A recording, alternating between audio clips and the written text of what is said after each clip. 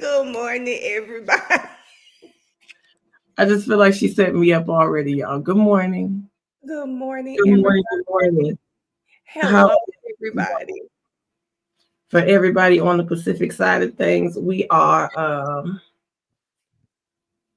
getting there. We getting the coffee together. Oh, y'all, it is our first members only live. First. First members only live. I am so excited to be sharing this moment with my homegirl. Even Man, more excited that I'm about to see her. I'm about to watch her watch Michael Proctor. I don't know if I'm ready for Proctor because Piggy Higgy took me through something yesterday. Oh, you watched I Higgins. watched Higgins yesterday and yeah. And then went straight into the court of opinion not too long after that. I was through. I should have had more than lemonade last night. It was What did you think? What did you think after you watched Higgins? What did you think? after I watched Higgins, I really, really, really, really, really thought my question was how? How did we come to a hung jury? I understand that maybe it could be a situation of, okay, dang, I don't know if she did it or not, but if that's the case, then I don't feel like the jury instructions were great because it's not for us to figure out if she did it or not is beyond a shadow of any doubt. You know she did it. If there's any doubt there, it's not guilty. It's not guilty. There's no way. There's no way that you could listen to that and just really be like, I don't know if she did it or not. That was not the question. I feel like after I watched that, I felt like the jury went back there and tried to figure out whether or not she did it. I think And was it possible for her to do it? I don't think shadow of a doubt was in it. It couldn't have been because there's no way in the world you're going to tell me that you went through as a federal agent, you went through the whole process. You know, the fact that he opened up his mouth, this is what got me. He opened up his mouth and it said, I went and asked my friend what was the best way to get information from my phone. Yep. The same way you do in every investigation. Yep. Like that he went up there and sat at that office for 8-9 hours and not been clocked in, swiping everywhere. And then you couple that with stuff that I've seen this trial. And it's just like we had that Sally Port video, not just the one where Peanut Head is, seasoning the bunker with glass. We got the part where old Perky Berkey just pops through there like a little ghost, and all of a sudden he at the front of the Sally Port. So now I feel like y'all been touching stuff. Like there has been so much going on. So much going on. And I don't think there's a way. I don't think there's a way, period, point blank, that I don't think they got good jury instructions. And I blame that on Bev. I don't think they got good jury instructions because it feels like they went back there and tried to find out if it was possible that she did it rather than looking for understanding that was doubt. I think that was an issue for me because it was too much doubt, in my opinion. Nothing said, even in the first trial, she hit him. And I think it's worse this trial than it was last trial, but nothing said it. And I think that's just a problem for me. I don't know how they did it. I don't know how they how they got to a conclusion that that they needed a hung jury. I don't think they did. I don't think they ever got to a conclusion. I think, to be honest, after watching Higgins' testimony and us not seeing any other testimony from trial one, only Higgins, there's no way you went back there. I think that the whole deliberation was over what they were deliberating. I don't think the deliberation had anything to do with the juror instructions. I think they went back there and argued if she did it, if she could have did it. Because we know they had the whole situation where they said they didn't know how to mark the form correctly or didn't know they can write the form up a certain way. They didn't even know how to fill out the piece of paper. So at this point, they were arguing about what they were deliberating. Somebody was trying to figure out whether or not she hit him. Somebody was trying to figure out whether or not she killed him. Somebody trying to figure out if she could have killed him. They didn't know what they were arguing about. They just in there just doing too much and don't nobody know, just going nowhere fast. I really do think that's what happened, because I watched it. I didn't watch any of the anything outside of watching the trial while I was watching the first one. I came in not knowing anything, and then I left like, how did we get here? How did we get here? I still don't know how we got here. Nobody knows. Nobody knows. Okay, so y'all, we got Proctor pulled up. I have him queued. He starts on day 22. He in the first trial, he came after Garino. I think it was Garino. After Garino, Yuri have testified by now, and now we've got former Trooper Michael Proctor. So it was Higgins, then Garino, then Proctor, or it was somebody in between there? I can't tell you that. Because he was 17 and part of 18, and I seen a doctor after Higgins. Okay. So okay. He came after that. He came after, then after him, I believe the ME, the pathologist, they came more like day 29. Like, I think it was 30 days. So more like day 29 was the forensics and things like that. So they put him in the middle. Last trial. This trial, you see, he's not there at all. All right, Mr. Lally, your next witness, please. Yes, Your Honor, the Commonwealth will call Trooper Michael Proctor to the stand.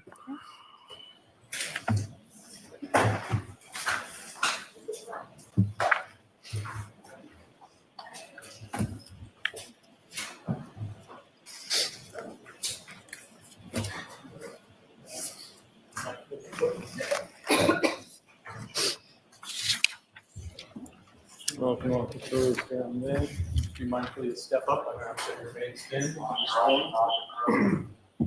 Raise your right hand. You solemnly swear the evidence given to the court and jury in the case now and here is the truth, the whole truth, and nothing but the truth. Good morning, Your Honor. Good morning, jurors. You gonna come on saying good morning like you ain't do shit.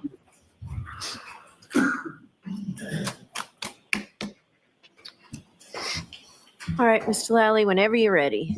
Thank you, Your Honor. Good morning, sir. Good morning, sir. Would you please state your name and spell your last name for the jury? Trooper Michael Proctor, Proctor. And how are you employed, sir? I am currently assigned to the Norfolk County District Attorney's Office in the Homicide Unit within the Massachusetts State Police. And how long have Trooper, I'm going to ask you to keep your voice up loud, okay? Yes, ma'am. Thank you. And sir, if you want, that microphone in front of you is adjustable, so however close or far away you want. Now, how long have you been a trooper with the state police? For over 10 years, and it'll be 5 years in September with the Homicide Unit. Now, with reference to your work with the Homicide Unit, with the Detective Unit at the District Attorney's Office, what, if any, specialized training did you receive in regard to your work within that unit? I've attended several homicide schools. I've also been certified in Celebrite software programming. I've also, in addition to homicide investigations, have worked within the narcotics unit on several different investigations there as well. Now, with respect to your work with the detective unit, as far as, do you have sort of an on-call system? We do. And can you explain to the jury sort of how that works, or how those specific days for your on-call duties are assigned? Sure. So a Sergeant Buchanan usually sets the on-call rotation. It's at random, and your on-call is from 7 a.m. to 7 a.m. Any unattended death, homicide, suicide, overdose, things of that nature that comes in during that time frame, you own it. That's your call. Now, were you working in that capacity with the detective unit on January 29th, 2022? Yes. And at some point in the morning, did you receive a call in regard to a situation in the town of Canton? I did. And what, if anything, was that? When did you first receive that call from them? Sergeant Buchanan called me at approximately 6:48 that Saturday morning, advised that Canton PD had a mail party that was discovered in the snow outside of a residence, and he wasn't sure what had happened. It was originally given to me as a possible medical situation. And based on that initial call and that initial information that you received, what, if anything, did you do? At that point, I knew I needed to gather further information, so I contacted Detective Lank from Canton Police Department to see exactly what transpired in the morning. He had informed me that a mail party had been transported to Good Samaritan Hospital with some injuries. Detective Lank didn't have much more information, so I knew I needed to contact the paramedic at the hospital, the individual who's treating Mr. O'Keefe. Now, before we get to that, if I could, I'm sorry. As far as Detective Sergeant Lank was concerned, was that someone that you called on your own, or how did you get his information, or why did you call him specifically? I knew he was on scene, so I called Detective Lank. So that was some information that you had received at some point earlier, and then you contacted, Detective Sergeant Lank. Correct. And following that, you reached out to whom? I'm sorry. This firefighter Anthony Flamati. And with reference to that conversation, what, if anything, did you learn from that? Firefighter Flamati informed me that I'm going to allow it. Firefighter Flamati informed me that Mr. O'Keefe had some injuries to his right arm, some abrasions to his right arm, some injuries to his eyes, a cut to the nose area, and he put a 10% chance of survival for Mr. O'Keefe. And then based on that information, who did you call next? I contacted Sergeant Buchanan, advised him that this sounds like it's more than a medical situation. And what, if any, decision did you and Sergeant Buchanan come to with regard to what to do or where to go, or what the next step should be?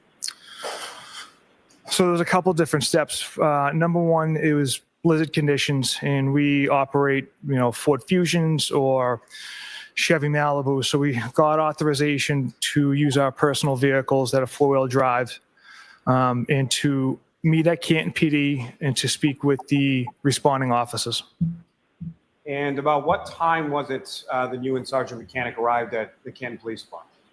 It was approximately 10 a.m. that morning. And so, Trooper Proctor, if I could ask you, whereabouts were you at about 8:22 in the morning? Home. Had you shoveled out of your driveway at that time? Not yet. Had you cleaned off your car at that time? No. So you arrived at the Canton Police Station about 10 a.m. or so. When was it that you arrived in relation to Sergeant Buchanan, if you know? At Canton PD? Yes. I don't recall if Sergeant Buchanan arrived first or myself. But suffice it to say, at some time you both arrived around 10 a.m., is that correct? Yes, sir. And where did you go with the Canton Police when you arrived there? We spoke with the Sergeant Sean Good. And what, if anything, did you learn from Sergeant Good? Sergeant Good informed us that while he was on scene, he identified Kerry Roberts, Jennifer McCabe, Karen Reed. He also informed us that Jennifer McCabe was out early in the night at a waterfall bar in Canton with some individuals, and that she was the one who called 911 when they found Mr. O'Keefe in the snow that morning. Which they think. I said that's why she cut court short. And I think that's so tacky. I'm gonna just go ahead. Why else? Early, like you doing us a favor. My thing was, okay, so you cut court. Like, what was you running to go do? You wasn't finna do your hair?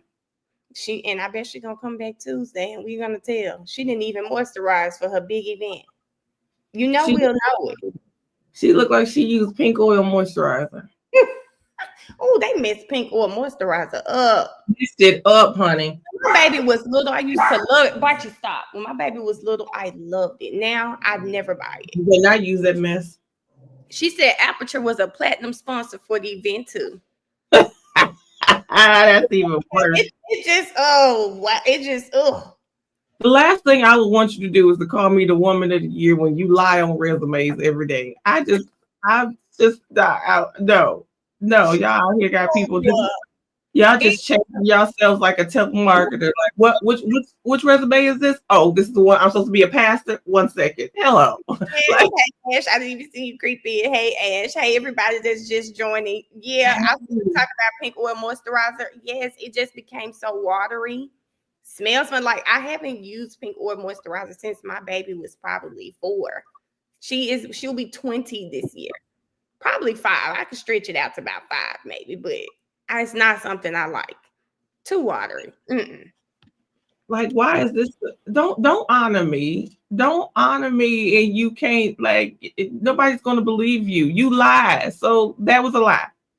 I guess I wasn't too shocked, but seeing them be a platinum sponsor at that award ceremony, seeing how she still let that boy up there, like she really wasn't fazed by the fact that he lied, was very telling. And then I said, oh, okay, those are her buddies. That makes sense because there's no way he should have been there. She know them people. Arca should have rolled up on a plate. Yes, I do have a 20-year-old. I'm too young to have the child. I am way too young to have the child, but I do have, my daughter will be 20 in November. Yeah. I'm not going to your event if she the woman of the year. Her hair dry, that mean the food dry. I don't trust y'all. I'm not coming. Well, I'm sorry. Nothing about Canton makes me feel like they have good food. Nothing. Nothing. I don't even know what you eat in Boston. So, I mean, I've never been to Boston, so maybe people can tell me. I don't even know what you eat there. Beans. That's what I was thinking.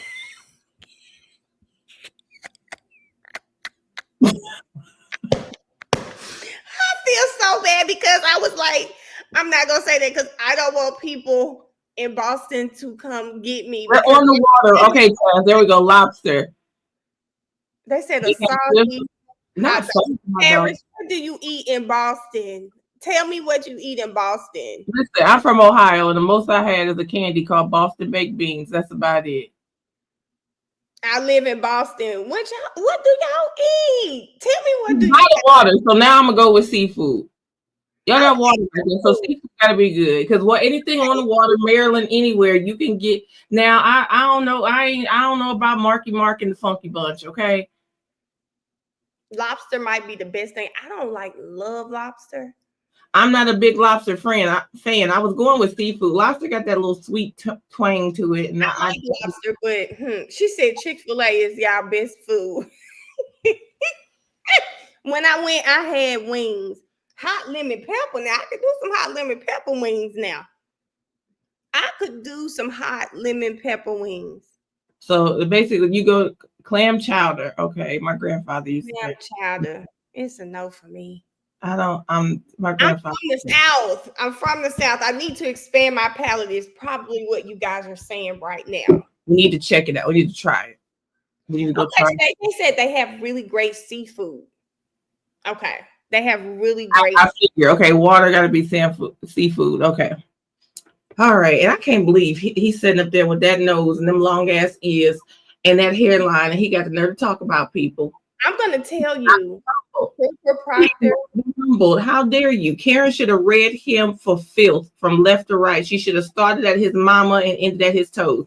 I would have let him have it. I wish he would have. Miss Sheila, I love Anna, baby.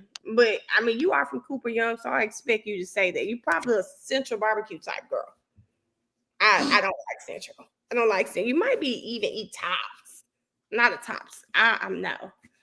No.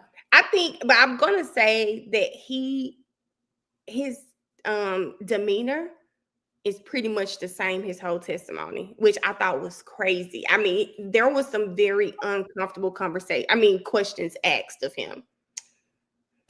Uncomfortable. Very uncomfortable. He might do a little, but I tell everybody, I said Trooper Proctor took this shit up. He took it to the chin. Well, you know what? To be honest, I think I felt the same way about old Bang, the Aperture guy, Burgess.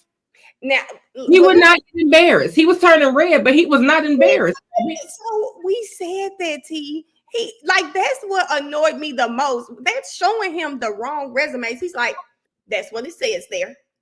You got it, buddy. And I'm like, what?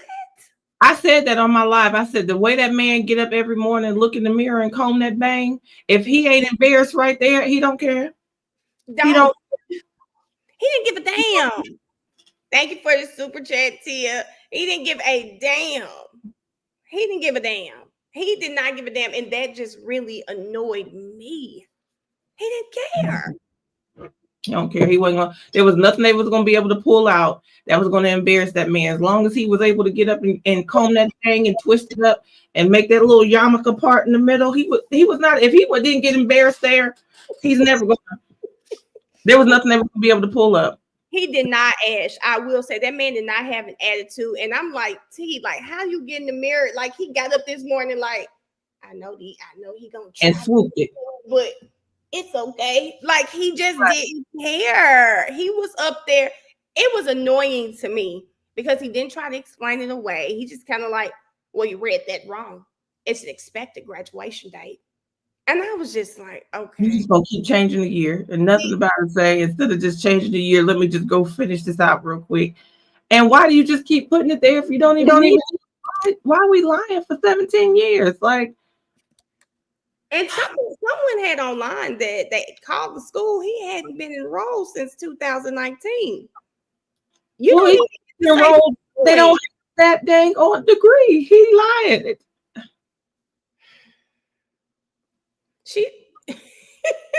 Ash, I still don't. I was like, that's not.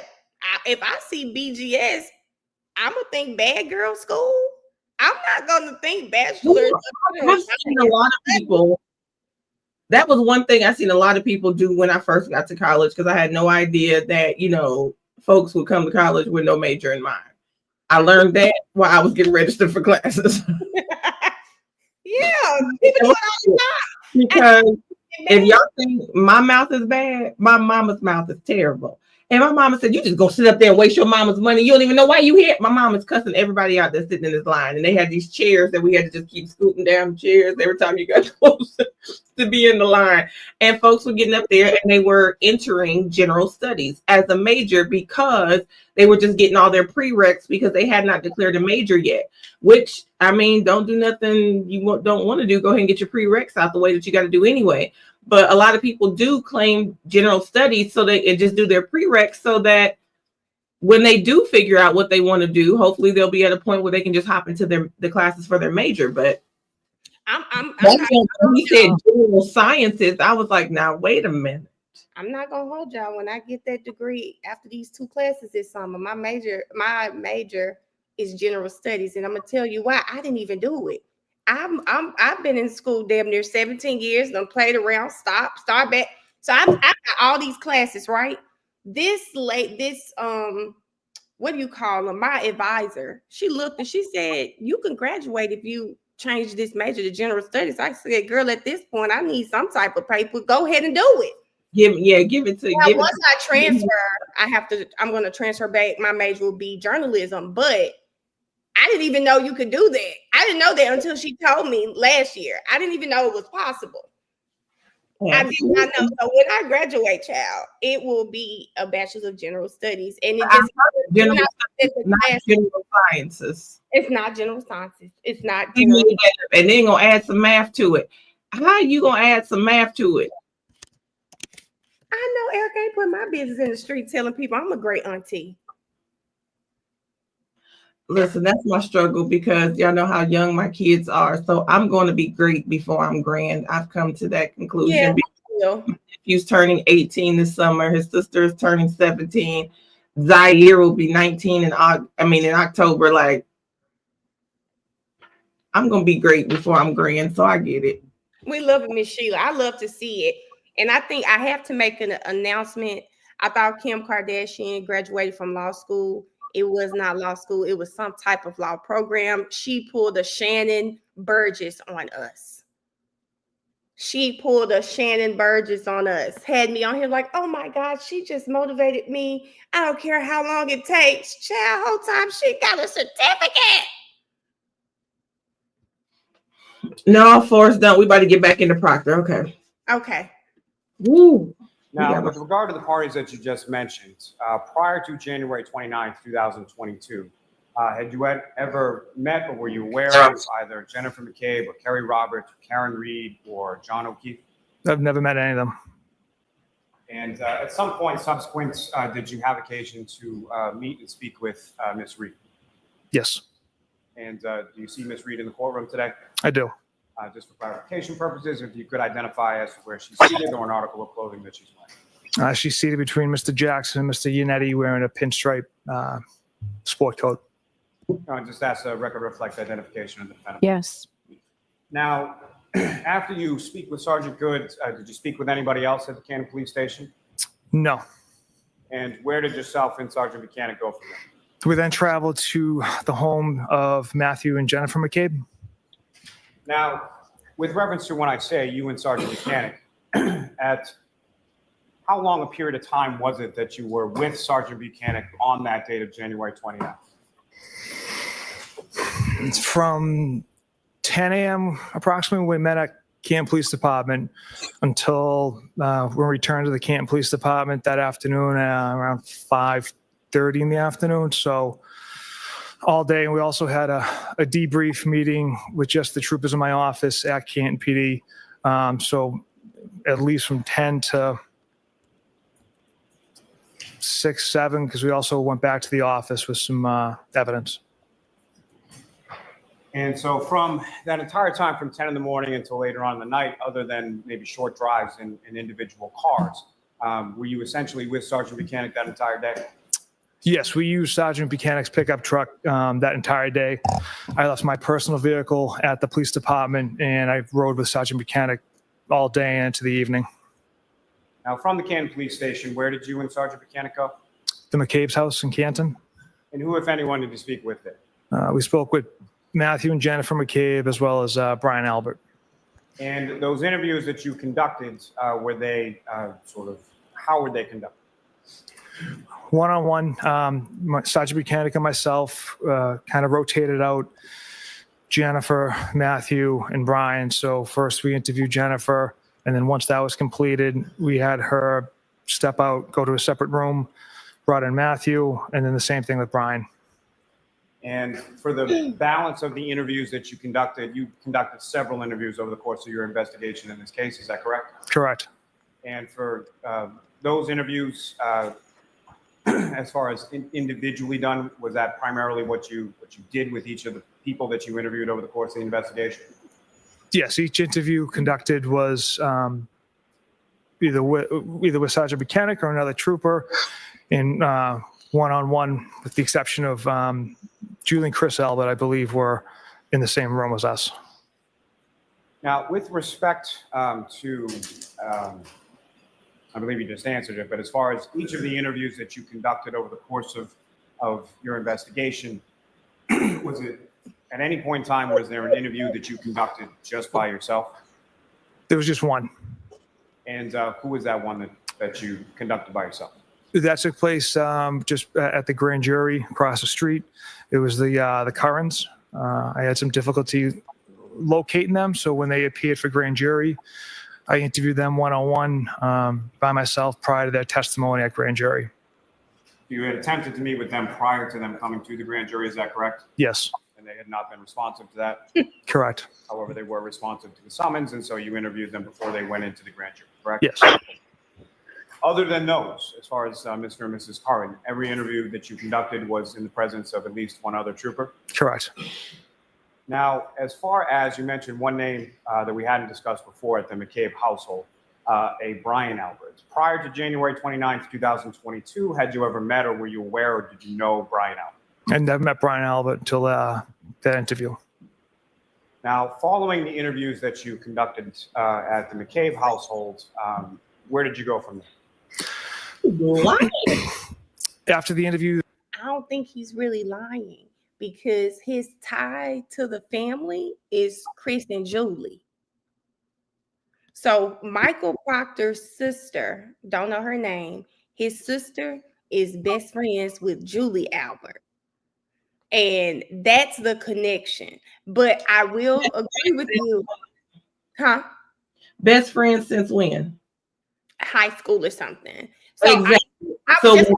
I'm going to agree with you. Birthday, He knows of Brian Albert, but I he's think there at Chris' birthday party. I bet you. he Julia knows. invited her friends. Chris invited his family. They was all there, and because his wife is best friend, he's a lie. He a liar. He ain't in them. His look at the ear. Look how far up his ear go on his head. He's a lie. And he said, but yes, give me just a moment. Okay, but yes, I want to say that that's his story. So like we're thinking he was, I don't know if he was coming from a place where they're not friends, right? Okay, But yeah. be friends, but they know each other. That wasn't his first time. Yeah, they definitely, I do believe they know each other. And the town is small. Everybody's kids play sports and they're out. So I do believe they know of each other at the very minimum. at the McCabe household, Sergeant Buchanan and I traveled to Good Samaritan Hospital for two reasons. One, we knew Miss Reed was there receiving treatment for Section 12. And two, we wanted to view Mr. O'Keefe. And when you arrived at the Good Samaritan Hospital, was the defendant, Ms. Reed, still at that facility at that time? We'd spoke with the security staff at Good Samaritan Hospital. They informed us that Miss Reed was released.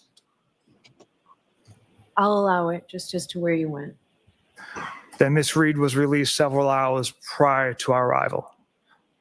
And do you know about what time it was that you arrived, yourself and Sergeant Buchanan, at the Good Samaritan?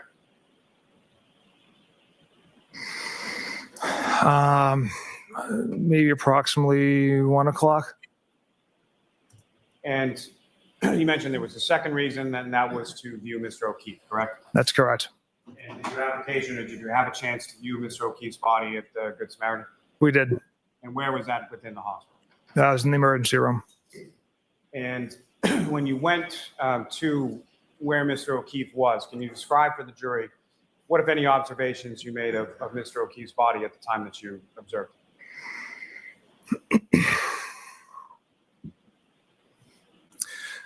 The first thing I noticed on Mr. O'Keefe is he had abrasions on his right arm.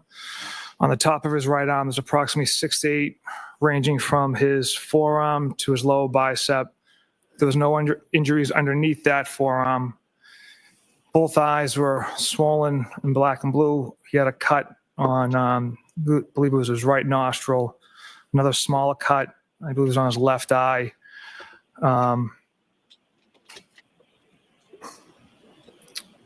Those were the injuries that kind of jumped out to me. At any point in time, did you make any observations of the back of Mr. O'Keefe's head while you were there? Yeah. I did observe blood on the back of the head. I wasn't able to tell if there's any significant trauma to the back of his head. Now, from the Good Samaritan Hospital, yourself and Sergeant Buchanan, what, if any, items did you secure in evidence from the Good Samaritan Hospital? So after we viewed Mr. O'Keefe's body, we observed a pile of clothes in the corner that hospital staff had cut off Mr. O'Keefe and kind of piled into the corner. The one thing that had jumped out to both of us was one sneaker. And it's fairly common in a motor vehicle pedestrian strike that. Sustained. Next question. I'll strike. It was stuff like that that pissed me off. And then Yuri gets on the stand and does something similar. I'm really happy that we're watching this after we said through Yuri, because you can kind of compare and contrast. This whole not get knocked out of your shoes thing that they're trying to put out. You see Proctor Setting it up. setting it up.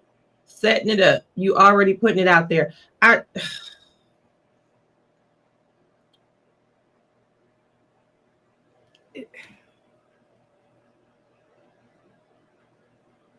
sorry.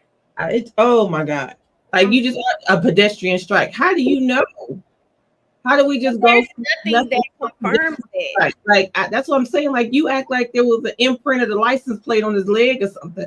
Like what on God's green earth tells you that this was a pedestrian strike? You went from a medical issue to a 10% chance of living to, and my thing is, if he's in the ER, it's a medical issue with any chance of living. Why on God's green earth would your next stop be the McCabe's house? So you was gonna wait that 10% out. You was just gonna wait it out and let him go ahead and die. You was gonna go ahead and just start making interviews and everything like that. Like that it's the disregard for John.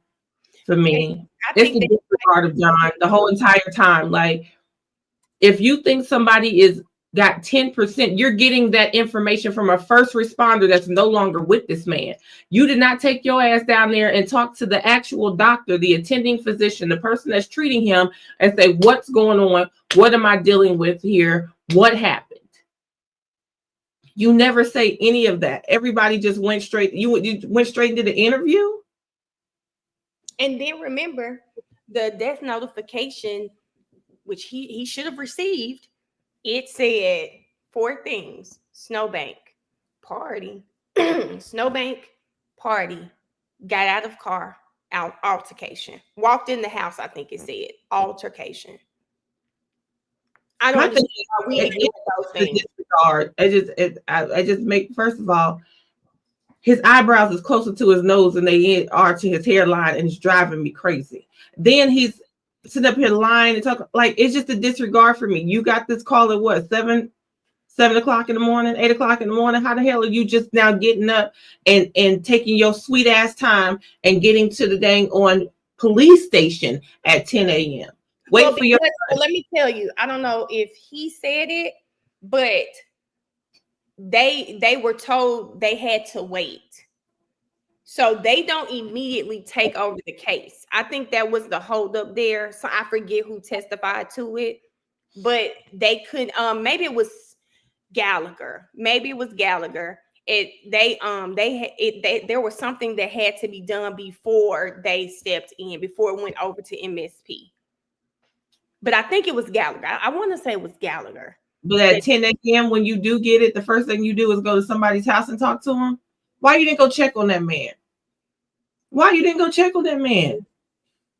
Yeah, I think it's none of it sounds like it seems like complete disregard. That's it, Dizzy. Until he was pronounced dead, they couldn't take over. But I know it's something different with their police, with them and everyone. It's just I want puppy. good morning. I want puppy. You say good morning, Miss Mel? I want puppy. Okay. There she goes. Say hi, Miss Mel. Good morning. Morning. Will? Yes, it's Miss Mel. Oh, everybody heard it. Lord, Miss Bell. Hey boys, good morning. Morning. Okay, can you go get Dad now? Yeah. And I'll get you one. Go get your cup. Jesus Christ. And I want to go puppy. okay, baby. Okay, let's Proctor. The little voice goes. Fairly common, the observations. As far as the clothing that you observed, can you describe the clothing that you observed? Yes. We observed one black sneaker with the Nike logo, a pair of blue jeans, a belt, boxer shorts, an orange t-shirt, and a two-tone gray, light kind of hooded sweatshirt type of material. Now, Trooper Proctor, over the course of your career responding to unattended deaths or death investigations as a member, as a detective of the unit, how many of those have involved situations where a pedestrian was struck by a motor vehicle?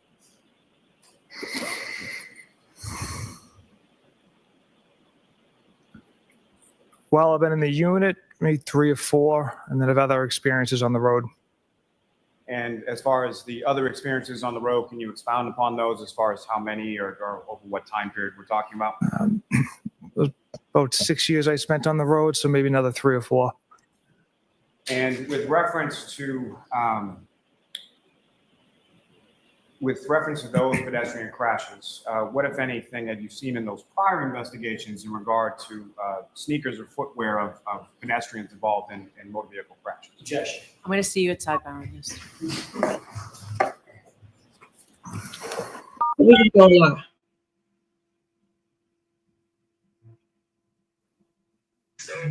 No, we just gonna lie. I'm sick of Proctor. We just gonna lie. The way Karen looked at him, his entire testimony. She want to swing. When she want to swing, you just gonna make up your mind. Now, with reference to your prior experience with pedestrian crashes involving motor vehicles, what, if any, observations have you made on those prior occasions in regard to the footwear with respect to the pedestrians in motor vehicle crashes? In those experiences, I've observed one, if not both, pieces of footwear remained at the point of impact. And so with respect to your observations of the clothing, there only being one sneaker of Mr. O'Keefe's property, what, if any, significance did that have to you as far as the sort of steps you took subsequent in your investigation? That was just a little piece of evidence that Sergeant Mechanic and I picked up, that only one piece of footwear revealed the potential of a vehicle strike. Now, in addition to Sergeant Mechanic is piece of one of your footwear. supervisors within the detective unit, is that correct? Yes, And is another one a Lieutenant Brian Tully? that's correct. Now, with respect to the one sneaker that was found in Mr. O'Keefe's property, what, if anything, with regard to that, did you That's not communicate to accurate. Lieutenant Tully? Objection. As to how it goes to the investigation, Yes. I'll allow it. So Sergeant Mechanic and I informed DLT Tully that there was one shoe at the hospital. And with respect to Detective Lieutenant Tully, are you aware that subsequently in the afternoon that there was a search that was conducted in the area of 34 Fairview Road where Mr. O'Keefe was found? Yes, And are you aware of what, if anything, was recovered in the area where Mr. O'Keefe was found on that day? Objection. I'll allow it as to the investigation. yes. And what are you aware? We were informed, Sergeant Mechanic and I were informed that CERT team and Detective Lieutenant Tully discovered a black Nike sneaker with the white swoosh logo that was a match to Mr. O'Keefe's shoe at the hospital. Now, from these items of clothing, I'm sorry, let me just let the siren go on. I love how the sirens come in right when you should be going to do it. They said that's John. And what, if anything, you observe about what kind of They said that's John. Every time you hear the sirens, that's John Listen, trying to say something.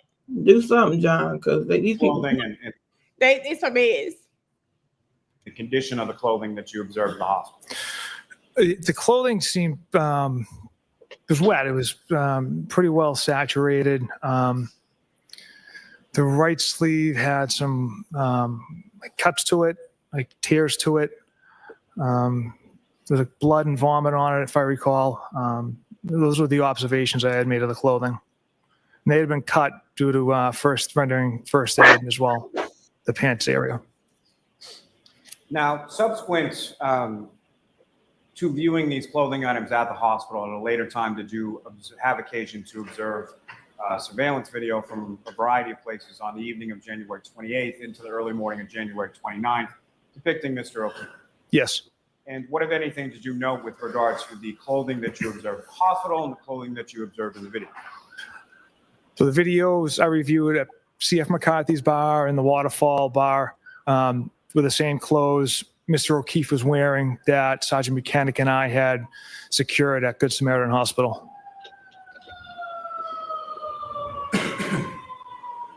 Now, Trooper, I'm going to ask you some questions just in regard to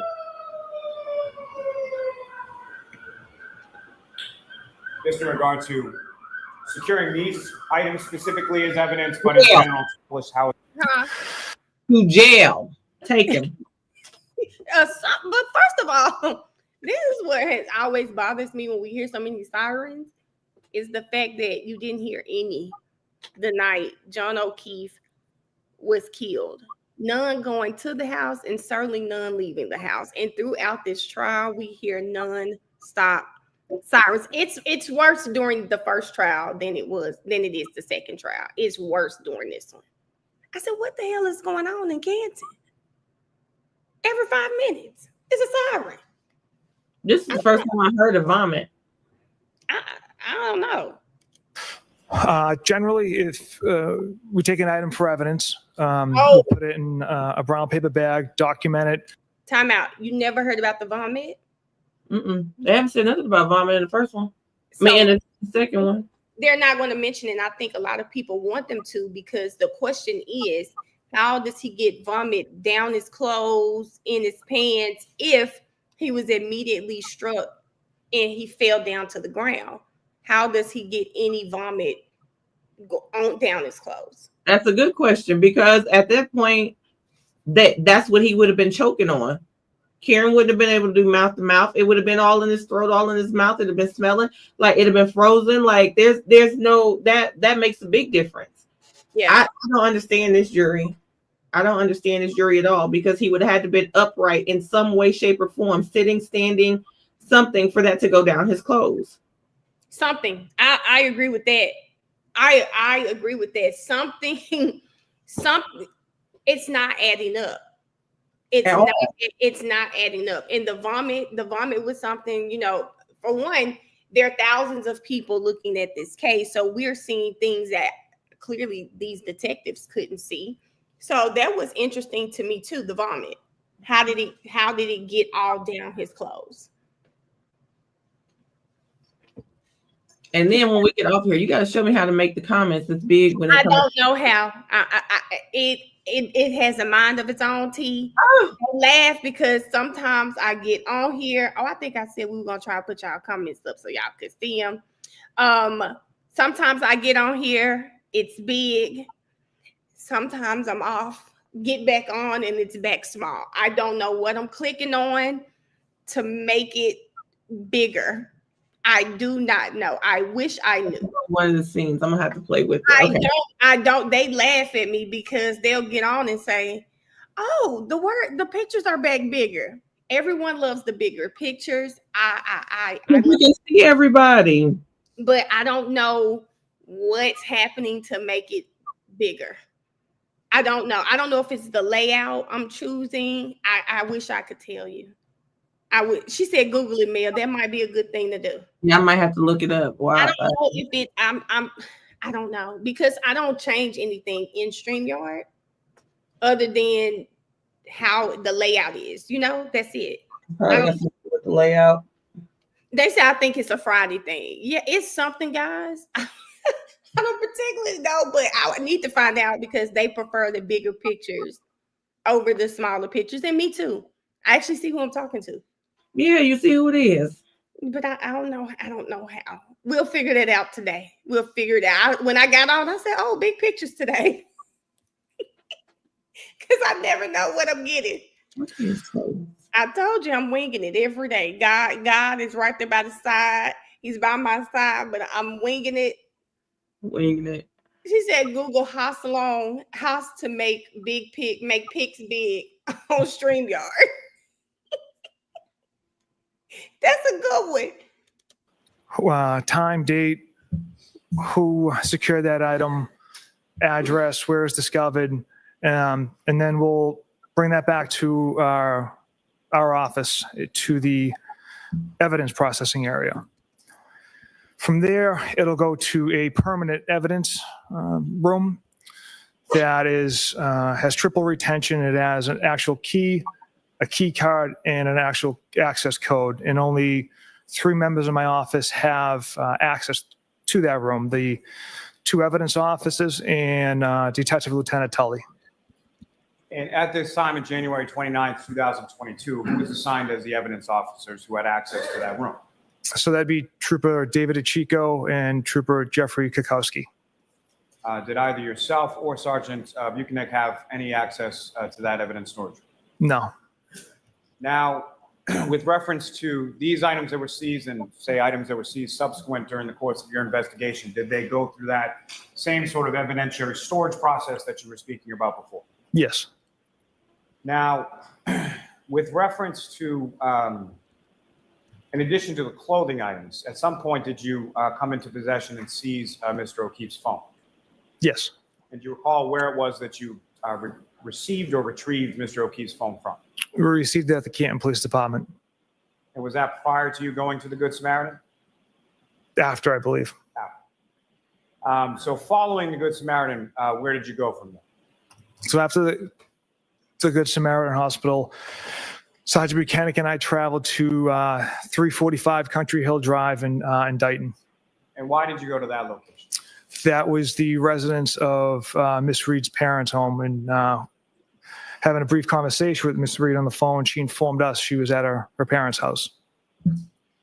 So you had called Miss Reed, spoken to her, and informed her that you were coming there to speak with her, correct? Correct.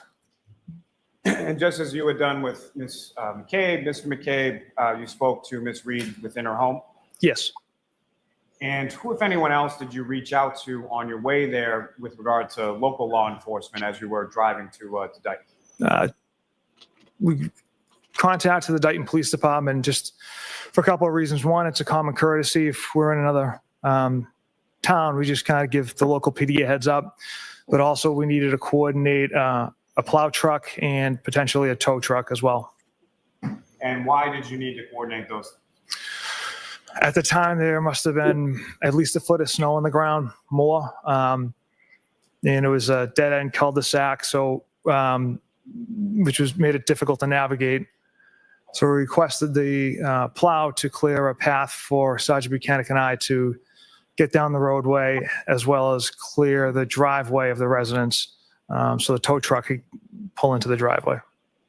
Now, as far as the drive from Good Samaritan, that's in Brockton, is that correct? Yes. As far as the drive from the Good Samaritan in Brockton to the defendant's parents' home in Dighton, about how long a drive was that, and how would you describe the weather conditions along the way? Yeah, the weather conditions were white out, high winds, blizzard conditions. We had to travel very slow. It was almost about an hour to get there. And when you arrived there, you're in Sergeant Buchanan's truck, is that correct? Correct. And where did Sergeant Buchanan position the truck in relation to the house at 345 Country Hill?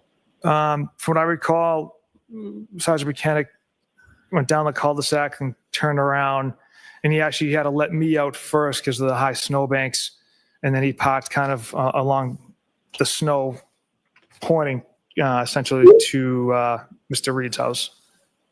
And at some point, did members of the Dighton Police come along and join? Yes. And do you recall who those people were? I believe one of the officers' last name was Barros or Barrios. And had you ever met that officer before? No. Now, with respect to the home, had you and Sergeant Buchanan approached the home at any point prior to the Dighton Police showing up? I can't recall if, no, they had arrived first before we approached the home. And when you approached the home, you went, what did you traverse? How did you get from the street to the home? We walked down the driveway, and then we observed Miss Reed's Lexus parked in the driveway, the front of it facing one of the garage doors. That's when we observed the broken taillight on the right side of the vehicle. We then proceeded to the front door. The snow was about up to our waist, and knocked on the door and was greeted by Mr. Reed. So as you're walking up the driveway towards the home, you see Miss Reed's vehicle, is that correct? Yes. And That's a vehicle that you later subsequently found to be registered to Ms. Karen Reed, is that correct? Correct. Your Honor, may I approach? Yes.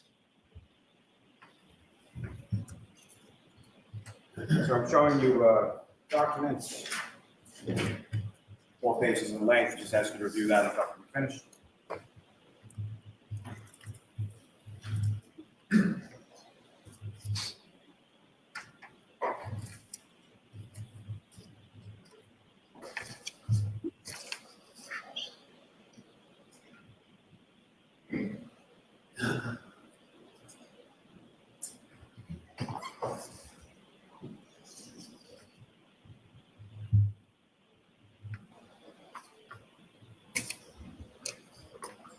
And do you recognize that document, sir?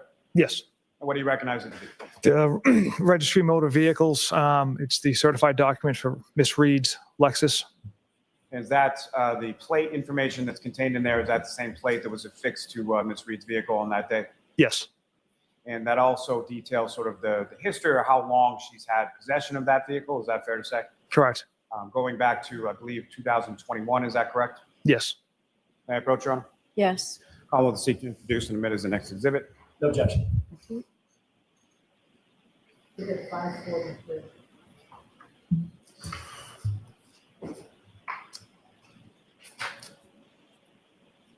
Now, with respect to Ms. Reed, at some point you go into the house. Is that correct?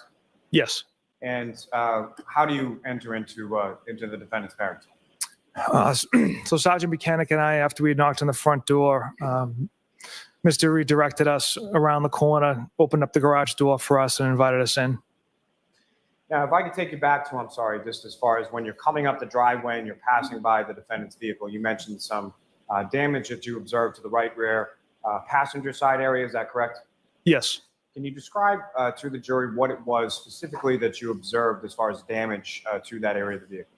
Yeah, the right rear taillight had essentially large pieces missing from it. So you proceed inside the home, and where is it that you're directed, and where is the defendant? We're invited into a large living room area. Miss Reed is seated on a couch, and her parents, William and Janet, are present for the conversation and kind of standing off to the side. And that conversation goes on for approximately how long? Approximately half hour, 40 minutes.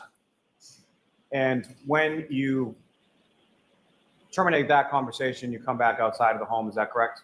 Yes. And where is the vehicle at this point? That is being put on the tow truck. Now, in addition to the defendant's, I'd just like to point out that we are a couple of hours after John O'Keefe has been pronounced dead. And instead of working all of the leads, our primary suspect is Karen Reed. At no point is he saying, I wanted to look into this party and anyone in the home, as well as Karen Reed. She was the primary suspect already. I'm still stuck at how he looked at a shoe and said it was consistent with a pedestrian strike. Do I need to go check my shoes? Like, what the hell about shoe just make you look at it and say, yep, it was a motherfucker knocked out of them? Like, how do you just look at a shoe? You don't have the car. He lost me there. You don't have the car. You don't have a car or nothing. So at that point, just like Alessi did an amazing job going over confirmation bias and stuff like that, it's like once you already have a result in mind, once you already know the end, your mind will subconsciously put things in order so that your result is proven rather than you looking at anything else. Now, this is probably, I don't think a blind rat with epilepsy would have ever come to this resolution. But what I know is, like, you just look at a shoe and say, damn, somebody was knocked out of that. Like, it wasn't a creased Jordan. It wasn't creased. It had that fabric on it. It wasn't no Grand Air Max or something. I don't like how you just look at it and just be like, you know what? That's what happened. And now everything you do, broken tail light. There it is. There it is. Like, you can't. That's how you know when somebody's eyebrows is too low from their forehead. You know, it's It's down. It's down. And Frenchie, this is a great point. He only spoke to Jen. And that's another reason why I think this investigation should have just dismissed the charges, because everything he said in those text messages, he'd never met Karen before. Karen, they didn't talk to Karen's friends. You knew it came from Jen. And the shit that he was saying was just so crazy. It had to come from her. But he talked to Jen before he saw John. Like, you saw a shoe and swore it somebody was knocked out of it. Yeah. Yes, that's where we are. And I really think he, in some way, for some crazy reason, decided that everything had to work in accordance to his resolution that he already came to, rather than him trying anything else. Because now when you look at the evidence, it's like, dude, where did you even think that would have fit? Like, it only fits with your theory. It fits with nothing else. So much so it don't even fit with the glass cup that was found. Like, you are pushing this narrative so hard that you believe it. And that's the sad part. You don't get to do this in police work, right? Now, if me and one of my sisters get into it, and then my child comes and say, well, I heard TT say this, I'm gonna believe my child. I get to make that. I get to go with my child because it's my child and it's not personal. This is your job. You are supposed to investigate and do things in accordance with the law. You don't get to have personal feelings and say, well, I just think this is it and this is what I'm going to roll with. You don't get to do that. And that has been my problem with Michael Proctor. And then the fact that he doesn't see what he did wrong. Yuri, oh, he did this right. No, a good cop would have investigated people inside the home as well as Karen. I'm not saying Karen shouldn't have been investigated. I am saying they should have gotten the same treatment Karen received. That's all I'm saying. Everybody should have been a suspect until they were eliminated, period. They said, I'm just waiting on Miss J to hit us with her granddaddy saying, I know Proctor gonna make her pull out a good one. Listen, because my grandfather would have lost his mind. I would have paid money. That's what I would have done. I would have paid money to let him sit and watch trials with me, because y'all would have been on the floor. Because he that's it. And turn it off and they come back. What it say? What it say? He turn it back on. Trying to hurry up and get back. Keisha, he does. He does believe he did not deserve to lose his job, which is why he's fighting it right now. Well, he may believe he didn't deserve to lose his job, but my thing is this: even if everybody crack jokes, right? Everybody crack jokes. Everybody say stuff. Everybody got a work chat. Everybody got an inside joke about a coworker. Everybody got an inside joke about a customer that just always come and start some stuff. Everybody know, if you ever worked in a call center before, and that one person always call, oh, I got such and such. Everybody has had those jokes before. So I'm not going to say, like, he just got caught. We've all said some things that we don't even put in the work email. He just got caught, and he's just a trash ass person because he took it to a point where let that become his investigation, his own personal feelings and roast and all of that. I think, to be honest, it's not just the talking about Karen and the looking in her phone, because I'm sure there's the dirt bag. You can't tell me Higgins ain't look through a phone and look through some news. I mean, how else he gonna get them? I'm just being honest. You can't tell me he did. Now, I can't say he did or nothing like that. It's just there you go, Keisha. It's the part of you that allows you to go to the point of planting evidence and this and the other. And it's not, honestly, for me, it's not even about Karen. It's about John. The stuff that you did will make it so that John never gets justice. How do you want to do your police work so bad, so good, that John will never get a fair trial? Because if somebody comes at right now, the same way we discussed in YSL, if somebody comes right now and they have the smoking gun, this is what happened to John. Yeah. Who's going to believe it? There are people right now who are diehard Karen did it. They team Peggy, team McCabe's, team Albert. They will believe to the end that Karen did it because of this fool. I think that's the worst part for me, is that everybody has made this about Karen. It's not about Karen. It is about John and getting justice for John, even John's family. Like, my issue with them is y'all are so mad at Karen. Baby, you missing everything. You missed need to be everything. trying to get justice for your son. And if Karen gets a not guilty, I keep my foot on their necks. Charge them people. Send them through the same mess you sent Karen through. Forrest Gump, you got a point. He's probably gonna get his job back. I hate to say it, but that's another thing with some of the cases that I'm working for my hometown. I said that I'm working, but I'm looking into for my own hometown. If y'all followed with me, the Casey Goodson Jr. trial that we rewatched, and then it went into hiatus. Now it's finally going back to trial in December. So, but there's an officer right now who ran up on a man who was on his stomach, on the ground, on the pavement, hands cuffed behind his head. He jumped out of his vehicle, ran down to where his partner was, foot came straight in the air, and he came down on this man's head while he was already handcuffed on the ground and on his stomach. Stomped him right in his head and commenced to whooping his ass. This all gets caught on tape. They put this man on paid vacation, basically, talking about he was suspended with pay. He lost his job. The Fraternal Order of Police appealed it. He got his job back. And not only is he still a Columbus police officer, but they put him right back on the same beat in that same North Columbus neighborhood where he stomped that man. And within less than 8 months, he was back on camera beating another person in handcuffs. He has not lost his job. He is still on that beat. So I believe before it's done, they will get there. That Fraternal Order of Police, that's better than any other union you can be a part of. They will get their job back eventually. Wow. They will. This is just too much. That's okay, because people like this, they can't help themselves. They get away with something once, and like they say, give them an inch, they'll take a mile. He get his job back, he gonna do something so catastrophic that the state of Massachusetts is going to end up paying for it, because he's not gonna be able to stop. If he gets away with this and this is condoned, he's not gonna stop. Oh my God.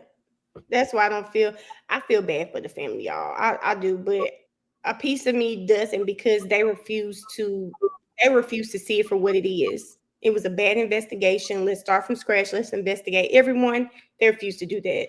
Its vehicle, what if anything else was taken and seized as evidence from the defendant on that one? After confirming the phone Miss Reed was holding was in fact hers, we told her we were seizing the phone and we'd be writing a search warrant for that. Now, during the course of the conversation that you and Sergeant Mechanic had with the defendant that afternoon at her parents' home in Dayton, were there some questions in relation to contact information for other people that were at bars or different establishments the night before? Yes, we asked Miss Reed specifically for some of the friends that Mr. O'Keefe was with at CF McCarthy's. One person in particular was Michael Camerano. So we observed Miss Reed enter the passcode on her phone, retrieve Mr. Camerano's phone number for us, provided to us, and that just further confirmed that was her cell phone. Now, through your training experience, when a cell phone is seized from a person, what, if anything, is it that you do with regard to that cell phone to preserve the information on? Well, first thing we do is we put it in airplane mode, and then we give it to a cell phone expert in our office, Trooper Nicholas Garino, and he essentially tries to access the data in that phone once a search warrant is obtained. Now, as far as putting that cell phone in what you described as airplane mode, what is the purpose of that? It's to avoid if someone wants to go on a tablet or a laptop and access the information on their phone, and they can start deleting stuff off their iCloud. This prevents that. So you secure the phone, you secure the vehicle on the tow truck, and then where did you and Sergeant Mechanic go from there? We follow the tow truck from the address in Dayton to the Canton Police Department. We're secured in the Sally Port Bay. And if you know, approximately what time was it that you arrived at the Canton Police Department and secured the defendant's vehicle in the Sallyport there? Yep, so we left Dighton around 4:16 p.m. and arrived in Canton at the police department at approximately 5:31 p.m. And with reference to the Canton Police Department Sallyport garage, why was the vehicle taken there?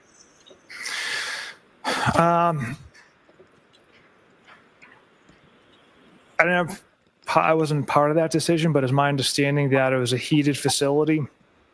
The other options were, I believe, the barracks in Milton, but that's not large enough to house a vehicle that size, and it's not heated.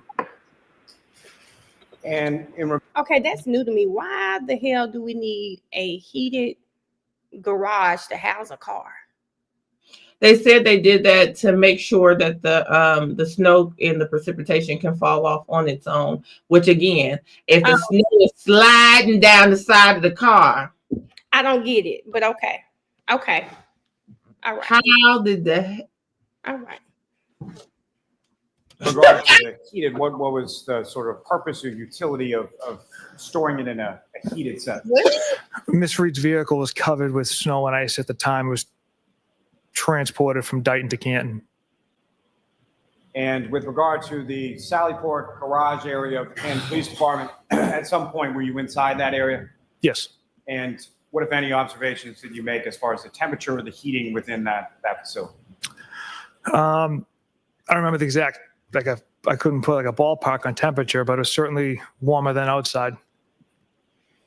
Now, as far as the vehicle was concerned, either on scene, either in Dighton or at the Sallyport garage, or at any point in time that you were in the presence of that vehicle, what, if any, contact did you have? What, if anything, did you do or observe Sergeant Mechanic to do with regard to that damaged area you described on the right rear passenger side? Sergeant Mechanic and I never touched any part of that vehicle. And as far as the moving it from sort of the tow truck into the Sallyport area, how was that accomplished? The tow truck driver removed it from the tow truck and pulled it into the Sallyport Bay. Now, as far as prior to leaving that Sallyport area of the garage where the vehicle was, what, if anything, did you and Sergeant Mechanic do with reference to securing that vehicle or coordinating it off in any way, shape? We tried to set up a perimeter as best we could using caution tape, and just kind of sectioned it off with caution tape. Now, at some point, you leave the Sallyport area, the Canton Police Station, and where did you go from there? We had a debrief meeting. So there's other troopers. There's troopers at scene on 34 Fairview Road. There's other troopers conducting interviews. So at the end of the night, members of my office met in a conference room at the Canton Police Department to exchange information as far as what everyone had learned throughout the day. And as far as that meeting is concerned, that's just troopers from your unit, from your office, is that correct? That's correct. And so there were no members of the Canton Police Department that were present for that, is that correct? No, correct. And do you know why that was? They had taken a step back from the investigation. They weren't going to participate in any interviews or anything of that nature. And how was that communicated to you and Sergeant Mechanic? The best of my recollection was that debrief meeting that we were informed that essentially Canton PD would be taking a step back from the investigation, and that now this is just solely a Norfolk State Police investigation. So before we get to sort of the debriefing and all that's covered in that, as far as when you're on call, you get a call for any kind of sort of homicide or unattended death or anything like that. You then become what's called a case officer for that investigation. Is that correct? Correct. And can you describe for the jury sort of what the duty or the role is of the case officer vis-a-vis the rest of the members of the unit? So essentially, a case officer is more of a facilitator. You kind of delegate out tasks, coordinate interviews. The case officer isn't the sole decision maker. I have supervisors. I have that we bounce ideas off of, I get feedback from. I also keep them updated. It's a collaborative effort in each investigation. We're a small office, so when a homicide comes in, everyone essentially drops what they're doing, and we all work on it together. So it's a collective effort to work on these cases, and essentially a case officer is just kind of the record keeper of all the reports that come in and video that comes in. Okay, so we watch Yuri. Are we hearing some of the things Yuri said in his testimony? I didn't remember all of Proctor, so this is amazing. But Yuri basically said the same thing. Like, hey, it's a group of us, it's a small number of us, we work together. Basically, again, trying to say Proctor was not the lead. He is not the main person doing things. So they said that they tried that in trial 1 as well. I guess they kept it. I'm sick of it. Because all I keep hearing is I tried. We tried. And my pop-up always say trying is not real nice way of saying you failed and you okay. I tried. He said that's the way of saying you failed and you are absolutely okay with it. You're okay with it. You okay with it. And we tried our best effort. You failed and you okay with it. You good with how your failure came out. He's pissing me off. Okay. Okay. When it comes down to decision-making time, it's a group effort. Now, with reference to that collaborative effort that you were just discussing and this sort of debriefing meeting, so there were other troopers doing other things or other tasks throughout the course of the day of the 29th, correct? Yes. And so what was sort of the purpose of or not specifically what was discussed, but in general terms, what was discussed during the course of this debriefing?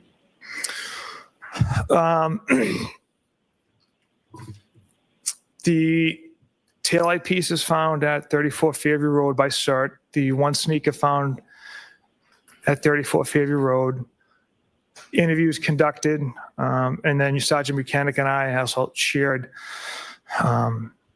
everything we had kind of learned throughout the day as well. And that debriefing meeting, if you know about how long approximately did that take in this case? I can't recall, maybe half hour. And so following that meeting, where did you go from there? The Sergeant Mechanic and I had secured some evidence, the clothing from Good Samaritan Hospital, the additional sneaker found at 34 Fairview Road, as well as the taillight pieces discovered at 34 Fairview Road, and Mr. O'Keefe's cell phone and Miss Reed's cell phone, and him and I transported those to the office in Canton. And when you transported them to the office in Canton, what, if anything, did you do with those items? The 2 cell phones were given to Trooper Nicholas Garino, and the clothing was laid out on top of butcher paper to dry out in our evidence intake area. And then the bag taillight pieces were set aside in the evidence intake processing area. Sergeant Mechanic and I didn't have access to the permanent evidence locker area, so we just secured them in the temporary intake area. And that leads me to my next question. As far as the area that you're talking about with regard to the clothing items and the other items that you secured beyond the cell phones, that was in a secure area of your office, is that correct? Correct. And by secure, I mean restricted access to the troopers within your unit, correct? Correct. It's you need a key card, and it's also equipped with an alarm. Now, following that, as far as these items of evidence and other items of evidence that are seized throughout the course of an investigation, how is it that they go, or what, if anything, is done, if you know, between the time that they go from this temporary storage area to the permanent storage area? Yeah, I'm not an evidence officer. I never have been. My understanding is once it's in the evidence processing area, it gets put into the permanent evidence room that only, like I said, two troopers and a detective lieutenant have access to. And it's the evidence officer's responsibility to process that material when they see fit. Now, sir, if I could turn your attention to February 1st of 2022. Were you working in regard to this investigation on that date as well? Yes. And at some point, did you have occasion to go back to the Canton Police Department, specifically in the Sallyport garage area? I did. And what was the purpose of you going out to the Sallyport garage on that? Pursuant to a search warrant, we were processing Miss Reed's Lexus SUV. And when you say we, who, if anyone else, was present with you, or who, if anyone else, did you contact in reference to the processing pursuant to that search warrant of the defendant's vehicle? So we had a chemist from the State Police Lab, Miss Maureen Hartnett, as well as a trooper from Crime Scene Services, Trooper Zachary Clark. And then later in the day, the accident recon team, Trooper Joe Paul, had arrived as well. Now, if I could just ask you a couple questions in regard to Crime Scene Services section. Can you describe for the jury sort of what their role is in regard to investigations that you do and how they're sort of contacted? So in any scene, if it's required for it to be documented, Crime Scene Services will arrive. They'll document the scene with photographs. In more serious situations, in a homicide, for instance, they'll actually take video as well as dust fingerprints. Now, with respect to this particular investigation, there were a number of different areas or different times when Crime Scene Services was contacted to document things, correct? Yes, And that would include a Good Samaritan when you observed injuries to Mr. O'Keefe. correct. That would include the autopsy that was performed to Mr. O'Keefe. Yes, That would include February 1st in the Sallyport garage when the search warrant was executed on the defendant's vehicle. correct. That would include subsequent searches that occurred at Fairview Road. Is that correct? Yes. And with respect to each of those instances, if you know, was it ever the same trooper from Crime Scene Services section that came out and memorialized each of those respective areas? Yeah, it was a different trooper each time.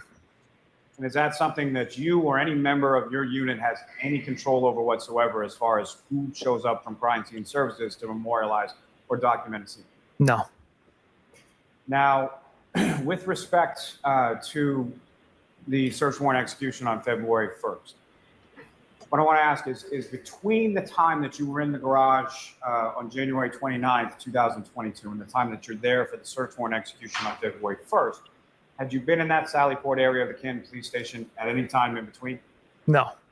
Now, with respect to the taillight area on the passenger side of the defendant's vehicle, what, if any, differences or what, if any things you note sort of between your observations of the taillight on the 29th versus your observations on February 1st? Yeah, the only difference from the 29th to the 1st was snow and ice had melted from the taillight.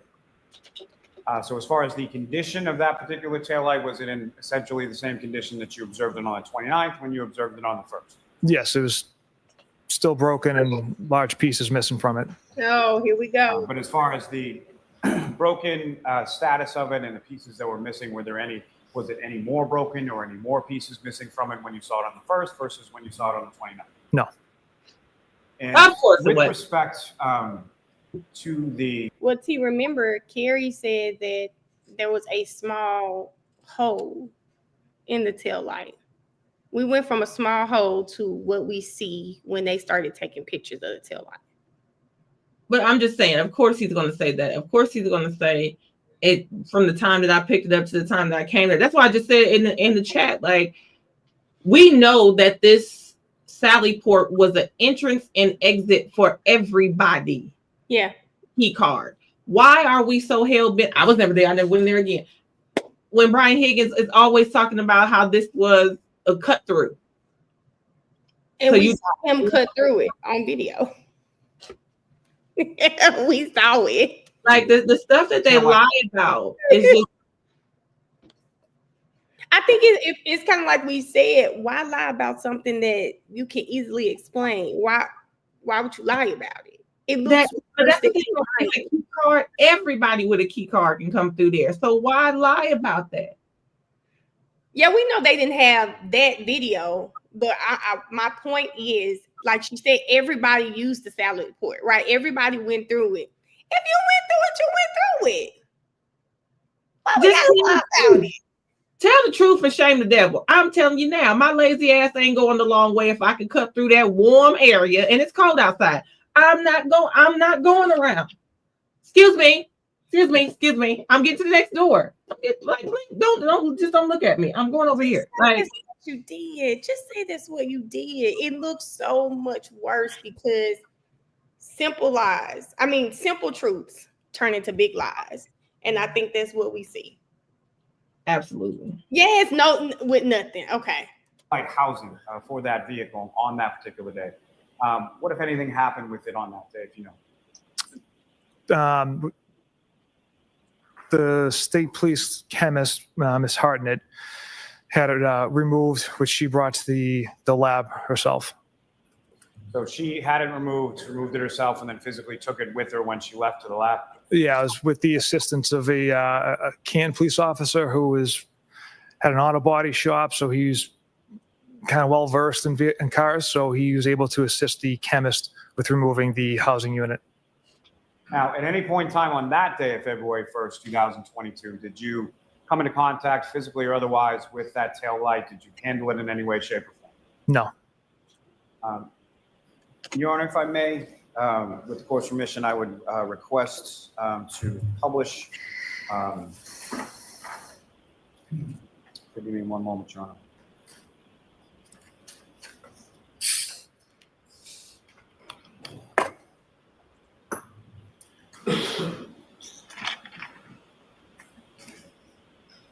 I may have one moment, Your Honor. Yes.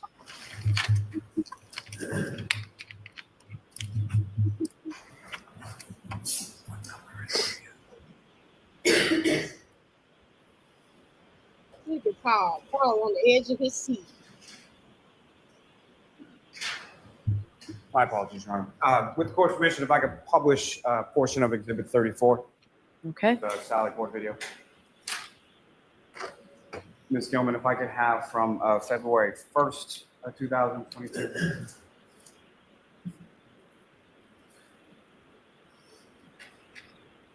At approximately 9:12 a.m.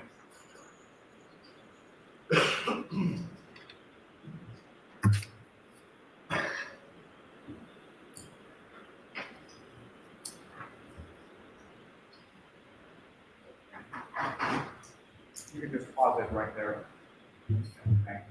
Now, if I may, it may be easier and more visible with this particular video with the lights on. Okay. Try that. Sure.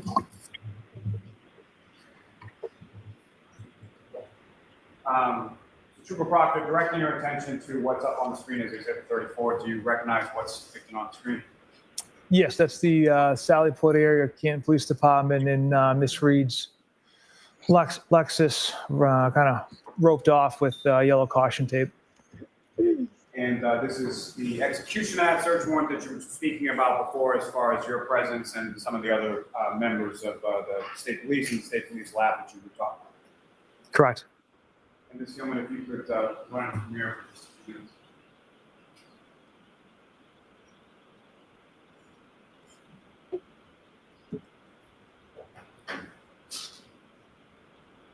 It do look like an auto body shop.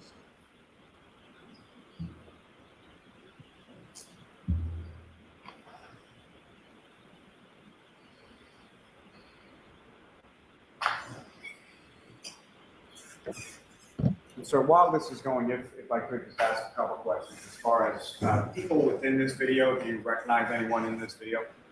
Yeah, myself, kind of the top of the screen. Trooper Zach Clark, we're the one with the camera taking photographs of the vehicle. Now, with reference to this video from the Sallyport Garage of the Canton Police Department, what, if anything, did you learn over the course of this in regard to how that video is recorded, or how it's, what, if anything, sort of activates that video? Objection. Ask it differently, Mr. Miller. As far as this video is concerned, is this one continuous time frame that we're looking at, or how is it? Objection. Sustain. My understanding, it's motion That active. means you can't answer. Oh, I'm sorry. You can ask it differently. I'm not sure there was anything said. Oh, right. I'll strike if there was anything. But Mr. Lally, just ask a question, please.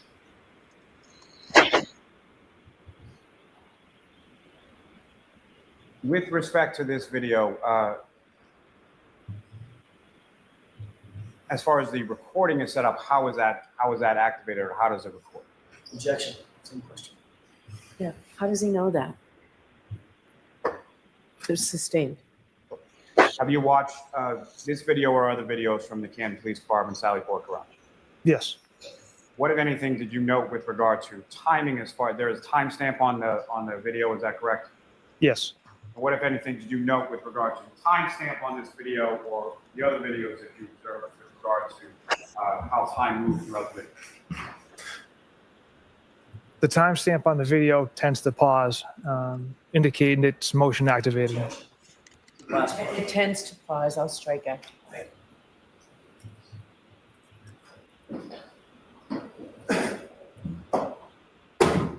I just want to know why It runs about 9:24.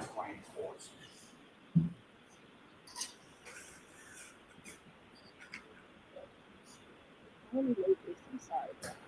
Tends to pause. Why? Tends to pause. Why? Oh, that was their thing. They keep trying to say it's motion activated, and that's why there's so many skips in time. That was their thing. That is what all. I think it's motion activated, and that's why it looks like it's Ms. Gilman, you can or a take that. person is missing. It would be a Thank you very person in the much. screen who would just go away. Now, Trooper, with regard to that taillight that was then taken by Ms. Hartnett to the lab, is that correct? Yes. And at some point, that was returned to the custody of the state police, your detective unit. Correct.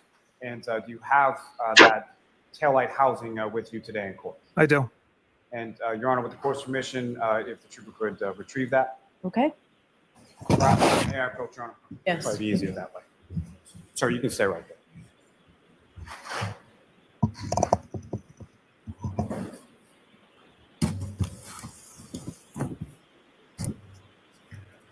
Handing you an item, sir. Do you recognize that? Yes. And what do you recognize that? I recognize that to be the housing unit. And as far as your recognizing of the housing unit, is there any sort of denotation or anything on the outside of that box indicating what's contained therein?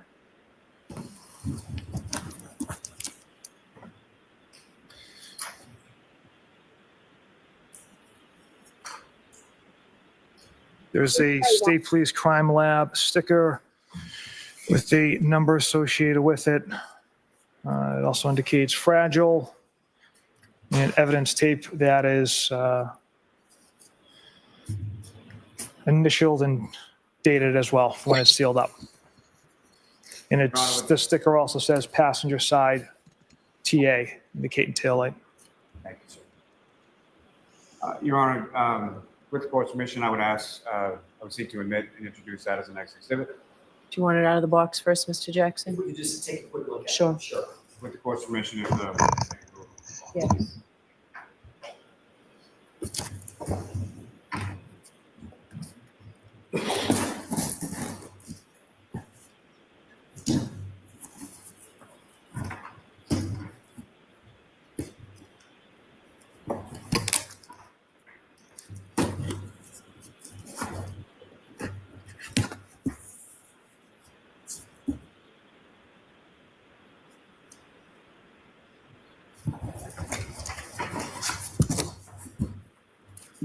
Oh, I just cannot stand.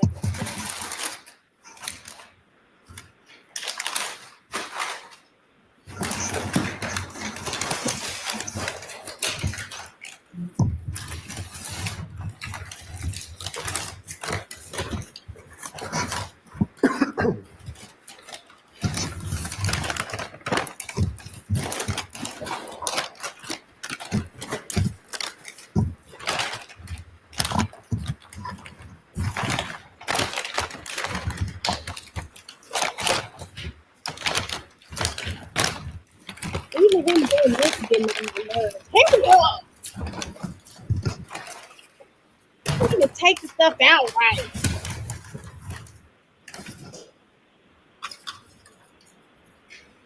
No, Ronnie.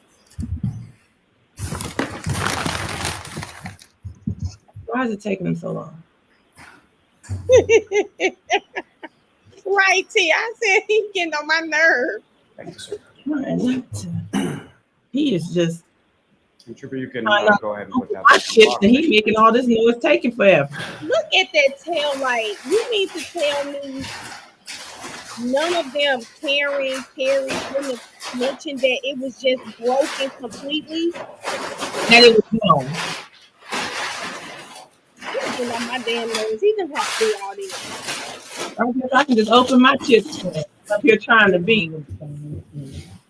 He works my We need to the mark whole that. tail And we're light. going to mark it twice, folks. We're going to mark the bag within the box, and we'll mark the box as well. Thank you. The whole thing Nancy. is gone. I'm sorry, Trooper, if you could hand that to Madam Clerk. Sorry, hold on. Hold on. So it's going to be 544 and 544A.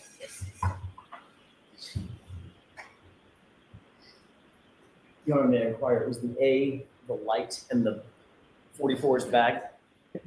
We're not even putting it right on the light because it's broken. Understood. So we're putting 544 on the bag, 544A on the box. Understood. Thank you.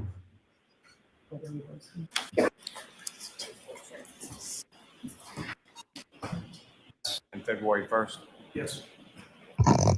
Yes. Your Honor, with the court's permission, if I could ask just to publish what's been marked as Exhibit 147. Mhm. Okay.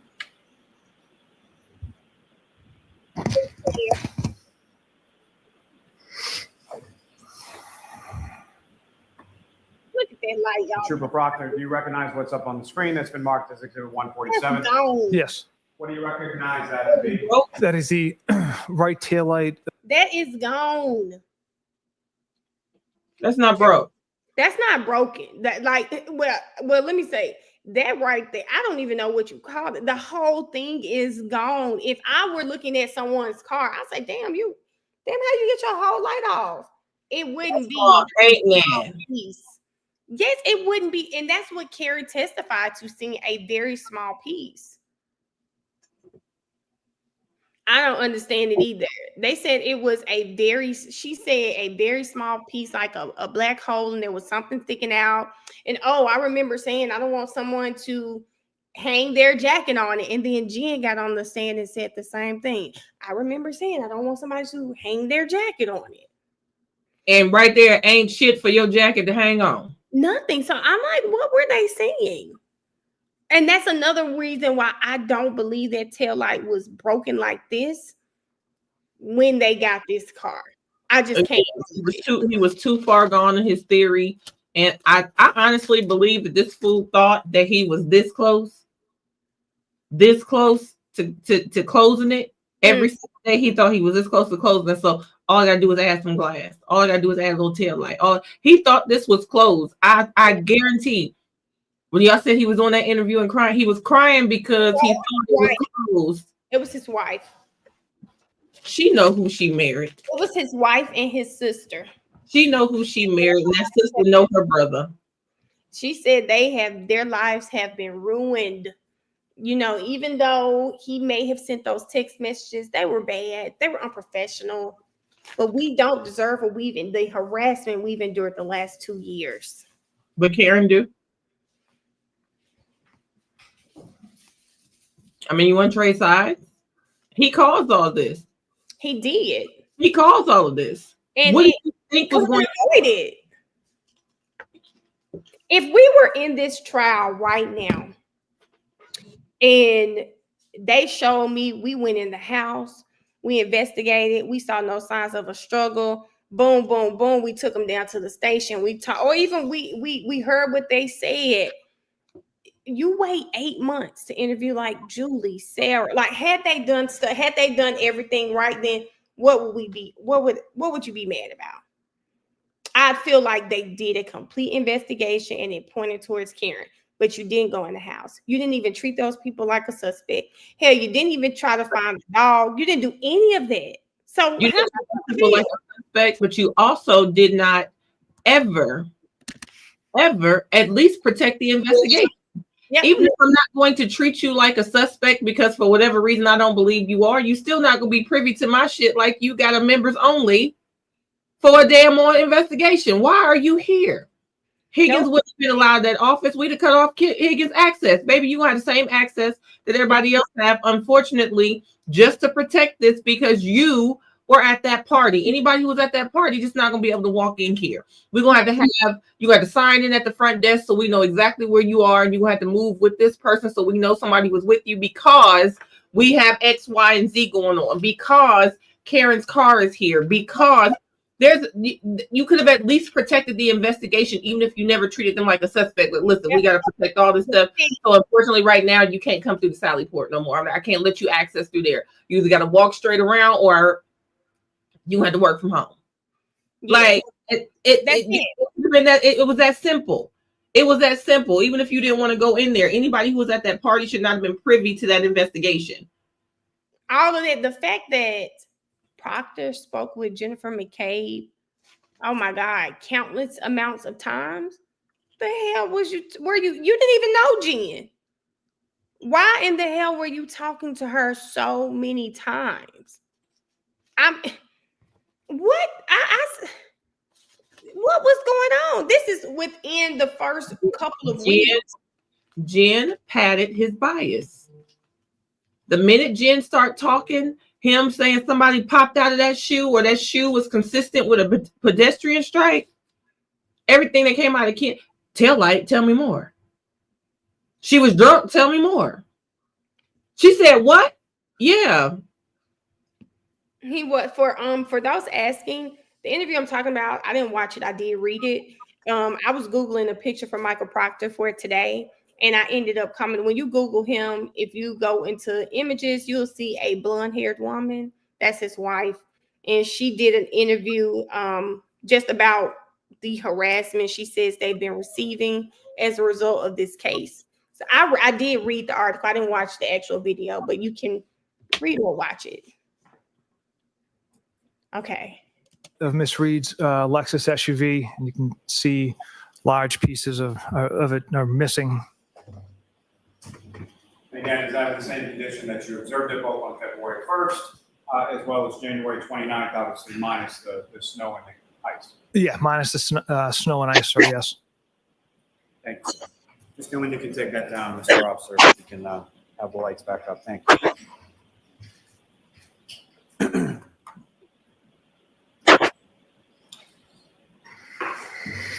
Now, if I could turn your attention to February 3rd of 2022. In the morning hours of that date, where did you go in regard to this investigation?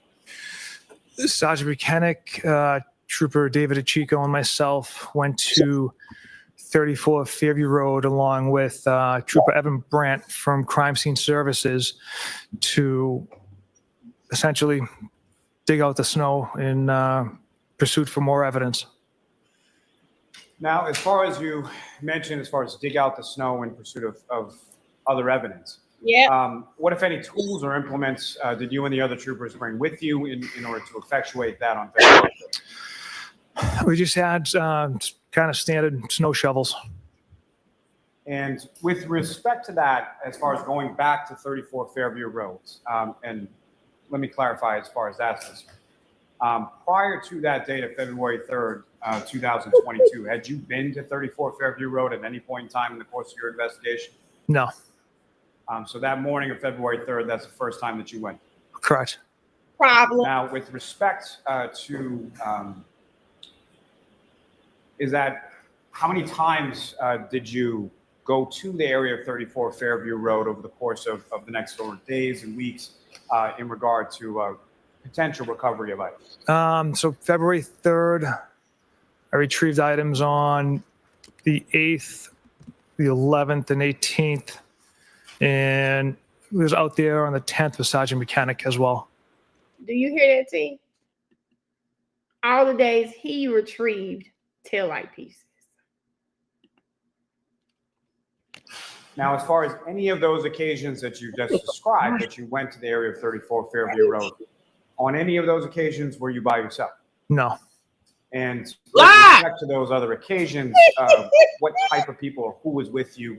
I know you've mentioned on the 3rd, but beyond the 3rd, those other occasions that you described, who was with you?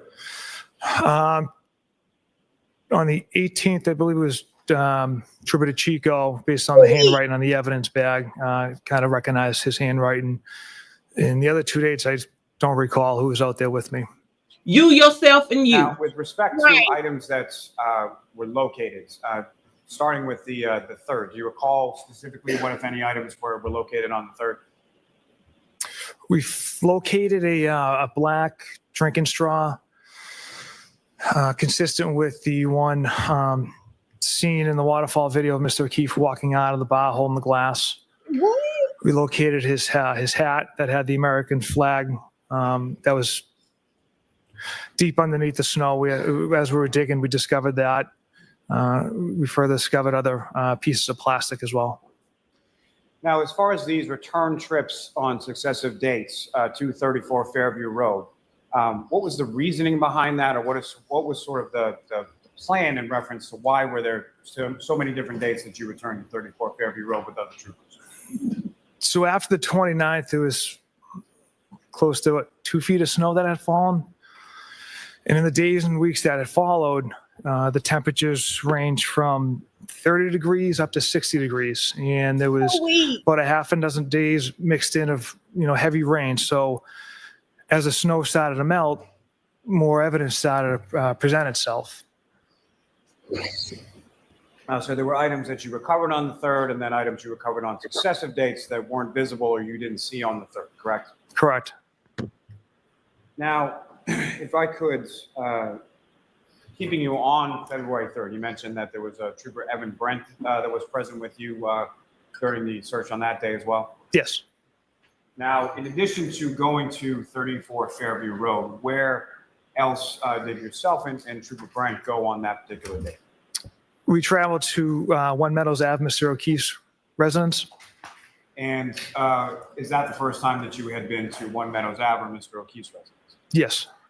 Now, with respect to that residence, why is it that you and Trooper Brent went there on February 3rd? We wanted to document Mr. O'Keefe's vehicle to show that there's no damage to it, as well as the garage doors. And why did you want to document that? During the review of Mr. O'Keefe's ring video, particularly the one above the garage that displays the driveway, on the 29th at approximately 5:07 a.m., Miss Reed's pulling her vehicle out of the garage door, backing up towards Mr. O'Keefe's vehicle, and comes extremely close, if not slightly hitting the vehicle. So we wanted to at least go document that there was no damage to Mr. O'Keefe's car. And Your Honor, with the court's permission, if I could publish that for the jury as far as what's been marked as Exhibit 6, video 153. Okay.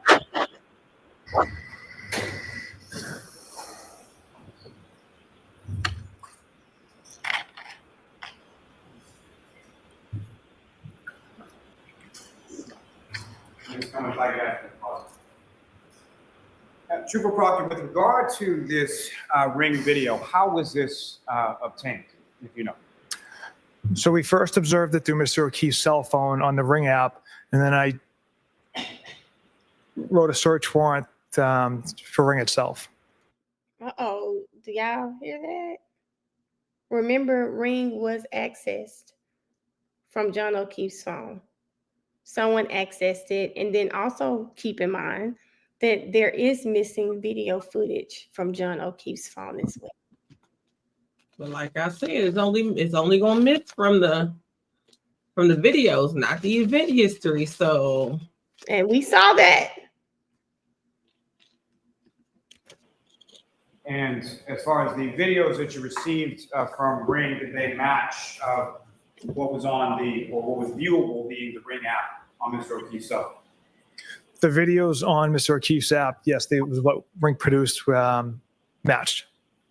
So as far as any videos that were present that you received pursuant to the search warrant, or any videos that were not present that was consistent with what you observed on Mr. O'Keefe's app on his phone? Yes. Now, Ms. Gilman, if you could press play through here.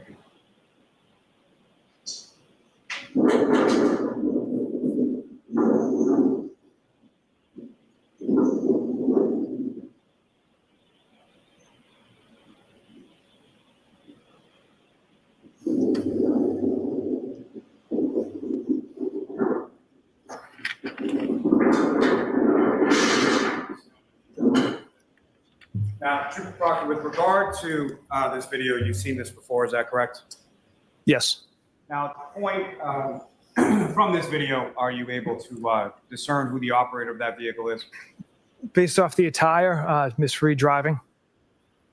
Now, with respect to when that vehicle, the defendant's vehicle, if you could, there's a laser pointer up there in front of you on the desk.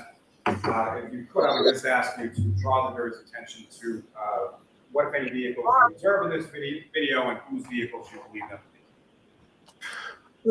So right there, it's Mr. O'Keefe's vehicle and Miss Reed's vehicle. Now, as far as when those vehicles come close or come into contact with each other, as far as What'd you say? Me up here chewing these chips. I was saying, come on, Miss Gladys. Oh, in the chat. Case would be over for me. If they could show me, she said above that one, she ended up saying that there wouldn't be a case if they had taken a pic of the tail light before it got to the Sally Port. There would be no dispute. Oh, okay.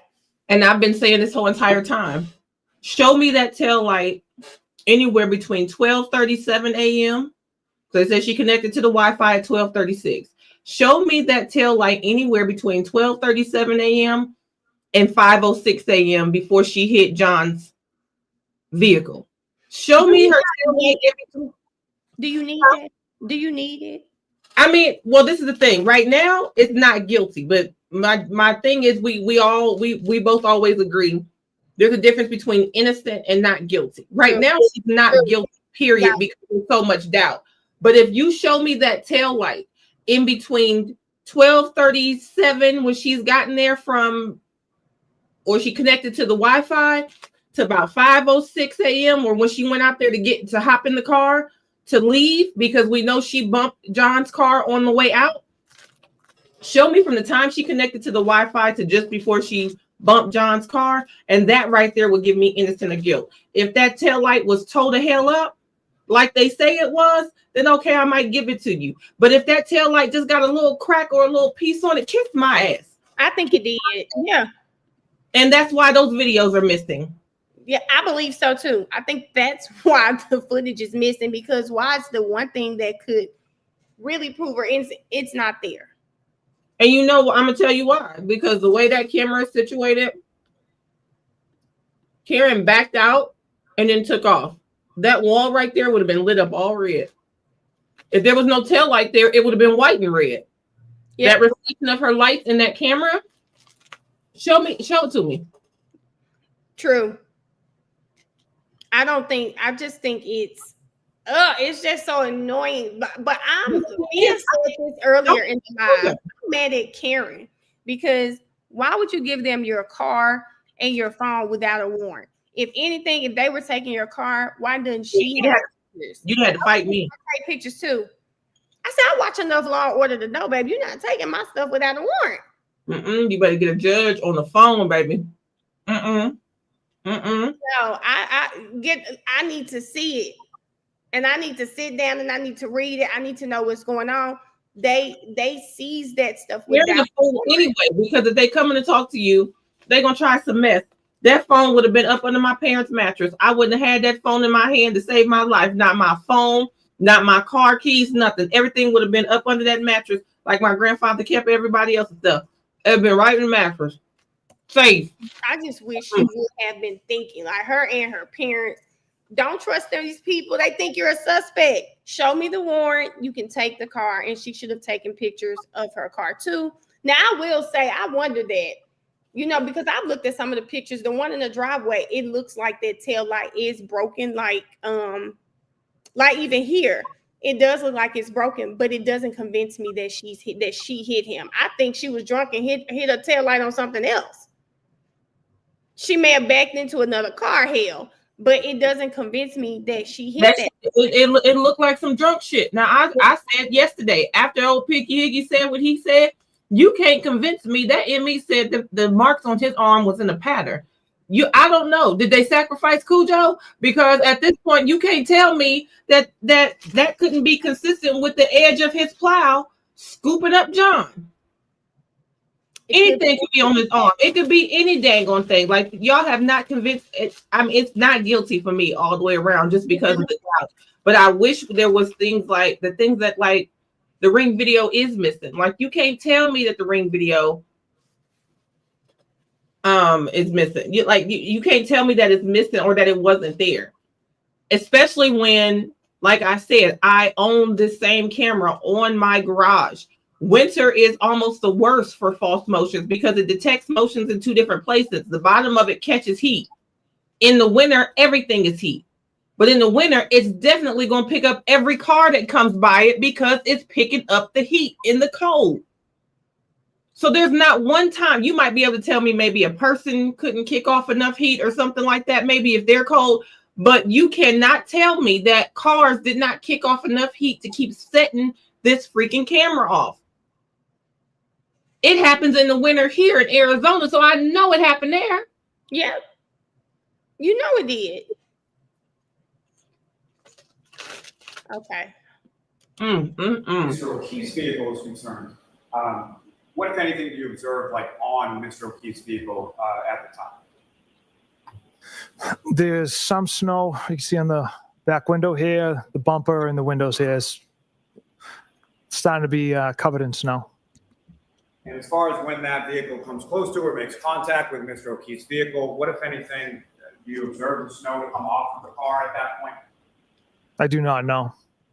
Now, with reference to the back area of Mr. O'Keefe's vehicle, specifically in the area of the ground, as far as that area on the ground, what, if anything, did you observe in reference to any red pieces or any pieces of taillight or plastic or glass or anything in that area that you observed on this video? So this area here is, you can see the white snow. There's no red pieces of taillight, which would show up in the contrast of the white snow.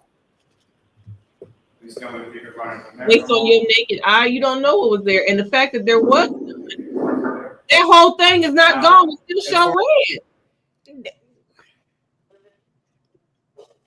This video for me is very, when I look at this video versus when it was parked in the car, but I forget what people said about the Lexus tail lights, but about the LED light or something like that. But I just stand on it. I said, you're not going to convince me he was hit by a car.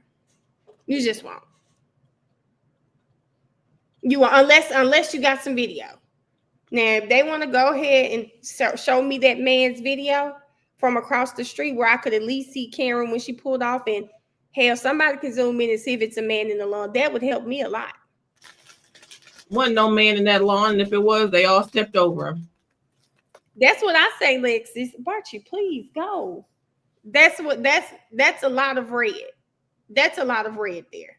Definitely wouldn't look like that the way it looked in the Sally Port with all that red missing. It would have been white.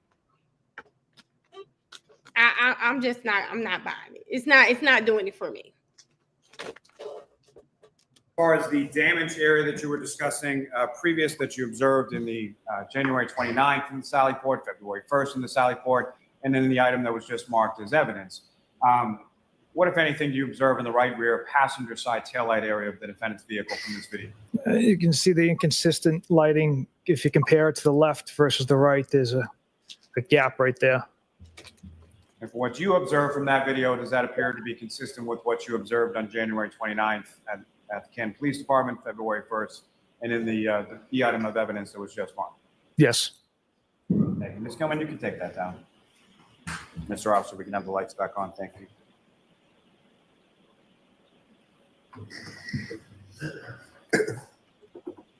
Now, sir, you proceeded to One Meadows Ave for the first time on February 3rd. Is that correct?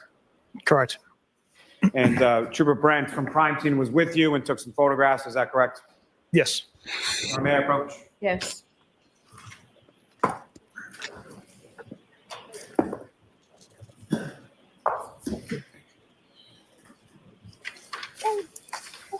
Proctor just saying something here.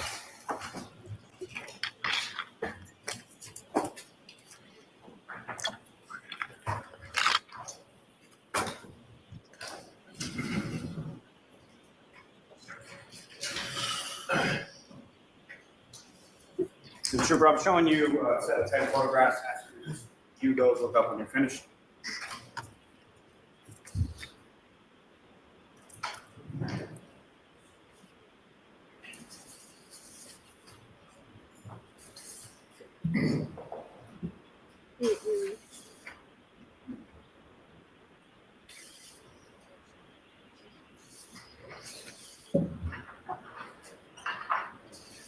Why are your neck so red? Maybe because of that. I think all of them turn red. At some point, they're all going to turn red. Mr. Trooper, just generally speaking, do you recognize what's depicted in those photographs? Yes. And what do you recognize them to be? The first picture is the front door of Mr. O'Keefe's house, and it's also Mr. O'Keefe's Chevy Traverse. May I approach, Your Honor? Yes. I'm going to seek to introduce and admit as the next 10 exhibit. No objection. Okay.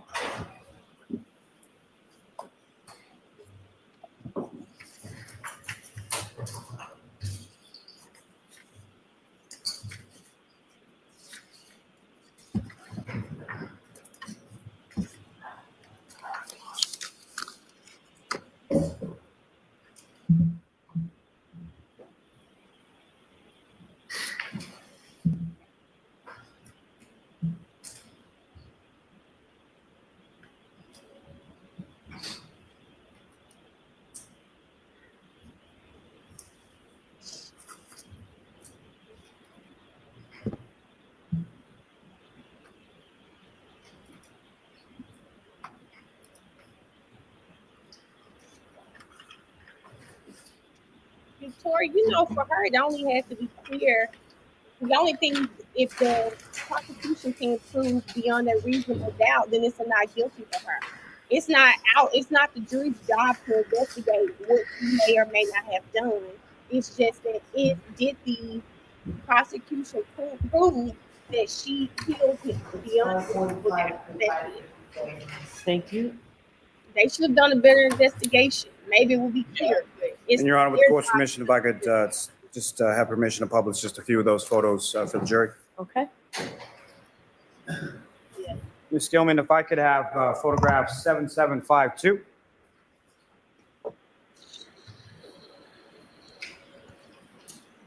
Trooper Proctor, do you recognize what's up on the screen? It's now been marked as exhibit 546.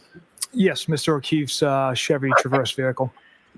And with respect to this particular foreground here, if you could describe to the jury what we're looking at there. So that is Mr. O'Keefe's driveway. You see two garage doors there that lead into the house. And above those garage doors is the ring camera. Now, with respect to the rear of Mr. O'Keefe's vehicle, from your viewing of the video from Exhibit 6, from the ring video, video number 153, if you could, using that laser pointer, direct the jury's attention to where it is on this vehicle that there's contact, if any, between this Reed's vehicle and Mr. O'Keefe's. It would have been in this general area here. And as far as your observations on that date, What's the, hold on. Maybe approach, please. I don't know why y'all keep saying it's not the same car. Y'all do realize this car is, I think it was 5 or 6 days. The person who took the pictures, because maybe they were hearing people say this is not the same car, the person who took the pictures, they had him in this trial. I don't know if you guys remember that, because maybe this is something they saw a lot of people say online. They had the person who took pictures of this car, and there's another crime scene tech that took the stand as well to just kind of document what pictures he took in the case too. Okay. Worked on and watched. What? When I tell y'all this trial would definitely have What? Listen, this trial will have you question your life. I'm gonna tell you. Everything. I have hit a car, y'all. My little sister, I don't know what was going on with my car. She was supposed to be behind me. She messed her car up, and nothing was wrong with my car. Yes, Miss Sheila. Well, you asking the wrong questions, child. They didn't do anything the day of. Y'all do know it's like 6 to 7 days later. I know Jen said even a repairman there. But at this point, I heard that she said it. I don't know if she was being facetious or what, but I did hear that. All I'm saying is this was 6 to 7 days later when they took these pictures. Yes, Lex, I get it. But this was, I think, baby, you question it. I don't get it. But I tell you, I said Karen Reed, baby, is one case. Baby, nobody believes anything, and I do understand it. Trooper, when you were in the driveway of I get Mr. it. residence on February 3rd, 2022, you had occasion to make observations of Mr. O'Keefe's vehicle, is that correct? Correct. And what, if any, damage did you observe to the driver's side rear area of the vehicle? I didn't observe any significant damage or any damage. As far as the entirety of the vehicle, that was all photographed on that day by Trooper Brent, is that correct? Yes. And memorialized in those photographs that were just presented to you, is that correct? Correct. As far as your observations on that day or in those photographs, what, if any, damage did you observe to Mr. O'Keefe's vehicle? I did not observe any damage. And Brooke Drum? Yes. So there's another 8 photographs that I placed before you. Have you had a chance to review those? Yes, sir. And do you recognize what's depicted in those 8 photographs? Yes. And what do you recognize those to be? More photographs of Mr. O'Keefe's vehicle as well as the garage doors. Madam Mayor, approach. Yes. I'll proceed to introduce the next 8 exhibits. No objection.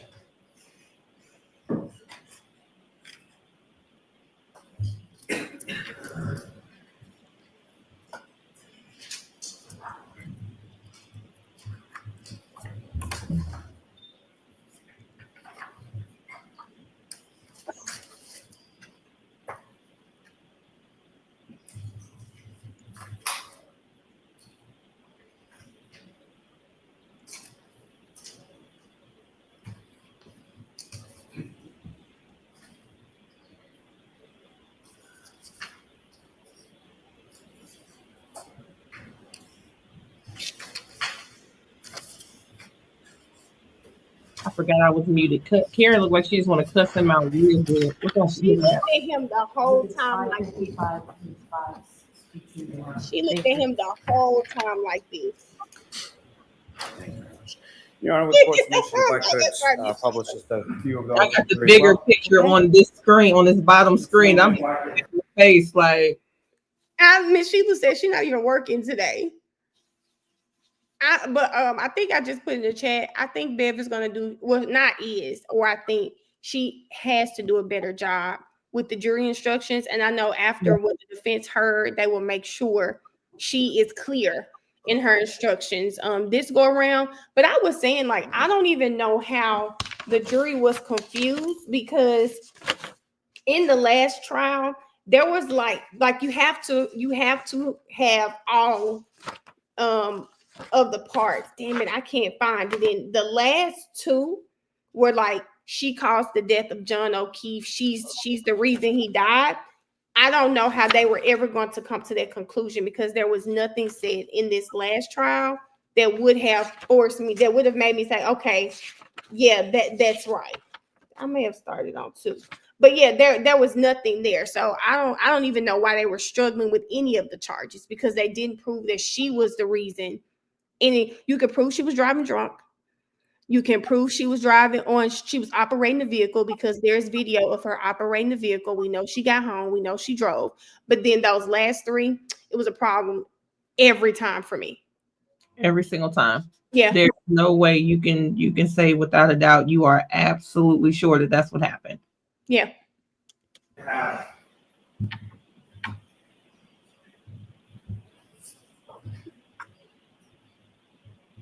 Photograph 7779. And Trooper, do you recognize what's depicted on the screen now as Exhibit 559? Yes. And if you could describe to the jury what we're looking at in 559. It's the rear bumper area of Mr. O'Keefe's vehicle, That's on the driver's side or the passenger side? the driver's side. And what, if any, damage did you observe in that area of the vehicle on February 3rd when you were there? No damage. With respect, Ms. Newman, if I could have photograph 7780. Next one, actually. And sir, do you recognize what's up on the screen and what's now been marked as Exhibit 560? Yes, those are the two garage doors of Mr. O'Keefe's house. And what's contained up on that screen, is that a fair and accurate portrayal of what you observed in Mr. O'Keefe's garage doors on February 3rd? Yes. And with respect to those garage doors, what, if any, damage did you note or observe on those garage doors at any point when you were there on February 3rd? I did not observe any damage to the garage doors. Okay, I found it real quick. Y'all, for the manslaughter and that motor vehicle homicide, the issue was, in my opinion, we could find that she operated the car. That they both there are 5 things you have to say she did in order to find her guilty of those charges. We can say that she operated the vehicle on a public way. We saw it. They can prove it. Here, the issue is 3, 4, and 5. For manslaughter, it was while operating, was drunk, and blood alcohol was 0.8 or better. She did not take a test at the time this incident was alleged to happen. So how can you find? You can't try to use results from hours later and say, well, she had to be drunk. We don't know that. So I think that's an issue. For manslaughter, it said operated the vehicle recklessly. We don't know that. There was nothing they proved that she operated her vehicle recklessly. That's in both manslaughter and the motor vehicle homicide.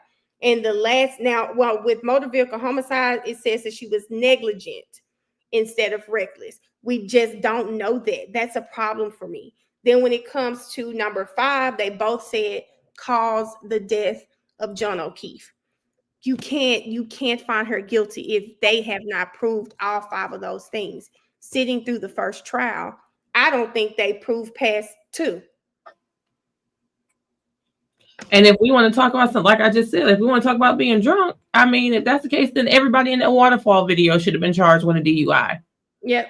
Everybody that left and got in a vehicle and operated that sucker and took it on over to the den of sin, everybody was driving drunk. Everybody was drunk. Everybody has testified that they were drunk, left the hillside from getting drunk, was drunk before that. Like, everybody has been charged with being drunk. Problem. And I see somebody saying they can't find her only operating under the influence. Yeah, those were the 2 charges from the last trial. And then Bev, during jury instructions, that's where I took that from, Bev's jury instructions. I wrote it down so that we can kind of see, okay, what are they looking at? And so that's what I'm saying. I don't know how they got stuck on the lesser charges, because at no point was it proven that she hit this man, that she caused his death. No point where it was proven, and I didn't know why they were stuck. So it's interesting. It'll be interesting to see what this jury says, because I think this trial is worse than the last one.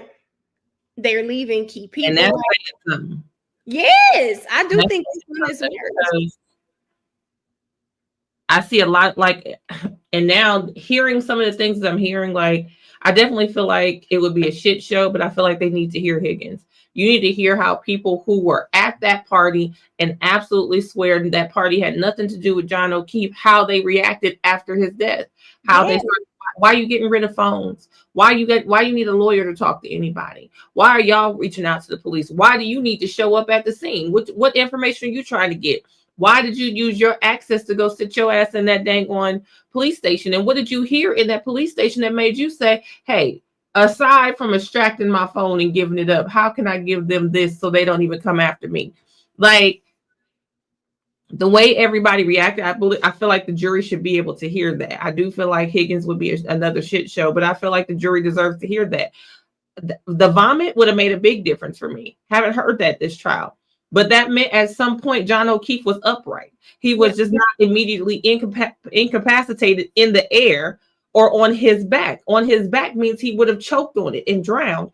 Or at the very least, Karen hopped on top of him and did mouth to mouth. And nobody said nothing about vomit being on her face.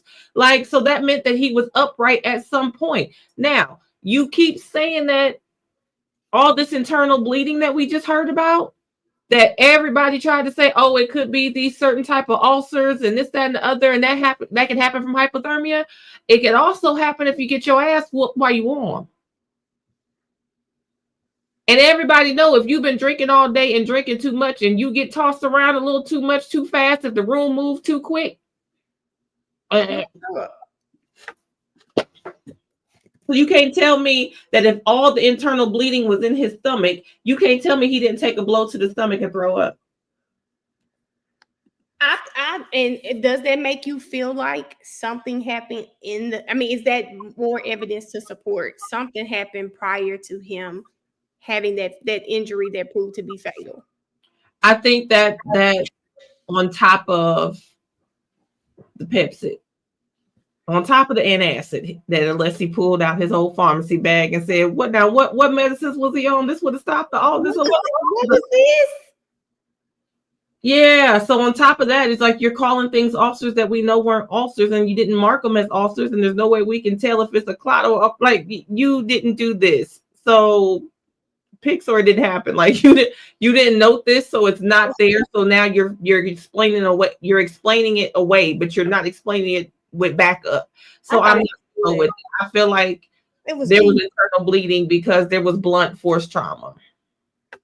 It was genius to me. I mean, don't start me on the Lucas machine. When he said that he got 3,700 compression. They performed 3,700 compressions. He said, could this have caused the ulcers? I was just like, oh my. Because now the jury has to think if he wasn't hypothermic, he wasn't out there the whole time. And if she was at home, he could have been, he got cold, just not it doesn't mean he got cold before all this happened. Again, could take it with a grain of salt, but how can you take it? You could take it with a grain of salt and say it could still be hypothermia. That still could be a possibility, but is it really not doubt at the point where you know somebody at that party Googled Haslong? She'll never live Haslong down. She'll be 80 years old and somebody will see her in the store and say Haslong. See? She'll never live that one down. But I listen, I do agree. The vomit. I mean, there's so many things in my opinion that point to we should have investigated that home. Ugh. And then my thing is, even now, years later, why wouldn't you just say, you know what? Let's just run. We need access to the house. Let's go ahead. Let's just do a more in-depth investigation. Maybe some blood, because they say he lost 3 liters of blood. Maybe something slipped through the cracks. If that man's blood is in that house somewhere, come on. She did Google how long. Oh God, Ashley, she sure did. How long to digest food? Why was she? That was weird. I don't even know what Jen was on that night. I don't know what she was on that night. I'm just going. You can take that down. Her tombstone is crazy.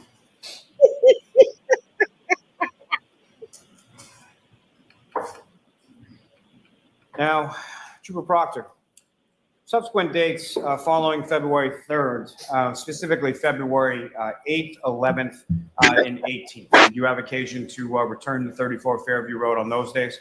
I did.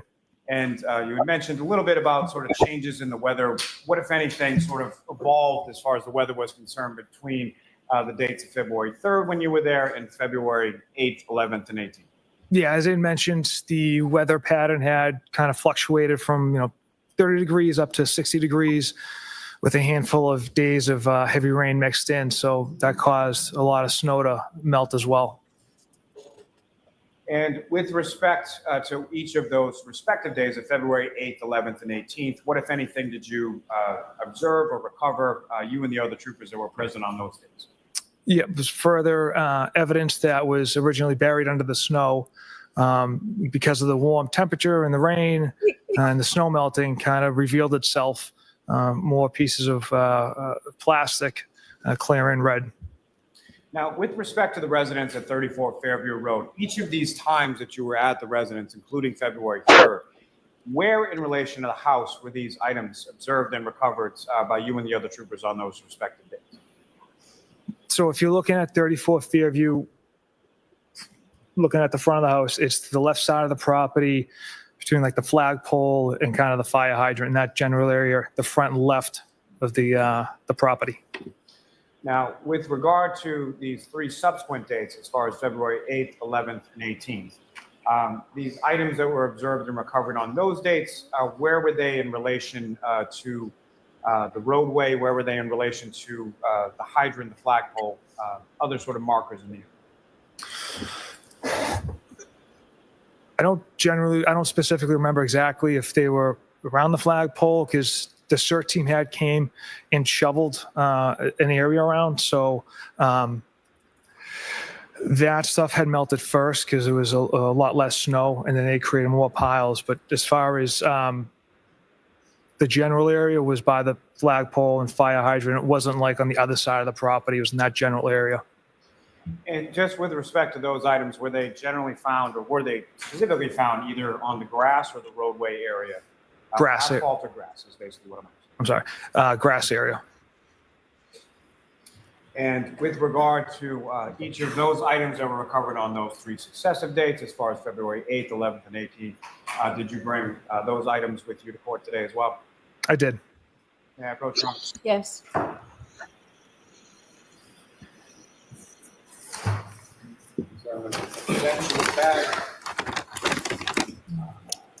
You recognize that bag, sir? I do. What do you recognize that to be? It's an evidence bag containing 3 smaller evidence bags. And with the court's permission, if you could. Hold on a second. Thank you. My apologies. Go ahead. With the court's permission, may the witness remove the 3 smaller bags from the larger bag? Yes.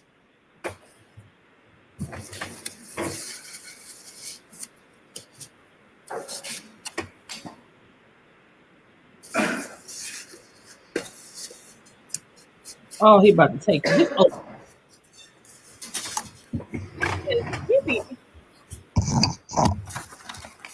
And Lally was just asking him, constantly asking In the bag with respect to February 8th first.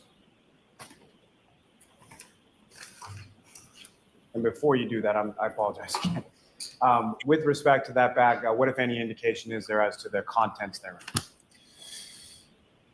It says taillight, 1 large piece of plastic, color red, 1 small piece of red plastic, and 1 piece of black plastic. that they're finding. Located 34 Fairview Road, front lawn, left side. Thank you, sir. If you could please remove those.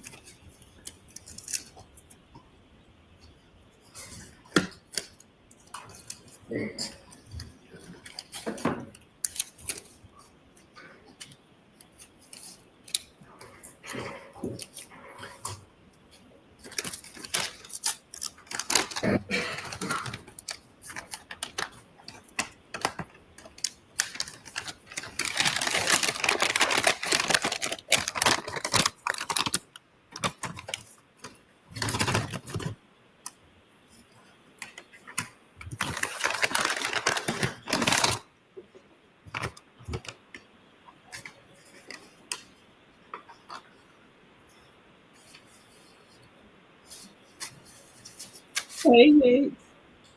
Thank you, sir. You can place those back in the bag. I see her there. Hey, I'm off to seek introducing this next exhibit. Bill Jefferson. Exhibit 563. Sir, if I could ask you just to retrieve the bag that's marked, retrieve the bag of items that were seized on February 11th. And if you could read to the jury what the description is in regard to that evidence bag. So it's 2 on the 11th. This one is described as glass fragments. You can't tell how many pieces. It's been taped over. The second bag from the 11th says 3 pieces of clear plastic, 5 pieces of red plastic. And with the court's permission, may the witness remove those items from the bag. All right.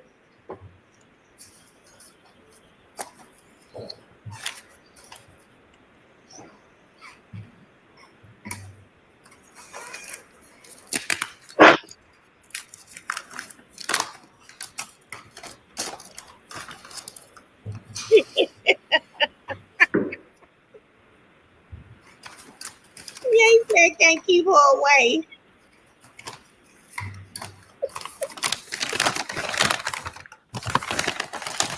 Sister needlepoint is crazy.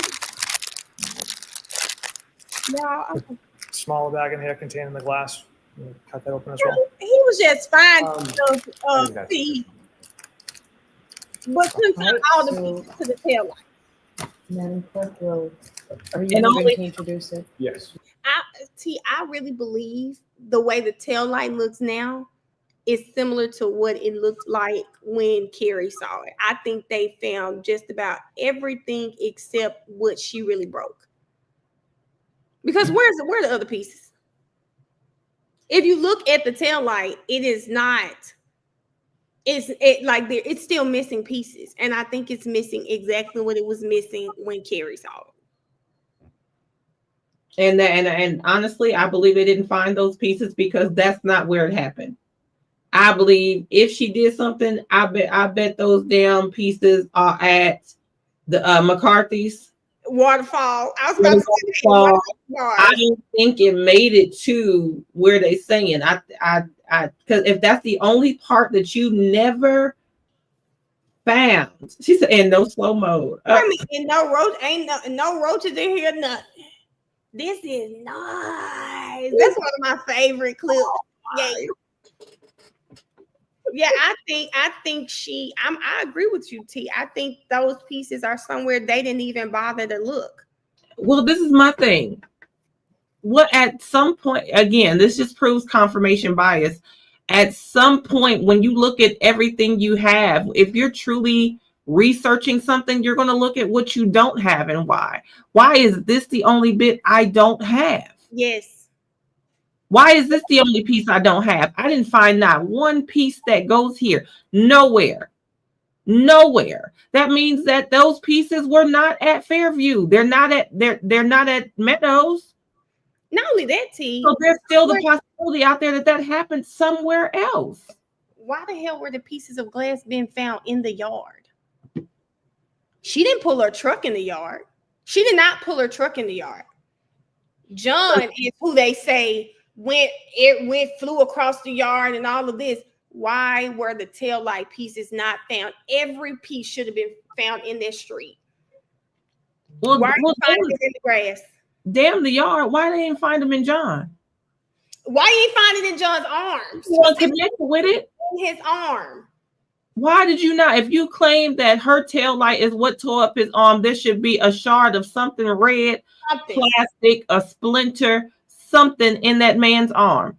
And then you shook the debris from inside of his shirt. Why is there nothing on his shirt? Why did no plastic, no jagged piece, no little microscopic piece get caught down in his shirt? I just don't get it.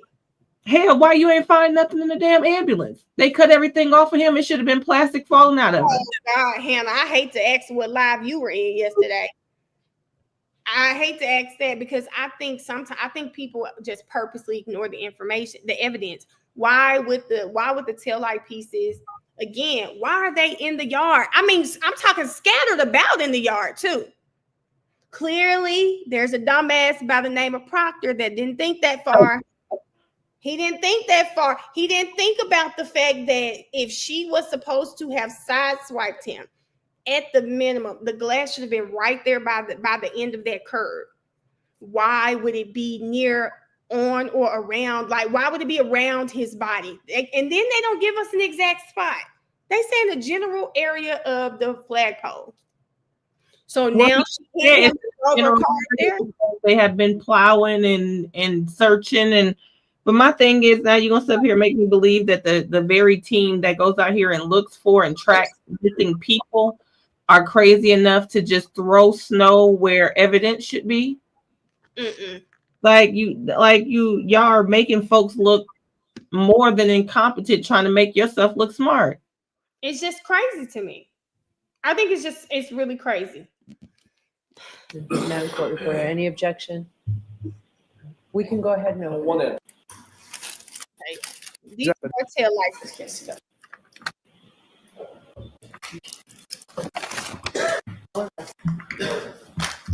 The marking is evident.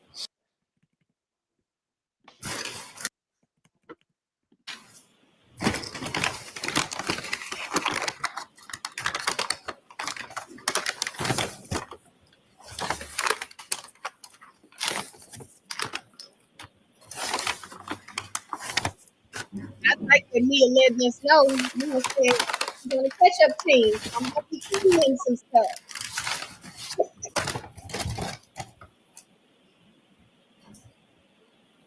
Thank you, sir. If you could put those back in the back. You know Mia. Hey, Mia. Look at these big-ass pieces he's putting in. Your Honor, call multi Look at these in the minutes, the next exhibit. It's 565. Hey,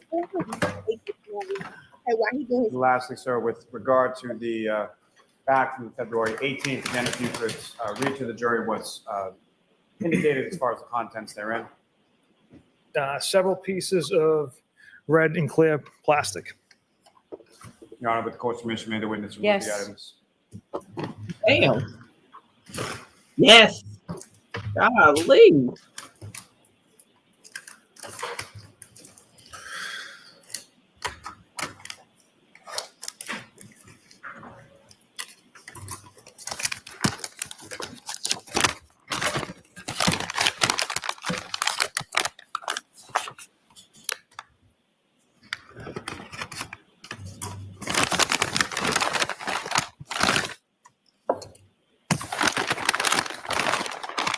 Don't tell me.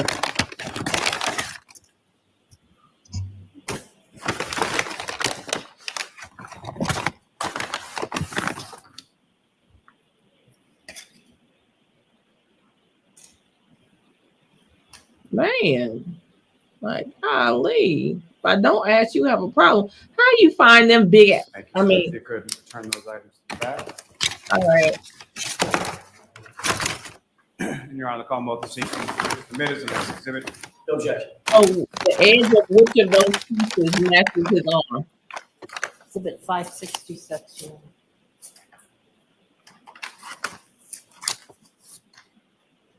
Here's the original bag.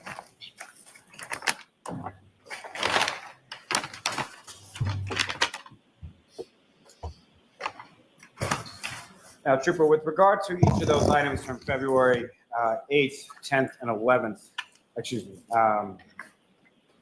forgive me, 8th, 11th, and 18th, those are all items that you recovered from the front lawn area of 34 Fairview Road. Is that correct? Correct. And what was just displayed to the jury is that essentially the condition that they were in when you recovered them on those respective dates. Yes. Now, if I could turn your attention just briefly regarding the search warrants in regard to the ring video from Mr. O'Keefe's house. Was that one search warrant or more than one search warrant that you did in respect to those ring videos? There was a second search warrant for the ring videos for Mr. O'Keefe's house. And if you recall, what was the general time frame that was asked for in that warrant as far as from what date to what date? The second one, I believe, was January 30th to the 3rd or the 4th, I believe. Was the first one essentially from the 24th to the 29th? Yes. Now, with respect to the video that you received in regard to the first search warrant to ring, what kind of information did you receive from Ring as far as what beyond sort of the video itself? What, if any, other information did you receive as far as accounts or activity or anything like that? It was just confirming that the user account was under Mr. O'Keefe's email, and then there was an Excel file where you kind of have to transcribe. So each video has about a 17-digit number associated with it, unique identifier. You take that 17-digit number and you got to convert it using these Excel files to get the date and time. Now, with respect to what you received pursuant to the search warrant from Ring, was there any kind of activity log? And what I mean by that, what, if any, information did you receive as far as what sort of devices or how many different devices were able to access that footage? Yeah, I wasn't able to obtain a activity log of who was using the device, what device was accessing the system. Something, if someone logged in, was not provided with any record of who was logging in on what day or time. Now, are you familiar with the term just as far as videos are concerned, or electronic devices, what's referred to as a digital footprint? Yes. Now, with respect to some of these, or the Ring videos in totality that you received and that you also viewed pursuant to the app on Mr. O'Keefe's phone, were there certain time periods where you would have expected to see video in which there was no? Yes. And can you describe for the jury sort of when those time periods were? So the Ring camera above Mr. O'Keefe's garage, pretty sensitive, so it does not have Miss Reed arriving back at Mr. O'Keefe's house around 12:34 a.m. is when she should have arrived. The only video, there's a gap from approximately 11:45 p.m. on the 28th to about 5:07 a.m. on the 29th when Miss Reed's backing out. It never has her pulling into the garage. And there's also a second video of Miss Roberts, Miss McCabe, and Miss Reed looking at the broken taillight in the morning. Why is that? What, if any, follow-up or inquiry did you make of Ring in regard to those missing videos? I inquired several different times as far as if a video is deleted, is there some type of a record? That was his inquiry, but next question, I'll allow that. Now, as far as that term that you used before, as far as a digital imprint, can you explain to the jury what you understand that term to mean? Essentially, a digital footprint is if a video is created, it's going to leave some type of a record in the archives. And what, if any, information did you receive from Ring as far as their videos system is concerned in regard to a digital footprint? Objection. Not what anybody told you, but what you received. That if a video is deleted, Objection. The objection sustained. Move to strike. We're going to strike that. Upon your further inquiry of Ring, were you ever able to obtain any video from those specific sections where you anticipated video would be? no.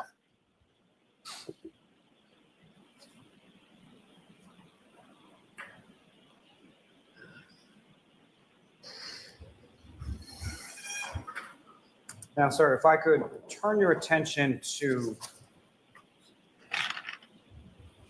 January 16th, 2024. Do you recall that date? I do not, sir. At some point over the course of your investigation, were you made aware of forensic evidence in relation to the taillight housing that was introduced earlier as an exhibit? Yes. And with respect to that, at some point, did you have occasion to meet with a Sergeant Brian Gallerani of the Needham Police Department? Yes. And where was that? In the DA's office.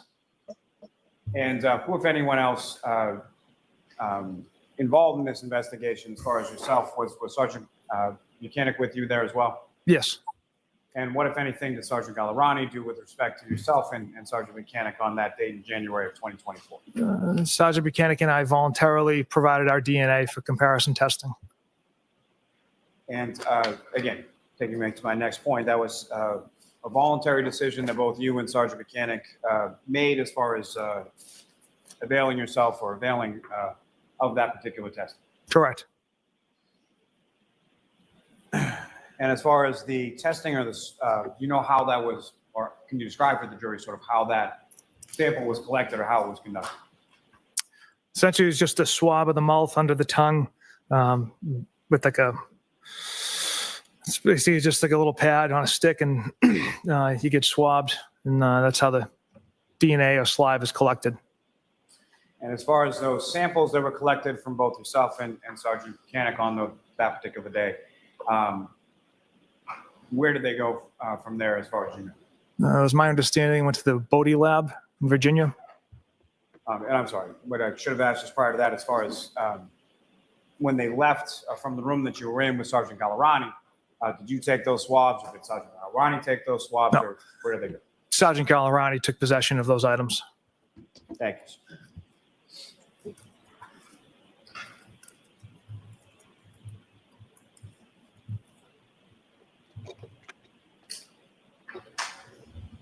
Now, sir, with reference, over the course of your investigation, you interviewed a number of different witnesses, correct? Yes.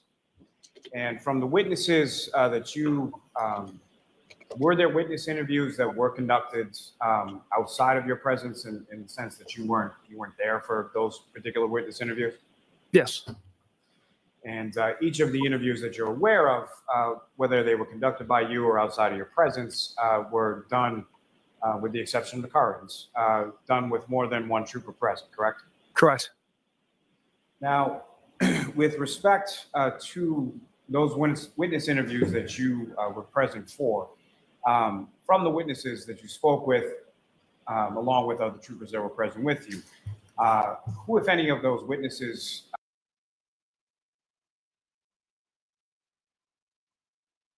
You muted. You muted. You can't hear. Can't hear. My bad. Well, you know, the man across the street had the ring camera that. I mean, but even if the chief deputy, if y'all wanted to say that his camera, what is that? He said he know that camera didn't pick it up. Nobody on the street. Nobody. And his camera, and then they asked Yuri, well, why didn't you ask him? He said, I already know what it was going to show. It showed where I wanted to show. It points down for packages or something, but I think it was Turtable who went and stood on that yard and said, he went and stood on that man's porch and said, this is what you would have seen if the camera was utilized. And no, you're not going to see their whole house, but you see that flagpole area for sure. But my thing is on anybody's. On anybody.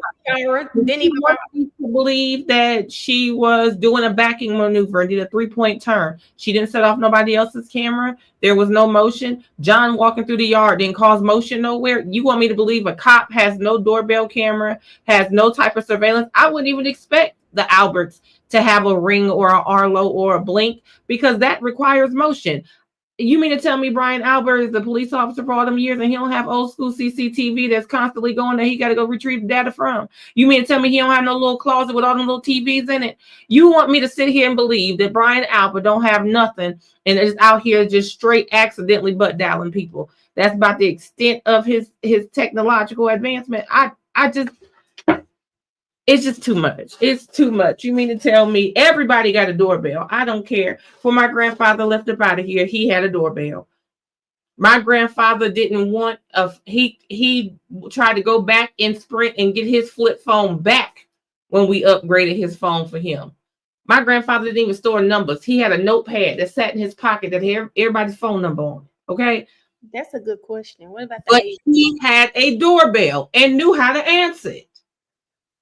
Yeah. Victoria says she could set hers to span wide to capture a lot. You can set it to span wide. I can keep it only directed on one. Like you with my camera, which is the same one as John's. I can set up motion areas. So I can set it up to only give me motion for my driveway because I don't want every person walking down the street because I'm on a corner.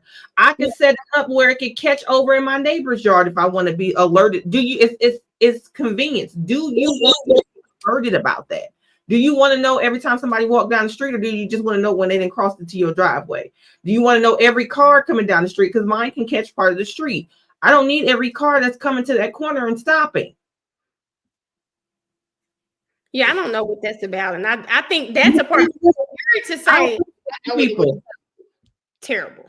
I appreciate them people with cameras on the monitor, because a couple of years ago we had some teenagers that were out and about and drunk and had a can of spray. They was armed with a can of spray paint, and they did everything from the stop sign 2 blocks away all the way up to my end and spray painted on my wall. And I was gonna figure out who that was, but at the time we had my dad staying here, and he had parked his damn work van in front of my camera. So it did not catch them walking down the street. So my neighbor on the other side of me was an old man, and he kept saying, I got to wait till my son got here, but I know my cameras is always running. I don't know how to go back.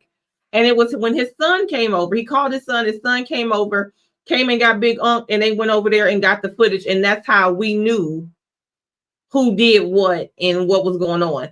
So I appreciate them people, but you mean to tell me that people don't have them?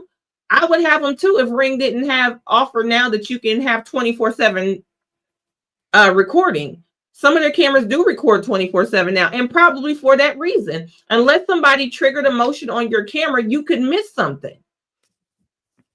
You could miss something. So now you got cameras that do record 24/7, but back then they probably didn't. So, but my thing is, somebody caught a motion. It could have been from Jen them leaving. It could have been from was it Julie Nagel coming out the house real quick and walking right back. It could have been from the cars. It could have been from Piggy Higgy leaving, but somebody caught something. You mean to tell me the whole street caught nothing? Nothing. Nobody on the street got nothing but the chief deputy across the street, and his don't reach that far. You mean to tell me the deputy chief got a camera that don't reach? A police officer got a camera with no reach. Like, come on now. Come on now.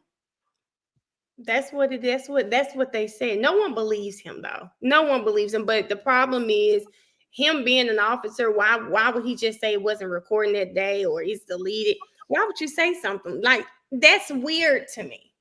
He's the first person I would have asked. He is also the person who suggested the solo cups. So listen, when I say if get somebody else to do it was a person, I don't see how. That's how you know what kind of supervisor he is, because I would not have been able to go back to sleep. Yeah, I probably would have handed you cups or anything else that was closest to the door so you could leave me alone so I can go back to sleep. But the second I would have tried to actually go back to sleep and realize what the hell you was about to do, about it, I'd have got up, because not only that, you know, if it didn't have nothing to do with me, you know, I ain't gonna lie, I might have went to sleep. But the fact that I'm your supervisor and this is going to end up on my desk and I'm going to have to explain this, told y'all I'd have been out there in a bubble coat, my drawers, and Q's boots. Okay, something. You know what? In Memphis, man, I wish they had. And I know Canton, they hadn't had a murder in 29 years, so they're not like Memphis, who has Memphis in the street light, has cameras in the street lights. But damn it, I wish it was one somewhere, because Lord, I'm like, at this point, everybody wants to lie. Just find me a camera. Find me a camera that shows what I need to see. But this is what everybody's not catching. Like we are, but it seems like, why is the courthouse not catching it? Why do we lie when the truth will do? I don't know why they didn't go door to door. They didn't do that running. Like, I would think that's something they do automatically. I thought about the Naziah Harris case, how they got the ring footage of her getting off of the bus, because why? They canvassed the neighborhood. They asked, do you have footage? Did your ring camera catch something? Why did we do that? Come on, Ronnie. Sergeant Caroline Mason would have been down there talking to Jen and everybody. You know that we know that Matt went over there, talked to Piggy Higgy and talked to Brian. Now, Brian been talking to Brian. You know that I know that we know that they've been talking.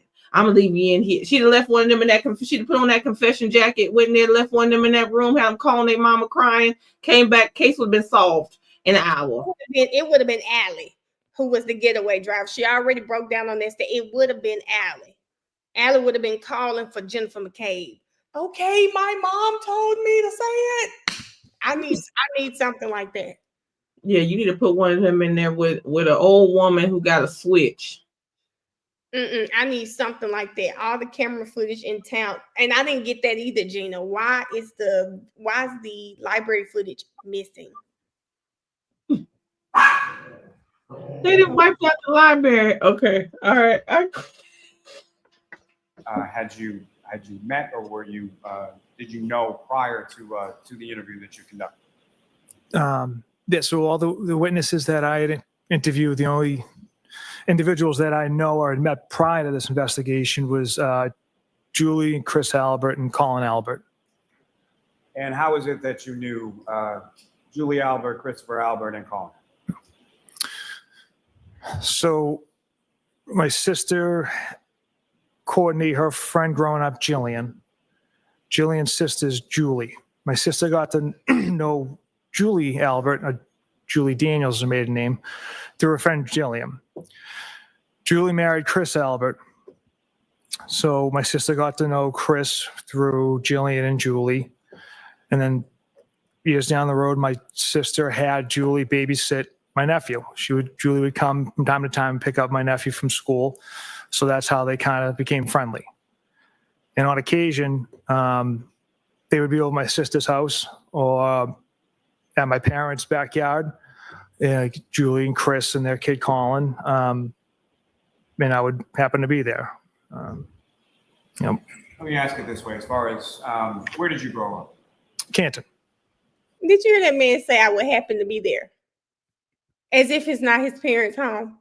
Like it's like he wouldn't be like. Why are we trying to distance ourselves from your mama backyard? Mama backyard.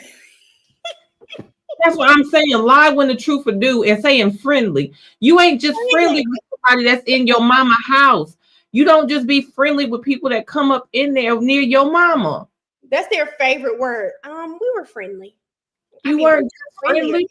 Like, what are you saying?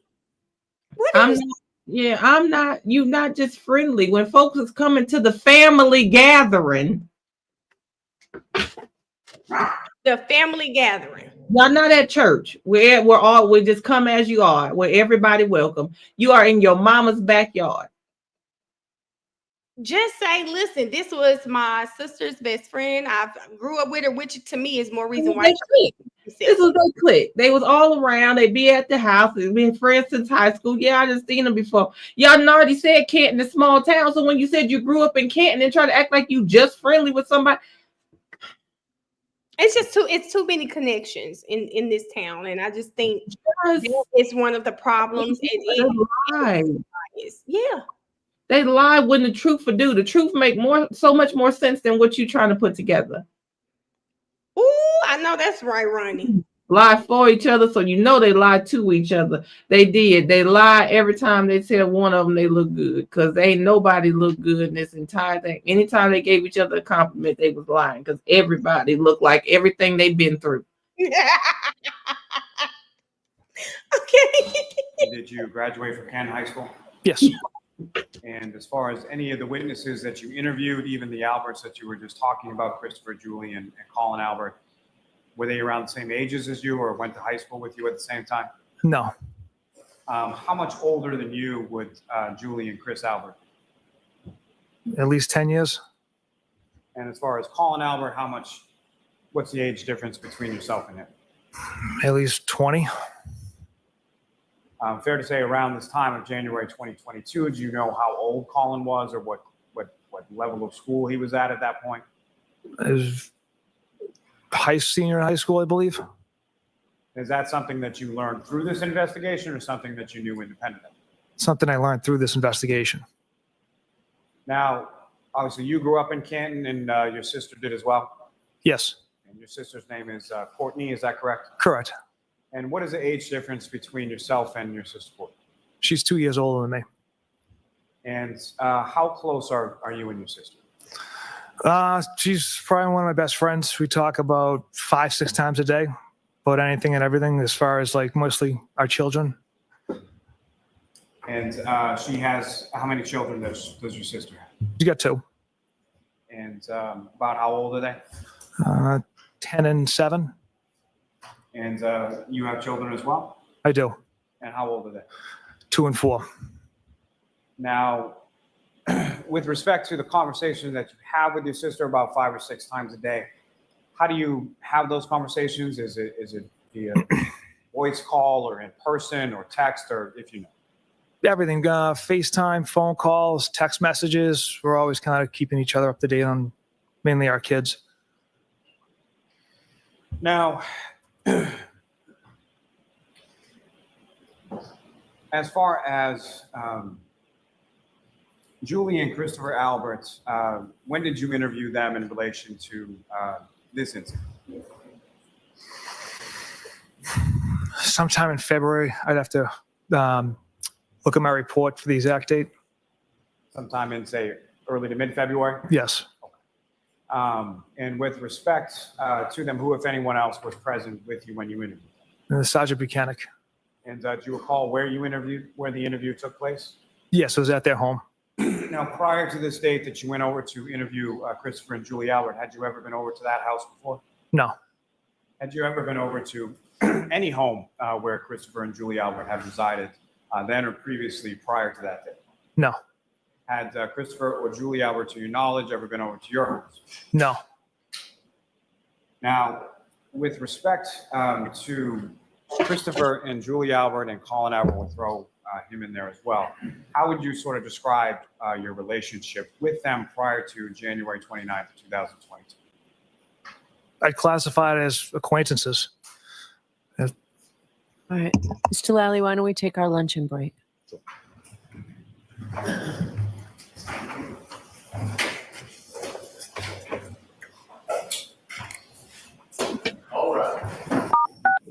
You are muted.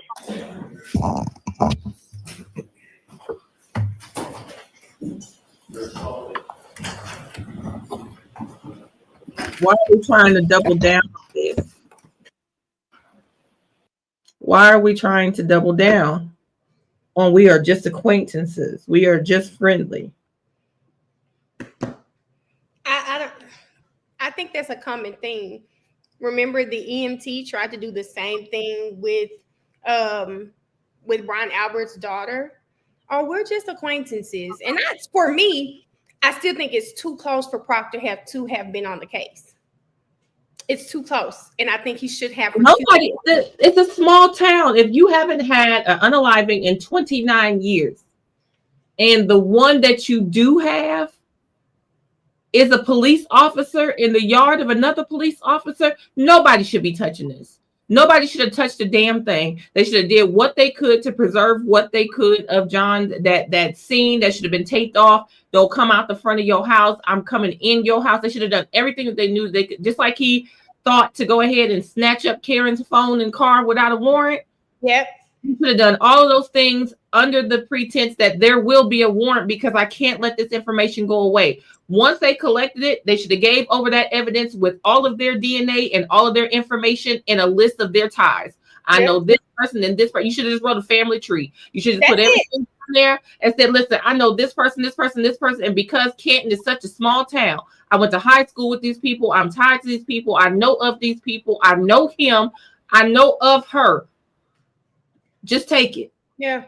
Just take it. I do agree with that. He tried to, Katie, this go around when you saw her, it wasn't like in this trial, it was like, wait a minute, she knows his daughter. It wasn't that bad because they went ahead, they brought it out. They put it out there on their own. They put it out there already. But I think Proctor just trying to distance himself.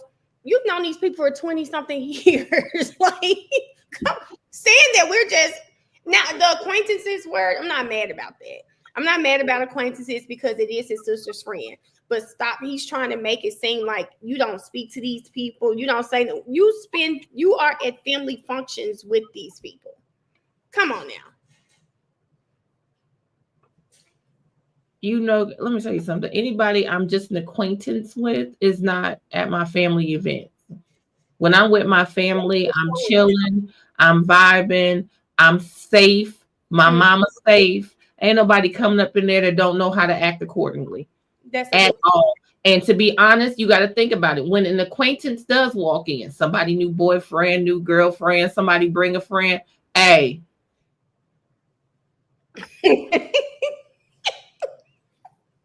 You know, everybody, get who your little friend. You know, everybody trying to figure out who this is so they know that they in a safe space, they can chill, they can do what they want to do.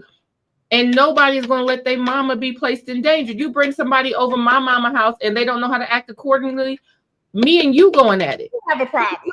House. So you can't say that you just have acquaintances over your mama's house, first of all. Second of all, again, it's a small town.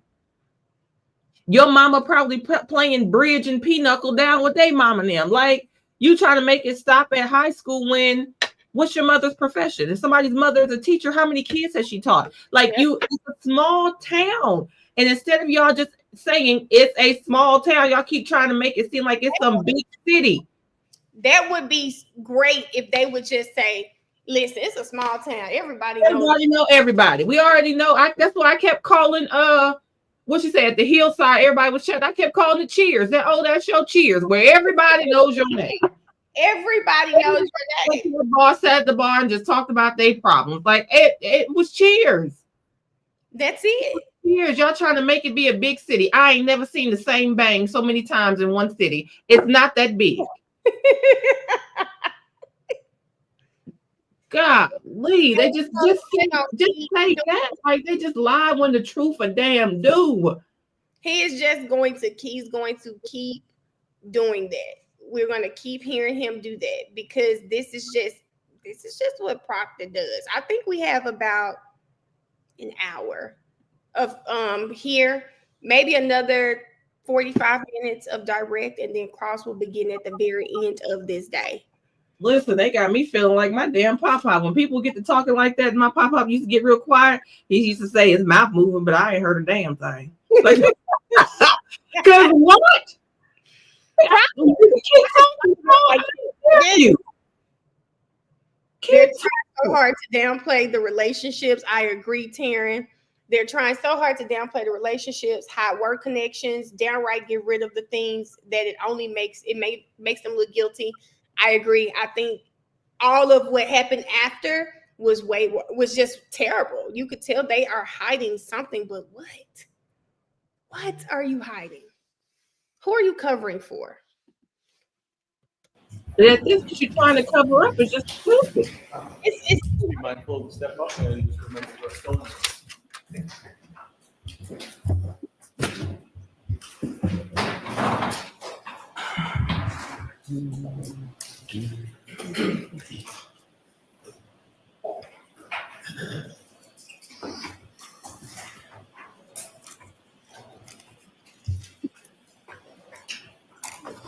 So, jurors, before we begin, Mr. Lally, as you approach the podium there, when I tell you that I strike something from the record, I know I've told you before, that means you're not to consider it, okay? Go ahead, Mr. Lally. Thank you. Good afternoon, sir. Good afternoon, sir. So, with reference to, I believe before we broke, we were talking a bit about Julie Albert and Christopher Albert, correct? Yes. And, how would you describe your relationship, if any, between Julie Albert and Christopher Albert prior to January 29, 2022? Loose acquaintances. People that you knew through your sister, is that correct? Correct. Now, with reference to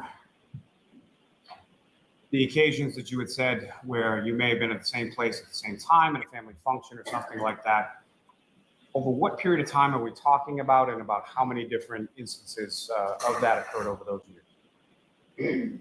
Like I had mentioned, they had never been on my house. It was either at my sister's home or at my parents' house.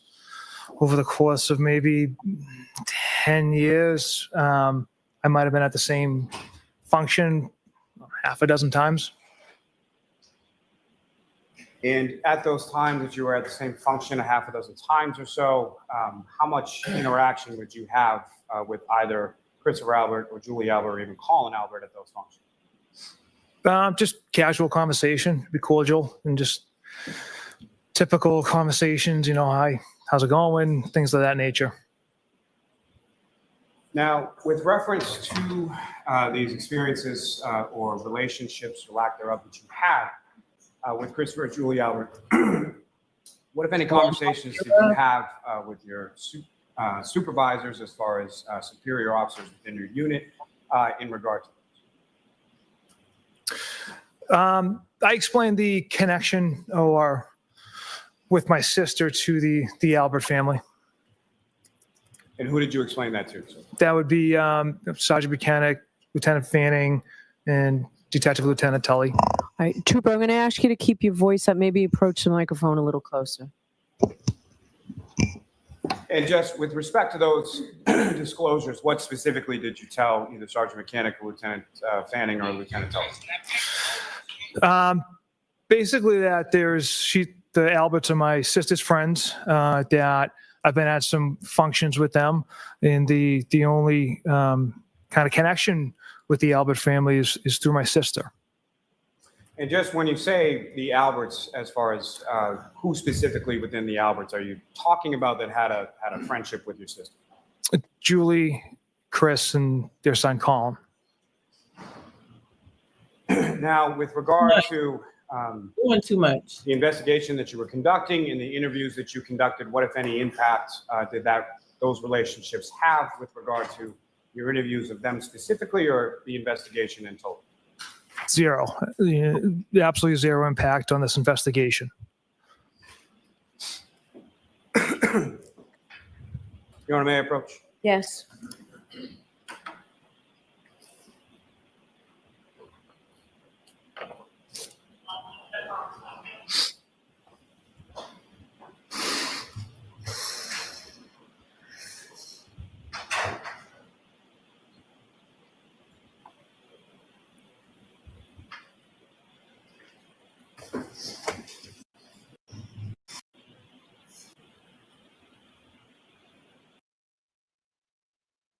Showing you a document. Do you recognize that? Yes. And what do you recognize it to be? It's a text message thread labeled Proctor Friends. Now, over the course of your investigation, over the course of this case, are you aware that there were iCloud data that was obtained from your personal cell phone? Yes. And different text strings from that iCloud data from your personal cell phone, correct? Correct. And with respect to what has just been placed before you, is that an excerpt or piece from those particular messages? It is. And from the front page of that, can you tell the jury who are sort of the participants in this particular text communication? There's several numbers that aren't identified. The three that are under kind of nicknames me and my buddies have for each other. And generally speaking, just as far as the participants in this text communication, who are these people to you, and how do you know them? How long have you known them? Who are they? The members on this text thread are close friends from junior high, first grade even. So people you've known for years, is that correct? Correct. And do each of them live, or do any of them live within the general area at this time? Some of them do, yes. And so when some of them do, some of them do not, is that correct? Correct. And the ones that do not, how far away do they live? As far as Tennessee. Now, with reference to this, there's an indication as far as the first message sent or last message sent from this particular text chain, correct? I'm sorry, repeat the question, please. Sure. Sort of towards the middle of the first page. Help direct your attention to that area. Is there any indication as far as the first message sent and the last message sent with respect to this text chain? On the first page, yes. And what is indicated as far as the first message and the last message? The first message is, I need to brandish a gun more often. The last is, Chip, name of that BPD cop. No, I'm sorry, sir. If I could direct your attention to the first page in this packet, page 2527. Do you see conversation details?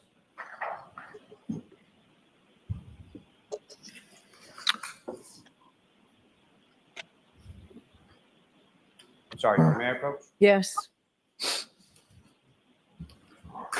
if I could direct your attention to the right. Okay. You see what I was talking about now? I do, sir. And from that area labeled conversation details, there's a first message sent, date and time, and a last message sent, date and time, correct? Yes. Okay. What is the first message sent, date and time? It's 10/18 of 2021 at 8:48 a.m. The last message sent is 8/31, 2022 at 11:19 p.m. And is there also within that conversation details an indication as far as number of messages over that time frame within this communication? There is. And what does it list for number of messages? It's 38,707. And fair to say the packet that you have before you does not contain all 38,707 messages, correct? That's correct. The first message that you had, I believe, alluded to in reference to the first one listed within this communication, what date and time is that? That was January 29th, 2022 at 10:36 p.m. And who is that message from? My friend who lives in Tennessee. And what, if anything, did he send to the group? I need to brandish a gun more often. And if you know, what is that in reference to? He just recently moved to Tennessee, and he was kind of, I think, making a joke as kind of the lifestyle down there where guns are more prominent or more common to be carried around there. So I interpreted that as a joke in that nature. That's a joke. And he ain't. And the next message, sir, from that same page, 2527. The next one is it's bold. And is there a name associated with that number that's in these? No, Do you know who that person is? I don't. And the next message, sir, from 10:52 p.m. Chip, name of that BPD cop. And Chip, who is that referring to, sir? That is one of my nicknames I've had since maybe high school. So a nickname that would be familiar amongst these group of friends in particular. Yes. And So they called you Chip, and you this just time period when these text messages Yes, begin, right. sometime after 10:30 or 10:50 p.m. on January 29th, where are you and what are you doing in reference around that time period? At this point in time, on the 29th, I'm home. And that last text message, do you respond to that at approximately 10:53 p.m.?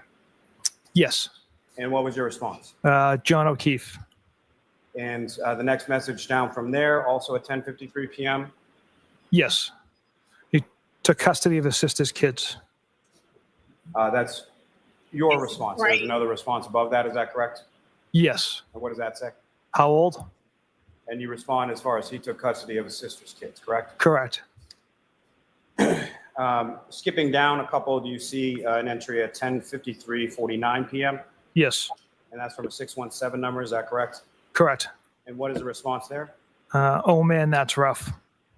And following that, do you respond to the earlier query as far as age? I do. And what did you say? Mid 40s. Now, the next message below that, as far as indication of mid 40s, what is that? Shannon, this was bad. His age. No, I understand that. I'm sorry. The next message underneath that, sir. I'm sorry. It's a Facebook link. And you recall what that Facebook link is to? It's to John O'Keefe. And is that something? giving out the dead man's profile. One of my But and I'm gonna say again, I don't find this strange because if you go in my family group chat, my sister loved telling me somebody passed, and I'm like, who is that? So she have to send a picture. She don't really send the profile, but she'll send a picture of who the I person. get that part. I get that part. But see, your family. It's what else happens in this group chat. Well, my thing is this: it's like with your family group chat. I always say, if listen, I already told my siblings, if anything happened to us, break the phone first because we getting kicked out the family. Okay, don't nobody in the group chat. Now, that's first off.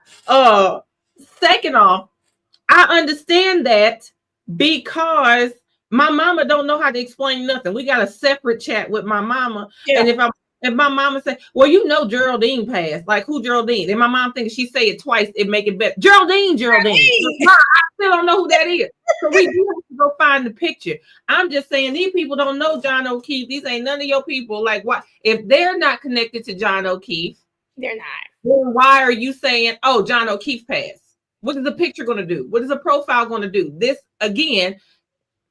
If you would have stated earlier, it's a small town and everybody knows everybody. So I told my friends such and such passed, and they said, oh, I think I know who that is or something of that nature. But y'all have done such a dumb job trying to ensure that y'all look like a big city that it makes no sense for this to be in a big city situation. Not only that, this group chat has so many damn people in it. Like, it made me feel like when Mariah first went to Jackson, all of the freshmen had like this group chat. It was so many kids in there, and people would baby group chat to say stuff like, does somebody have some lashes I can borrow? It be foolishness like that, right? This big group chat. His group chat made me feel like it's a bunch of people who went to high school together that kind of keep up with gossip. It didn't seem like a close-knit circle type group chat. No, it kind of seemed like it had 12 to 15 people in it who just kind of went to high school together. And I'm like, that's the problem. That's the problem. All right. Oh, Lord. Okay, here we go. Oh, Friend sent. And the next message below, turning to now page 2529 at the top there. What is the next message that's sent?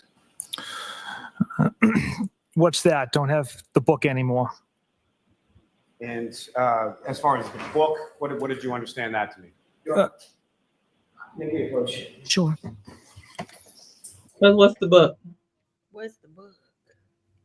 Oh, they probably saying he don't have Facebook anymore or something like that. Oh, I forget people call Facebook the book. Thank you for that. I don't know why. I ain't never heard of that.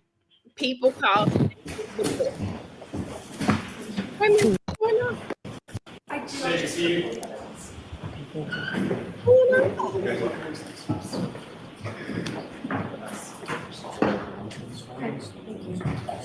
All right. Man, are they taking a break? Maybe they're taking a break, y'all. Or maybe it's something Bev has to go look at. Because what?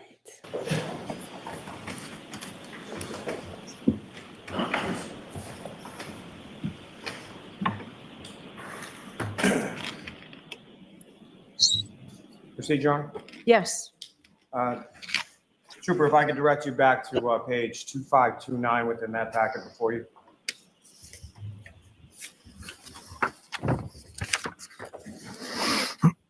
And below that text stating what's that, I don't have the book anymore. You respond, is that correct? Yes.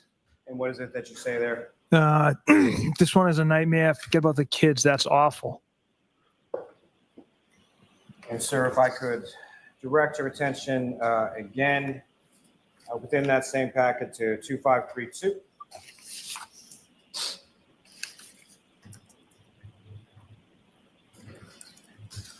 And there's a message there sent at 10:56 p.m. Is that correct? Yes. And who's that from? A friend who lives in Tennessee. And what does he say in that text? I'm sure the owner of the house will receive some shit. And you respond at 10:56 as well as 10:57. Is that correct? Correct. And what is it that you respond? My first response was nope. Homeowner is a Boston cop too. Y'all, he And tried. what, if anything, were you saying, or what was the purpose of that text in regard to the homeowner? I was just letting him know that essentially Mr. O'Keefe is a Boston cop and the homeowner was a Boston cop as well. Why? If I could turn your attention to 2533. He said nope.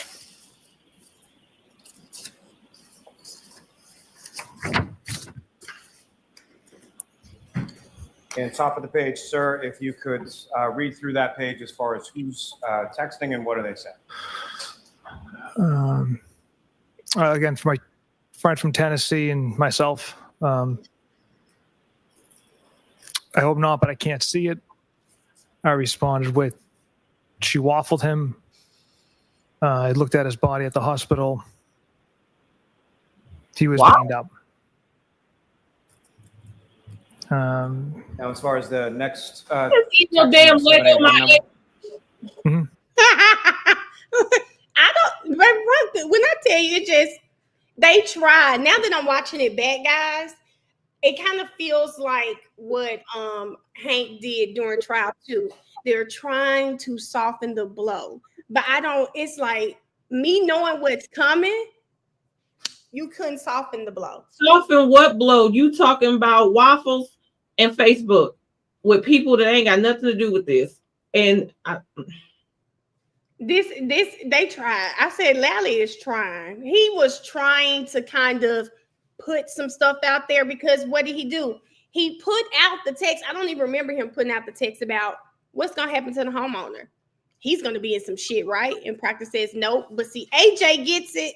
AJ's gonna say, what did you say? Nope. He put that on the P8. Okay, it did it. AJ out here talking like my brother. He said, nope. I said, okay. Because I don't even remember Lally. This is none of their business. It's one thing if you were in a situation where this case was done, over with, and closed, and now you can speak about it freely.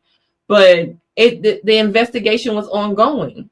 And if most of y'all grew up in that small town, you don't think somebody from that group chat could have reported back or been in there getting information for the Alberts? I know that homeowner gonna get some shit. Did that person know the Alberts? Like the chat, the crazy part about Proctor is we saw in real time that Karen was his one and only suspect. This group chat was the day that everybody started finding out what happened. This was within the first 16 hours into the investigation. 16 hours into the investigation. Okay. what does that say? Did he get beat up? And you responded to that, is that correct? I did. The objection sustained as to form. Proctor trying. I know he. What, if any, response did you provide to that? Nope. Objection. The objection was to the former question and the answer. I'll strike it. Now, turning your attention to 2534.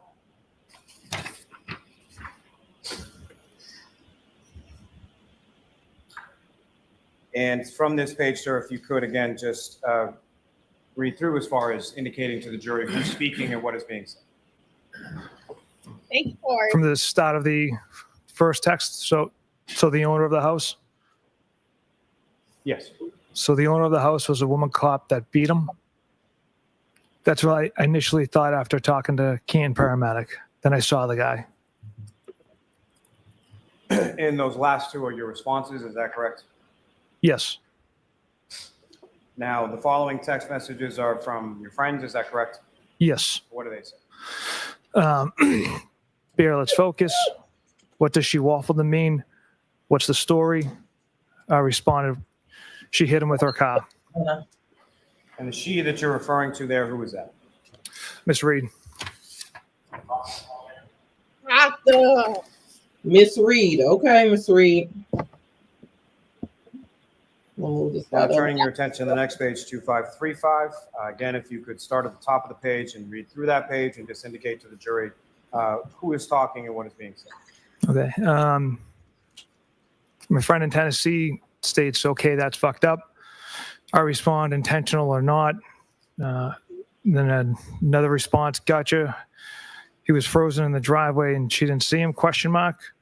That's another animal we won't be able to prove. And then I respond, they arrived at the house together, gone to an argument. I didn't want to speak out loud or out of turn. The objection's overruled. Your Honor, But if I could say this, there needs to be an identifier of who's speaking. I understand what you think the mix-up is. So, Mr. Lally, go back. Thank you. Sir, if you could please, again, start at the top of the page and just indicate. No, just after the gotcha, he was frozen in the driveway, correct, Mr. Jackson? That's correct, Your Honor. Thank you. I respond, that's another animal we won't be able to prove. I follow that up. They arrived at the house together, got into an argument. She was driving and left. 781 number responds with, what's the name of the Canton cop living in Canton? The other one involved. Never gives their name. And how do you respond to that, sir? There's several other messages before I issue a response. Objection again. Bottom of the page. So it's not an objection, but Mr. Lally, why don't you point him? Y'all know that Crazy X is there every day. So, sir, at the bottom of page 2535, you have a response. Is that correct? You should not be leaning like that. Why she got that old ass machine? It got the spiral cord. It's bone colored like them Velcro shoes in Walmart. Correct. She And what is your leaned response? aside, making it look like a They seat. arrived at the house together, got into an argument. She was driving and left. Objection. So it's going to be a matter you can address on cross. There has to be some accuracy. If the reading. So I understand. Where did So, he Mr. sit? Lally, why don't you go point for your witness? May I approach, Your Honor? Yes. Now she threw her glasses. So what you Mhm. mad at? That there has to be accuracy? The man is not asking for something crazy. That's a good question, Miss Sheila. Talking And she about- looked like her old ass is holding an old rotary phone. Where does she? Why pick that color? I think the news lady, does she have black? Okay. There's It a- don't look that. Hers look ancient. It's a HTML link, whiteout /Proctor iCloud /group chat Feb 2022. So you point out.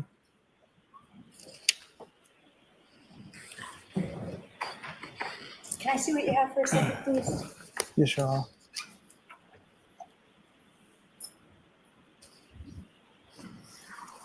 Mr. Lally, it's on there. Why don't you go show your witness? Why don't you just read it, Mr. Lally, and tell us who you attribute it to? Sure. So, sir, what I'm asking you about is the bottom of page 2535. Gabriella. Excuse me, 2535. You indicated biffed him, correct? Correct. What did you mean by that? That Miss Rita struck Mr. O'Keefe with her vehicle. And you knew this how? Now, sir, if I could direct your attention to page 2537. Here's something. She saw a lot more in trial 1 than she does in trial 2. I can say that. Now, do you see a response toward the bottom of the page from yourself, January 29th, 2022 at 11:04 p.m.? Yes. And can you read that response for the jury? Yeah, but there'll be some serious charges brought on the girl. And what did you mean by that, sir? That throughout the course of the day, we had compelling evidence that Miss Reed struck Mr. O'Keefe with her vehicle. Compelling. And Compelling you have 2 evidence. responses from friends, the same friends, at the bottom of that page, 2537. Is that correct? That's correct. And what are those responses? Keep your voice up loud, please. Trooper Proctor, jurors can't hear you. Yes, Your Honor. Number ending in 5051. Got to be. I can only imagine what internal affairs of the BPD are trying to get out there. The second response, same number. She hot at least. Is she hot at least? Y'all don't And remember. turning your attention to the next page, 2538, at the top, if you could just read a series of responses from yourself, correct? Yes, sir. Read from those, sir. Yep. So these came from me. From all accounts, he didn't do anything wrong. She's a whack job. CUNT. Not Objection. word. Read it. So don't spell it. You have to. So these are your words, Trooper Proctor. Yes, Your Honor. Go ahead and say them. Cunt. Yes, she's a babe. Weird Fall River. Say them. Spell it. You have to. So these are your words, Trooper Proctor. Yes, Your Honor. Go ahead and say them. Cunt. Yes, she's a babe. Weird Fall River accent, though. No ass. I'm sorry. Yes, sir. What is it that you were referring Why are you to? trying to there? Why put that would you- together like it's one word? These were, from all accounts, he didn't do anything wrong. Is talking about the homeowner, Mr. Albert. I had mentioned the All accounts. compelling evidence against Miss Reed at this point indicated that Mr. Albert had nothing to do with Mr. O'Keefe's death. The rest of the unprofessional and regrettable comments are something I'm not proud of, and I shouldn't have wrote in a private or any type of setting. You don't regret it. You meant it with your whole heart, and it's probably because her ass ain't want to date you.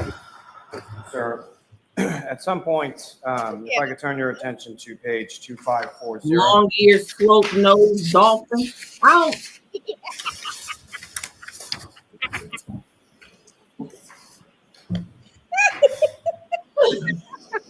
And there's a photograph that's shared within this text communication. Is that correct? Yes, sir. And does it indicate who shared that photograph? No, that's right. From the prior page, possibly. The number ending in 5051. And who is depicted in that photograph that was shared within the group text? It's Miss Reed being escorted out of the State Police Milton Barracks. And these are all from February 1st of 2022, around that time frame. Is that correct? Yes.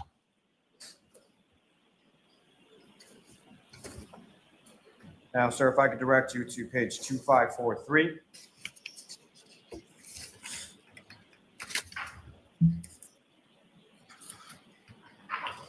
And sir, if I could direct you to the top of the page and ask you to read through that page, indicating who's speaking and what the content of those communications are.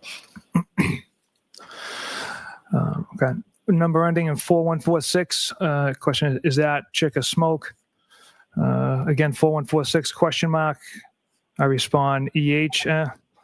I respond again, nut bag, as Chief would say. I also respond with she's got a leaky balloon knot, leaks poo. And what, if anything, is that in reference to, sir? Again, to Ms. Reed's some medical conditions there. Again, unprofessional comments I should not have made. I'm sick of hearing this, baby. That I'm not proud of. Yeah. You were real proud of it. As far as attitudes expressed within these text messages and other text messages, what, if any, impact did that have as far as your investigation was concerned regarding this? These juvenile, unprofessional comments have zero impact on the facts and the evidence and the integrity of this investigation. Integrity. They said these are unprofessional comments, but they absolutely do not detract from the integrity of the investigation or the facts and evidence of it. Your Honor, may I approach this retrieve? Yes.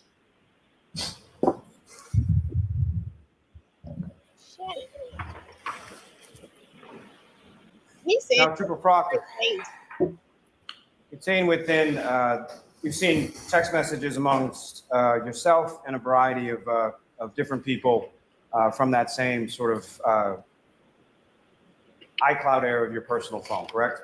Correct. And among those, are there communications that you had with members of the Canton Police Department? hey, Yes. look. And how would you characterize, or what was the general content of communications that you had with members of the Canton Police Department? One communication was to coordinate interview times for firefighters and police officers and to set up a conference room where those interviews could be conducted. Obviously, the presence of Canton detectives or any police officers were not going to be sitting in on these interviews. Another communication was to inquire of relevant security videos that are in the area. Their local department, they know the area very well, so I reached out and asked if there's some good cameras in the area that I had of kind of interest in.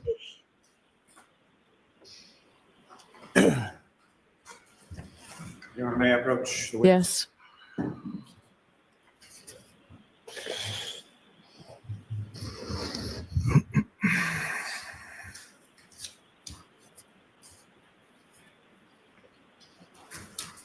I'm showing you another document, just asking if you recognize that. Yes, I do. What do you recognize that to be, sir? Text communications between my sister and I. Oh, God. That's your sister Courtney, is that correct? That's correct. And similar to what I'd asked you about the prior packet, as far as a first message sent date and time, last message sent date and time, what is indicated on this first page? First message sent date time, December 10th, 2021 at 9:33 p.m. Last message sent 8:30, 2022 at 8:48 p.m. And 8:30, that's August 30th, is that correct? I'm sorry, yes, August 30th, 2022. And similarly to the other messages, is there an indication as far as how many number of messages were sent between yourself and your sister over that time period? 2,865. And fair to say that the documents in front of you do not contain 2,865 messages? Correct. Now, just in reference to the first message on page 2662, the first page in this packet, do you see that from December 10th of 2021 at approximately 9:33 p.m.? Yes. And what does that indicate? A text message from my sister. And what does it say? I called earlier, Dolph earlier, and Mom was puking in the background. And do you recall what that was in regard to? From the sounds of it, my mother had the stomach bug. Oh, I know his mama embarrassed.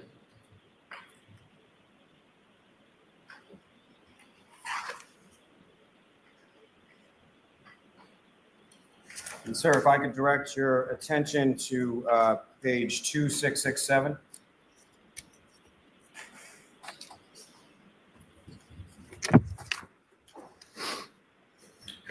And these are text messages from January 29th, 2022, between yourself and your sister, Courtney, correct?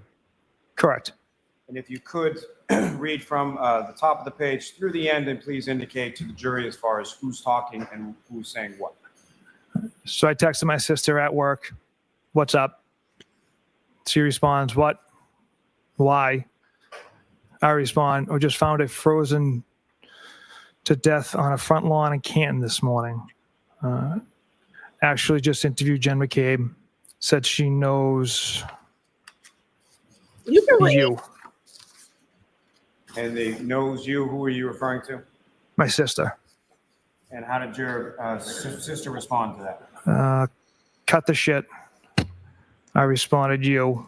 There was a typo correction with my response to you. She responded, "Yeah, she knows Jack very well. She's really good friends with Julie." My sister continues on. Her sister is married to Brian Albert. My sister asks, "You still working?" ? I says, yeah, going to be out for a while. Homicide. And as far as your answers to those questions, or as far as your communications that you had with your sister at this time on the afternoon of January 29th, what were those in regard to, or why were you communicating that to your sister? At that time, it was just kind of in the news. I was just kind of letting her know I was out working. She didn't share anything specific. I wouldn't share anything specific on cases with my family or anyone. It was just kind of an overall innocent conversation. Oh, Now, turning your attention to the next page, 2669. How would she again, look if you at could your read from peanut that page head as so far that you, as, your who was sister look talking, like you what's with a wig on or something? I didn't see the sister. I saw the wife, but now I gotta find the sister. I'm gonna find the sister. Because why would I just look at somebody and go, "You look familiar," especially when you're, I would do that. You I think know your sister. Like, I mean, unless it's something where they just look absolutely alike, like why would that be the first thing that pops on your head when you're talking about a man that was dead? I don't know. I gotta find Your it. sister said you was trying that was you trying to lay some foundation real quick for the lie you had told Buchanan, because your sister said cut the shit because you already knew you was full of shit, full of crock of shit, because you know good and dang on well that they knew each other. That's why when she saw you, your sister knew them, you had been around them, and they was probably in your mama backyard too. And you done sat up there when she walked in, she said, "Oh, you such and such brother." And that's how that started out, because she had noticed you. You knew her too. So your sister said, cut the shit because you know we know them folk. Y'all, ooh. I told you. Craziness. And y'all know they almost done. My sister starts off, the Canton thing is a homicide. I respond, this is at 3 in the afternoon on the 29th. Don't say a word to anyone. She said, of course not. I respond, in the very least, it's suspicious. She responds, this is your livelihood. And then I would never miss with that. 3:07, I respond, Julie and Chris were at the bar with the victim and girlfriend. Got to interview them. Thought you don't share specifics. You just said that shit 2 minutes ago. You know this man lying.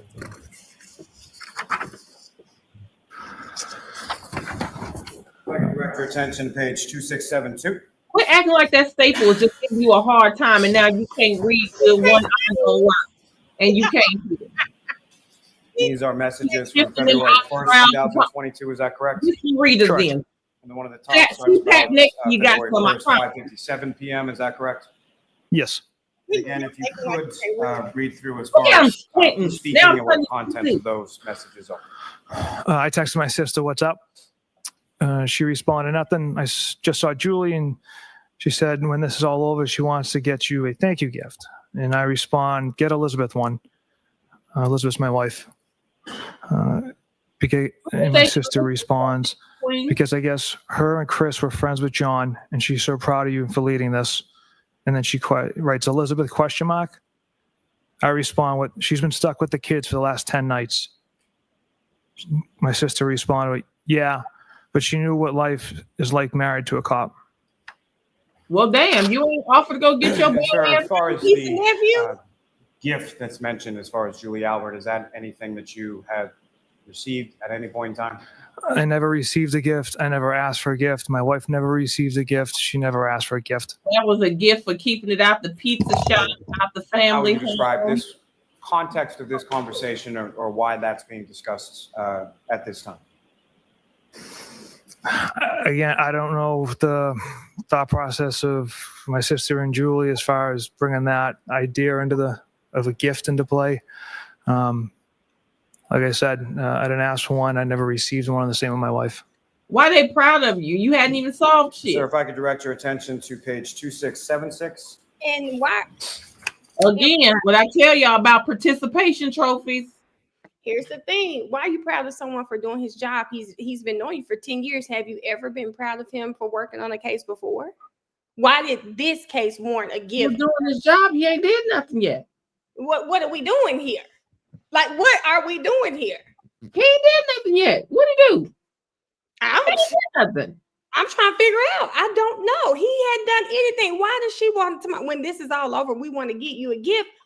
My thing would be, where are my gifts for all the other 400 cases I've worked on?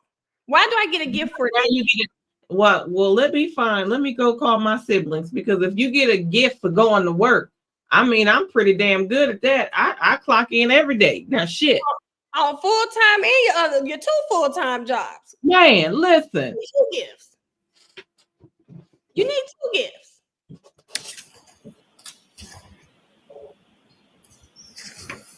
And again, if I could ask you to start at the top of the page and read through and just indicate as far as who is saying, who is speaking and what they're talking. I start out, we write like 8 to 12 warrants on each case.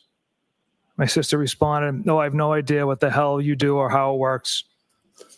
I responded on the 10th at 7:36 p.m.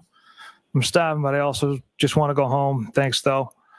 My sister responds, yeah, but is dinner going to be waiting? She responded with, ha, ha, ha.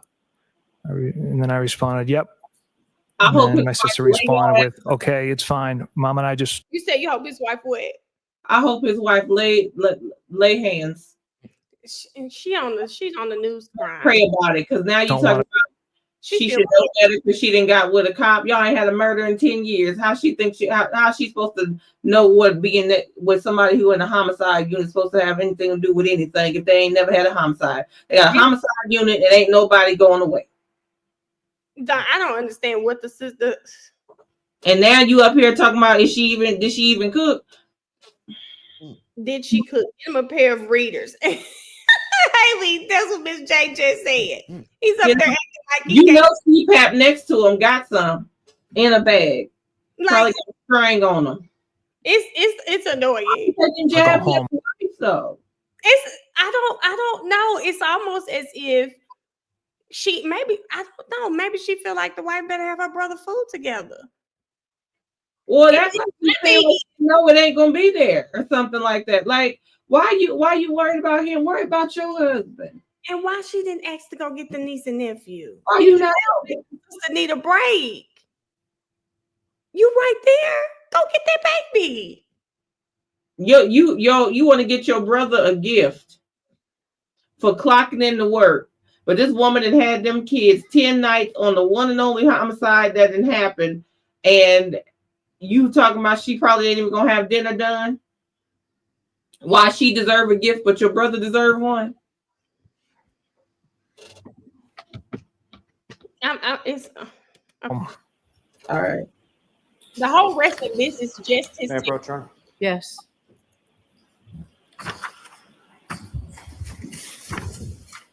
Mhm.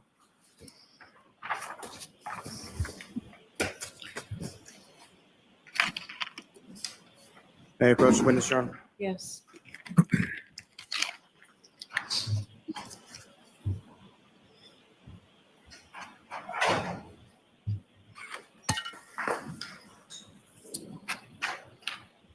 And we know the document, sir. Do you recognize that? Yes, I do. And what do you recognize that? This is private messages between my wife and I. Again, what is your wife's name? Elizabeth.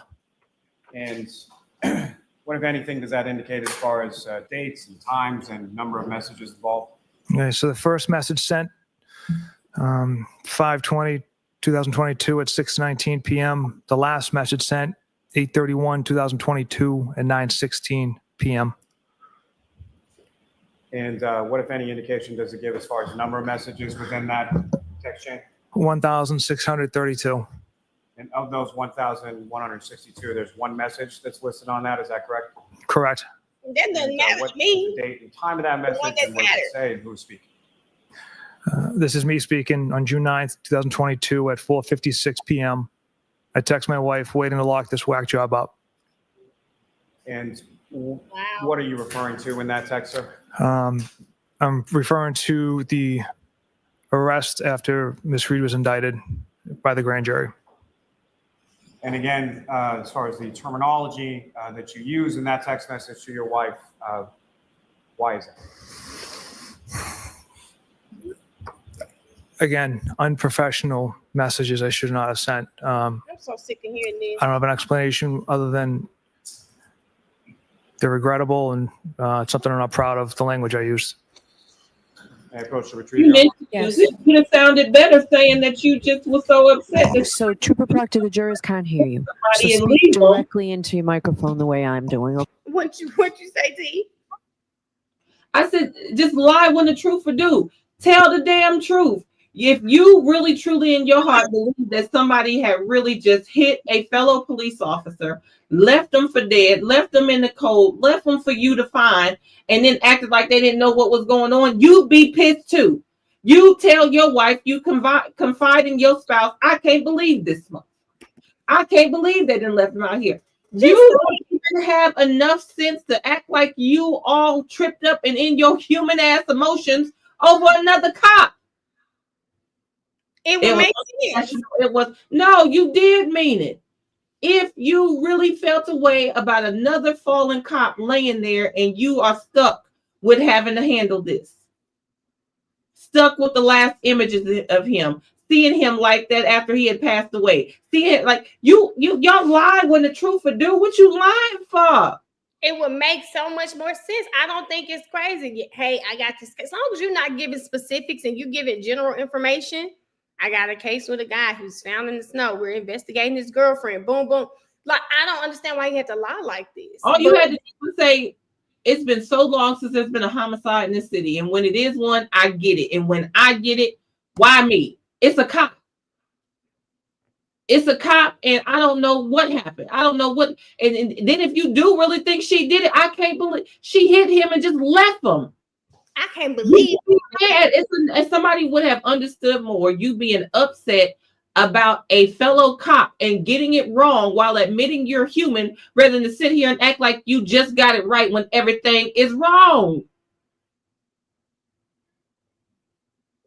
that's it. You just gonna lie. It's unprofessional. Everything I say to my husband is unprofessional. It's my husband. I can say what I want to say.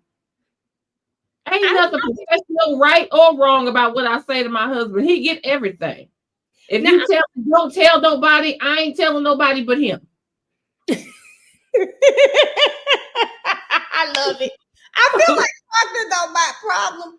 Even with like, man, I would have respected the text if it was more him and his wife. The fact he put that shit in that big group chat is crazy to me. Crazy. I'm sorry. I said I got a group chat with it's me and my actual friends who actually hang out and been friends since we were kids. Yeah. This group chat sounds like everybody that graduated together. And it sounds like y'all are putting stuff in there to make y'all seem like y'all got a life or something exciting going on. I wanted everybody to blow whistles and bells because, oh my God, you finally got a homicide. You're sick for that. Like, so there's nothing else about your life. Yeah, I see it. Your sister out here getting your participation trophies for going to work. There's nothing about your life that was going on that you felt proud of. Not one thing. No nudes in a text full of just people you went to school with. No nudes. This man was like, maybe he wanted to be the cool Chip. He was Chip in them messages. Trooper, it wasn't Former Trooper. The only one I know is goofy ass Chip that was with Dale and they was Rescue Rangers. That's it. But well, I know he wasn't going to tell his wife he was looking for news, Victoria. I wasn't specifically talking about the news with his wife. More so him talking about the investigation. You get what I'm saying? Like, Karen a white job and crazy and everything else. It would have made sense to say that to your wife or even your sister, because who else you to? You can't go out there and say this person took a fellow cop and left him for dead, and now they got me the one handling this. Who else you vent to? Something. And look, she said that my thing, Victoria, was the no nudes part. The fact that he would even type that out, right? I don't think it should have been in either group chat. He should have been scared to put it in the group chat, period. He would have been having these conversations with his sister, calling the lady a cunt, she's crazy, all of that. It would have been like, okay, it's his sister. Maybe he felt it looks better than 15 people where it could get out. He didn't care. Like it's 15, 20 people in the group chat. And you're talking to that are all from the same small town. You can't tell me that at least if it's 15 people in there, you can't tell me that at least 5 of them don't have more than 1 degree of separation from the Alberts. If they don't know the Alberts directly, they know somebody that knows them. So that right there was putting your entire investigation out to the suspects. The only reason why you were able to get that off is because Karen wasn't from there. But you can't say that they didn't make it to another OT. Miss Gladys, we are aware that the homicides go to MSP because one of these officers testified to it. But I think when we looked it up, somebody said it on the stand.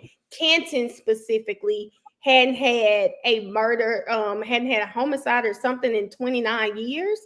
I think that's what it said when we were someone testified to it, and then we looked it up as well. But yes, we do know that they investigate the homicides. I can't remember who said it though, but we heard it during the first trial. Maybe that's it, Victoria. He wanted to look important. Maybe that's it. Maybe that's just it. And that's the craziest thing, because your wife, your kids, your job, your title, just nothing about that made you feel important. But having somebody else's phone and possibly coming across their nudes made you feel important, that everybody knew you had that in your hand. It's just. Hey, India. She said, oh, that's why he got the gift. He's sitting around doing nothing all day. I don't know what that's about. Okay, hold on. Okay. Yes, Your Honor. He took it, baby. I know he took this spring, but he took it. Not one, Shelley. You won't see one. You won't hear one. Not from Brian Albert, not from Page, not from Brian Higgins, not one pet.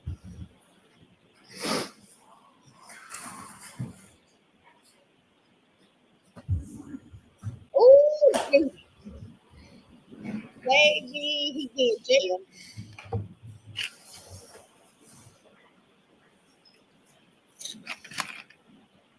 Hey, work burning. That didn't work for me. It didn't work for me. You can't. Oh, they had homicide. He should have pulled his book out. They should have pulled his book. The leaf blower. I know that's. Give your approach on this one. Okay. I've never been a police officer, and I just wouldn't do that. I'd rather him sat there in front of that video and Googled how to investigate a murder than to go get the leaf blower.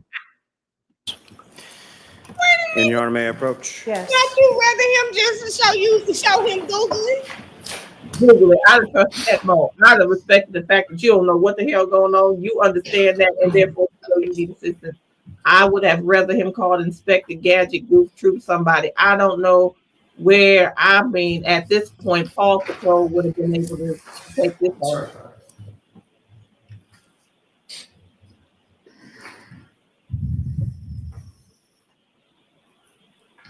Hey.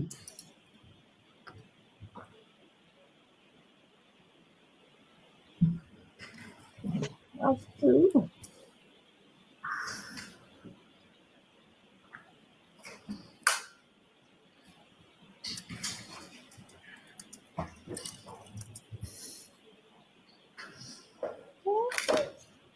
That is crazy. Aaron, you must have seen that mistress outside, baby.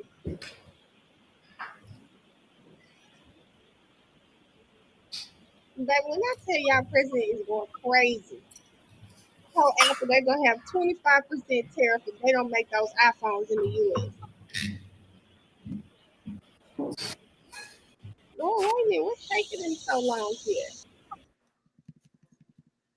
What is Some going of the on? comments on the language used in the January 29th and February 1st or 2nd text communications among your friend group. With reference to that particular time frame and the language that you used,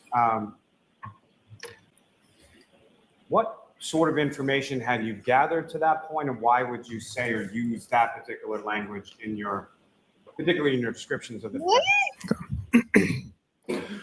So this is, 16, 18 hours later, and I conducted multiple interviews. Speak up. Conducted multiple interviews. We knew Mr. O'Keefe never went into Fairview Road. We knew there was one shoe at the scene, one shoe at the hospital. Based off Mr. O'Keefe's injuries, Miss Reed's statements when Sergeant Buchanan and I interviewed her, her broken taillight, the missing taillight, some taillight pieces found at the scene, the compelling evidence pointing directly at Miss Reed that she struck Mr. O'Keefe with her vehicle led me to make those comments. Whether, like I said, they weren't professional comments, but based on the day's investigation, it was clear that Miss Reed had struck Mr. O'Keefe with her vehicle. When? Sir, if I could turn your attention to the documents before you, do you recognize those? I'm so sorry. I do. And as far as the participants in that particular conversation, who were the participants listed? It's Trooper David DeChico and myself.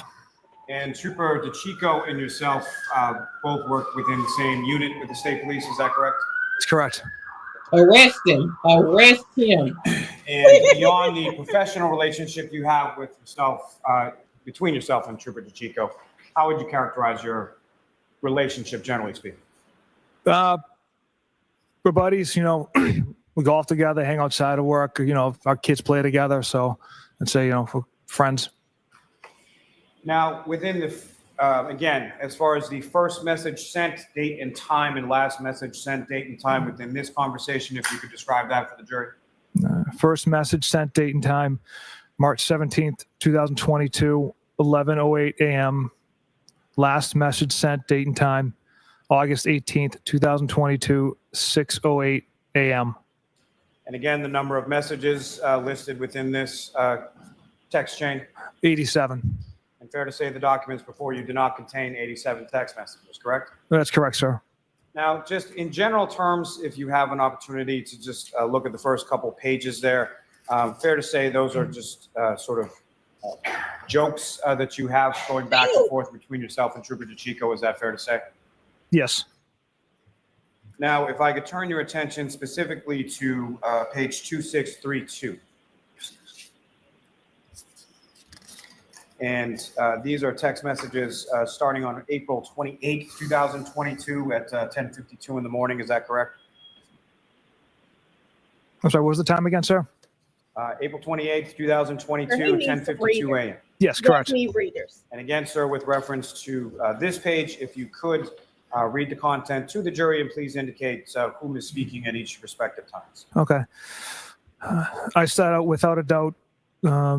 He's got diarrhea of the mouth too. Trooper DeChico, rookie move, not going into a meeting with the ME and getting that homicide determination.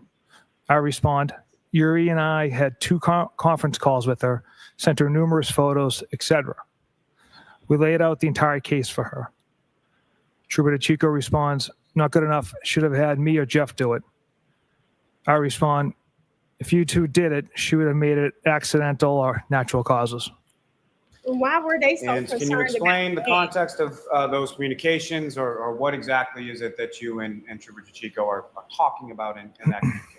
Okay, so the ME is the medical examiner. They conducted the autopsy of Mr. O'Keefe. Our office, it's kind of a little bit of a locker room. Hold on, wait for the ambulance and then speak up. The jurors Sure. can't hear you way back where the court officer's standing. He didn't want to speak up.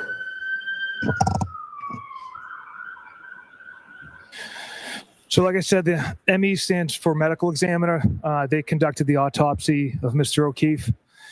I guess I'll address the conference calls Sergeant Buchanan and I had with the medical examiner. The doctor had some questions as to the facts and evidence, kind of what had transpired, which is common. You know, even if it's a homicide, I've had many calls with the medical examiner's office, even if it's a suicide or overdose. Always with a homicide, the doctor wants to know what transpired. Trooper DeChico and myself, we kind of like to bust each other's chops, go back and forth. So that's what he meant by saying rookie move, not going into a meeting with the ME and getting that homicide determination. The original determination came back. Sustained. Next question, Mr. Lally. Okay, Now, baby. as far as attending the autopsy, is that something that typically someone within your office would do, within your unit would do with regard to any sort of death investigation? Yes. And do you know who attended the autopsy of Mr. O'Keefe in this specific case? Trooper Connor Keefe. And so as far as Trooper DeChico's reference to you not going in, or Sergeant Buchanan not going in, is that what you believe Trooper DeChico was referring to in that message? Objection. Sustained as to the form. You indicated that you and Trooper DeChico bust each other's chops. Is that fair to say? Yes. And can you describe a little more, expound upon that as far as the nature of your relationship and sort of the text messages that you exchange in this and then other communications that you have? Basically just, kind of needling each other, and him doing that is by saying, texting me, rookie move, not going into meeting with the medical examiner. So that's a perfect example of him kind of just needling me, which we do on a daily basis. And as far as your interpretation of that, did you interpret that as a serious comment or something said in jest? I interpreted that as a typical joke from Trooper DeChico. Now, may I approach to retrieve? Yes.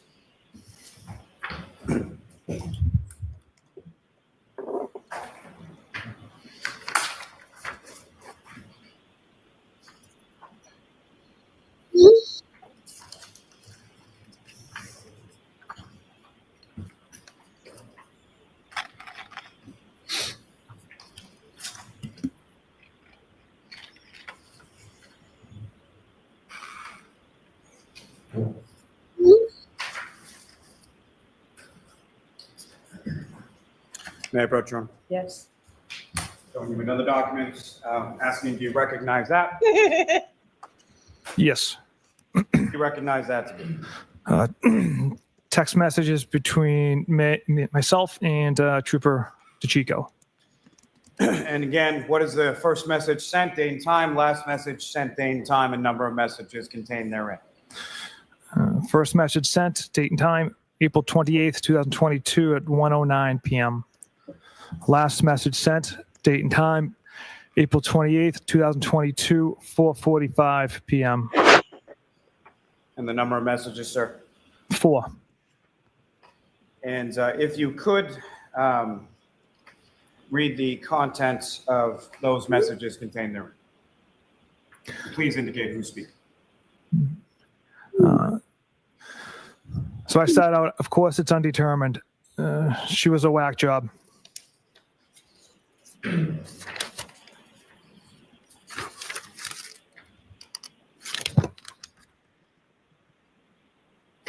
Trooper DeChico responds, "Dear God, WTF, what the hell is inconclusive about the whole thing?" And as far as your indication there, as far as she was a whack job, who are you referring to there? Miss Reed.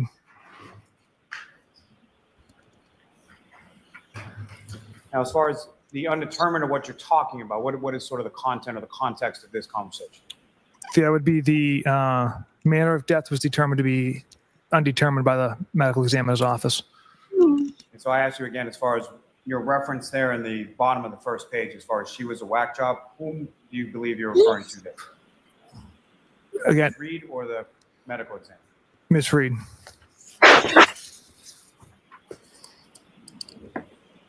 May I approach, Your Honor? Yes.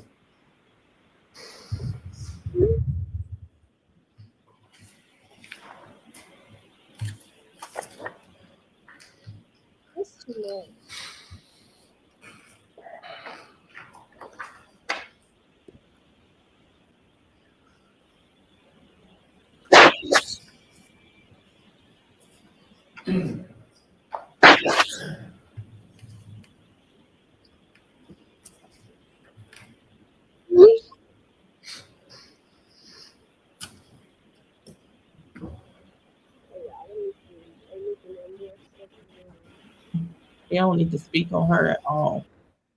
He just, oh. And then they reading all these, baby. Well, I didn't realize Lally tried to really soften the blow, but I think AJ was so good at it. I forgot. Let me approach briefly on Okay. this packet. He said AJ was so good at it, you forgot that he tried to soften it. Friend, what did he say? Nope. I mean, AJ was so good. I didn't even remember Lally tried to get Tried. What I say, Papa said, saying you tried is a nice way of saying you failed and you okay with that. clearly because he failed. You failed. I don't even remember all Do you of it. recognize those, sir? Yes, I do. And what do you recognize those to be? Another text thread between myself, Trooper DeChico, and Trooper Kokowski. And Trooper Kaskowski is another trooper within your unit in the state police, is that correct? Yes. And again, if you could read from the first message sent, date and time, and the last message sent, date and time. First message sent, date and time, 5/24/2022, 9:21 p.m. Last message sent, date and time, 8/24/2022, 4:56 p.m. And as far as the number of messages indicated within this text chain between yourself, Trooper Kakowski, and Trooper DeChico, 494. fair to say the documents before you do not contain 494 text messages, correct? Correct. Just in reference to that first page, 2635, first message sent, that's May 24th, 2022, around 9:21 p.m. Is that correct? Yes, And that's a message sent from Trooper Kaskowski. Is that correct? correct. And what is that? Appears to be a picture of a toy Santa Claus. Now, sir, if I could direct your attention to page 2644.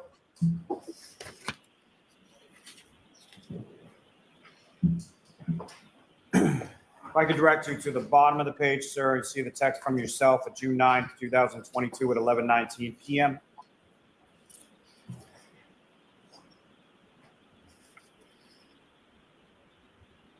Yes. Very bottom of the page. And Your Honor, may I approach just to point it out? Yes. Yeah, I see it, sir. Okay. If you could read what you wrote on June 9th, 2022, around that time, sir. If you like women who shit themselves.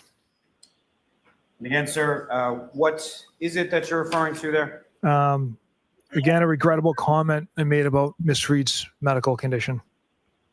Wow. Now, if I could Right. direct you to the following page, 2645.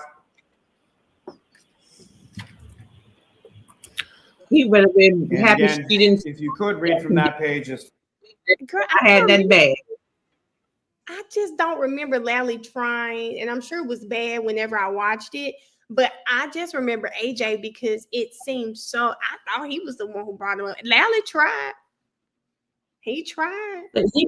He better have been lucky that she didn't have that condition no more. Because if I'd had that condition and heard him say that, he'd have wore everything I had in that bag.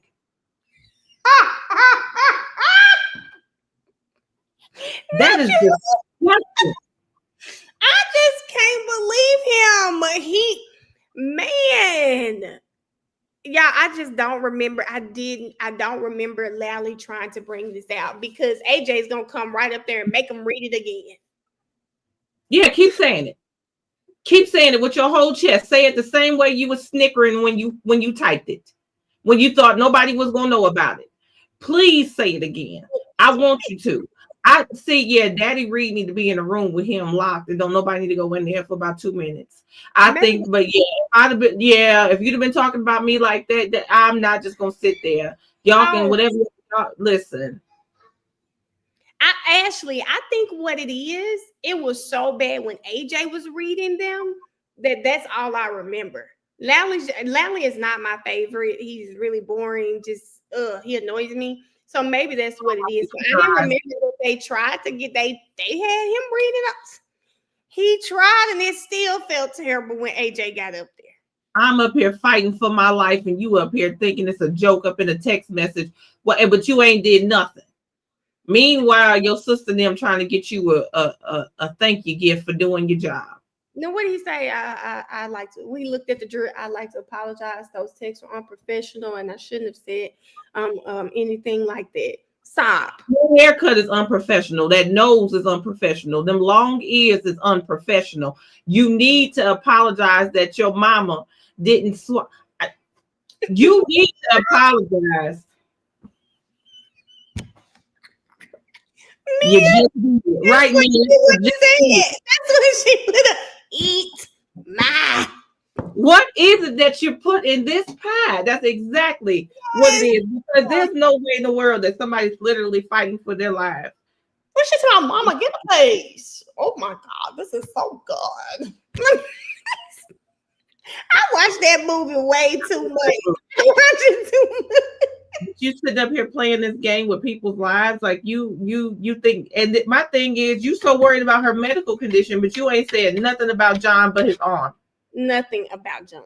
Said you didn't get a good look at his head. You couldn't tell what trauma happened there, only that there was bleeding, but you went back to his arm. You talked about his arm 3 times. You have not said nothing else about John besides his arm.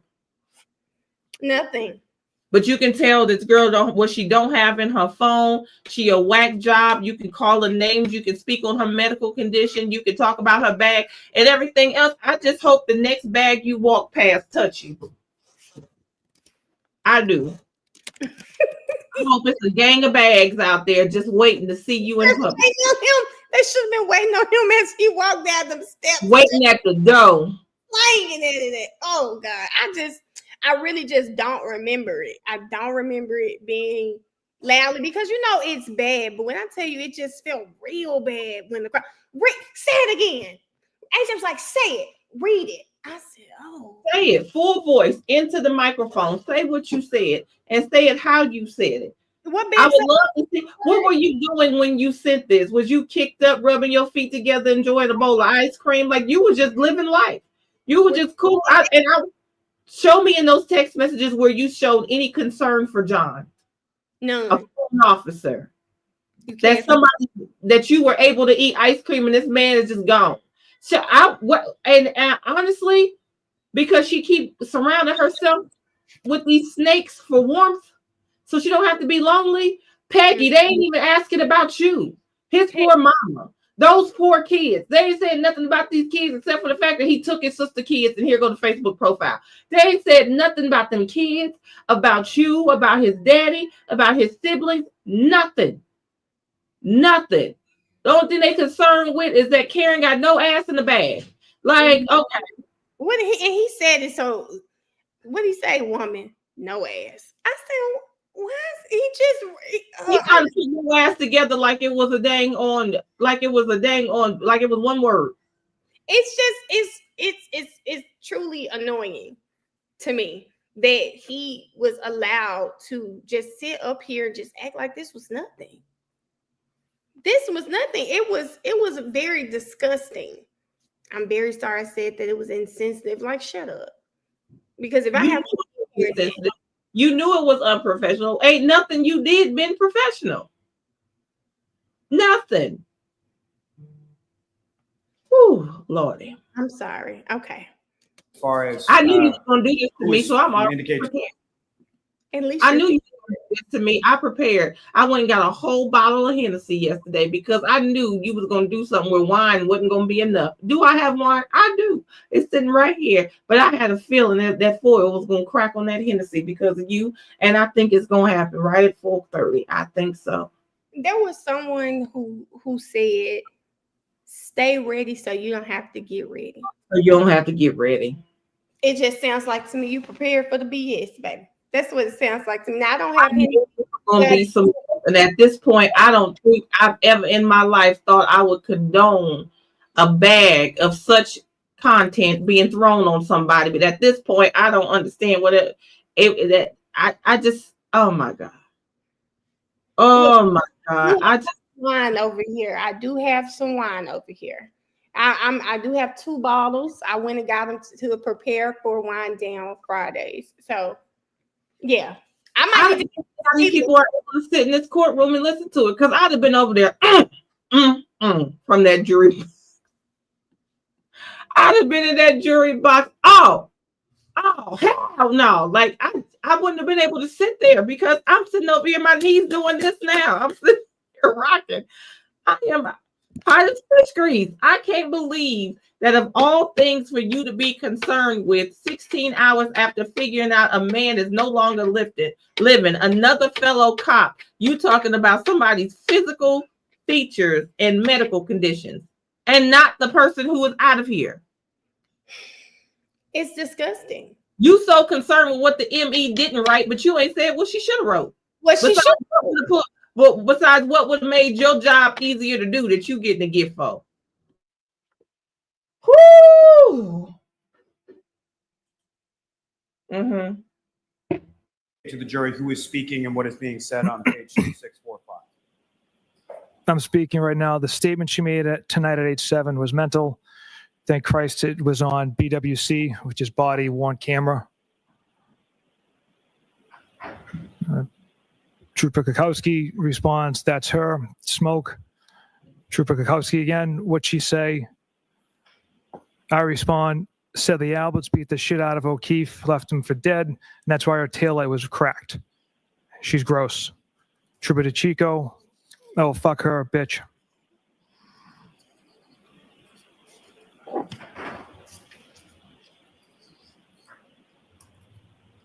Thank you, sir. May I approach to retrieve your arm? Yes. Where did Chico at?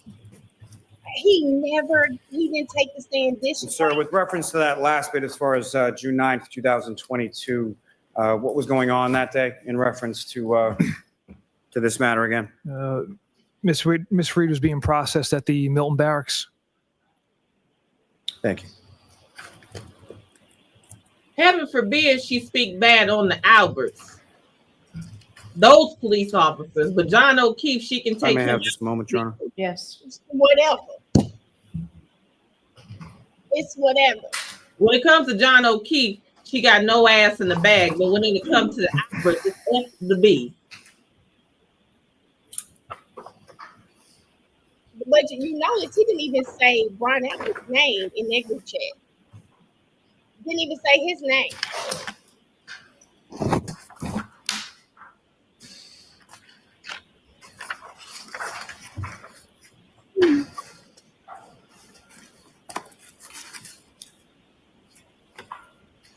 I don't know if Bev is disgusted at what he's saying or disgusted he got caught saying it.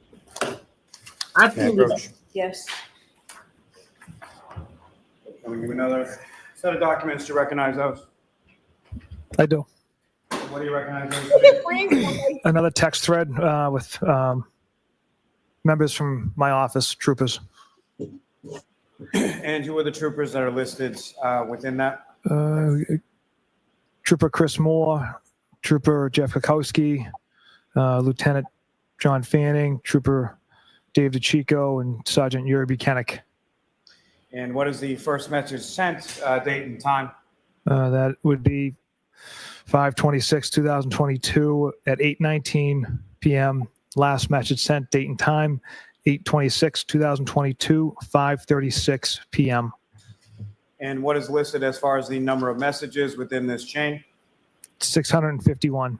This didn't Fair to say matter. the documents before you do not contain all 651 of those messages within this chain. Is that correct? Correct. Why would we want the rest Now- of it? We only want what's on this case.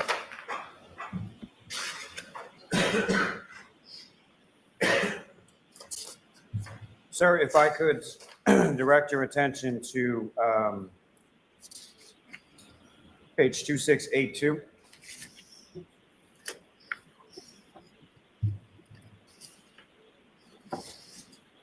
You see a message sent from Trooper DeChico on August 17th, 2022 at 9:42 p.m. Yes. And is that an image contained on the next page, which is 2683? Yes, it is. And what is the image of? That is a picture of Mr. Yannetti, appears to be from quite some time ago. Now, turning your attention to the next page, 2684. And there's a response from you, August 17th, 2022 at 9:44 p.m. Is that correct?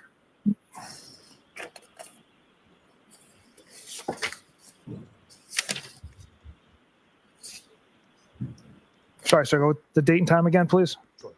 Page 2684, 8/17/2022, 9:44 p.m. Yes, You see there's like sort of three Yeah. responses from you. I have you now. If you could just read the three responses from yourself, sir. Okay, so these came from me. Funny, I'm going through his retarded client's phone. No nude so far. I hate that man. I truly hate him. Like, why you No. hate your Nettie?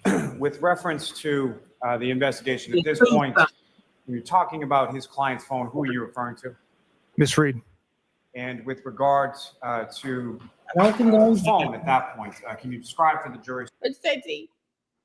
I said Nettie should have threw something, but I don't condone violence. They said, I don't even know the name of those cups. What are those? It's a cup that's called a Nettie. I don't know what it's called. Somebody said that on X. He should have thrown one of those. Because why do you hate a man? You don't even know that man like that. What did that man do? What did he do? Then he had a picture of him too. Besides question the stuff that you should have questioned. I mean, like, what did he do? Yeti. Literally. There we go. The Yeti. Thank you, Keisha. Yeti. From the Yeti. There we go. That's what they said. Sort of what's going on during this time period of August 17th, 2022 in regard to Ms. Reed's phone. So after obtaining a search warrant from Miss Reed's phone, we weren't able to extract any data from it until August of 2023. Troopers in my office knew I was going through the phone that evening. I was most interested in location data, text messages, Google searches. That was the update I gave the troopers in the office. It was a distasteful joke. I should have gave a proper update instead of that. I wasn't able to go through the phone as thoroughly as possible because I came across some a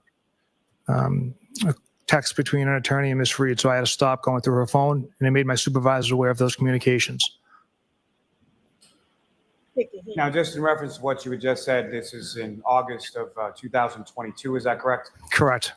So after a search warrant is obtained for the defendant's phone, where did it go? You indicated you gave it to Trooper Garino, and where did it go from there? Trooper Garino essentially hooks it up to a device called Gray Key, where it tries every possible combination passcodes in order to access the data contained in the phone. And at that time, when you retrieved it pursuant to the search warrant, you didn't have the passcode to the defendant's phone, is that correct? Correct. So that device is designed to sort of go through numbers and try to find a combination to get into the phone, correct? Correct.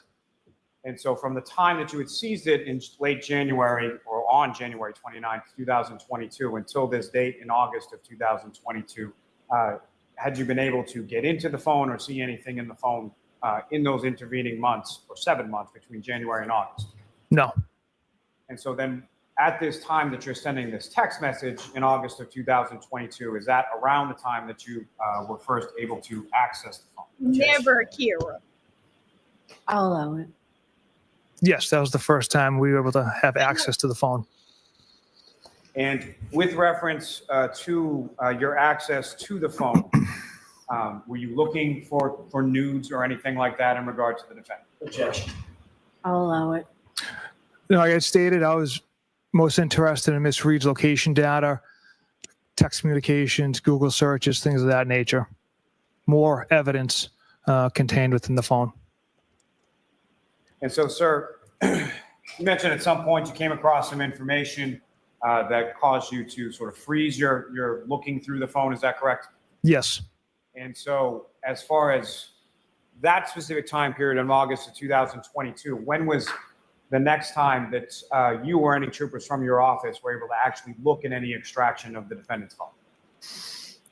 So once I came across that text communication that took place on the 29th between Ms. Reed and an attorney, the phone had to be sent off to what they call a taint team to remove any attorney-client privilege information from the phone, and then it would be returned to us, as well as defense received a copy of that as well. I'm not positive on the time. It was quite a long turnaround for that process to be completed. Sometime at least in the spring or summer of 2023. Does that sound about right? That sounds about right. May I approach to retrieve, Your Honor? Yes.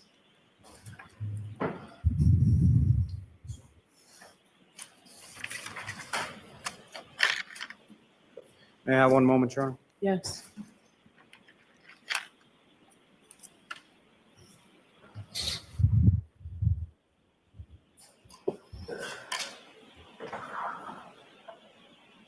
Michael, he just lied for the hell of it. Thank you, sir. I have no further questions, Your Honor. All right, so I'm going to see you at sidebar so I don't interrupt your cross. Okay. Direct is over. What are you feeling now that you've seen the direct of Proctor?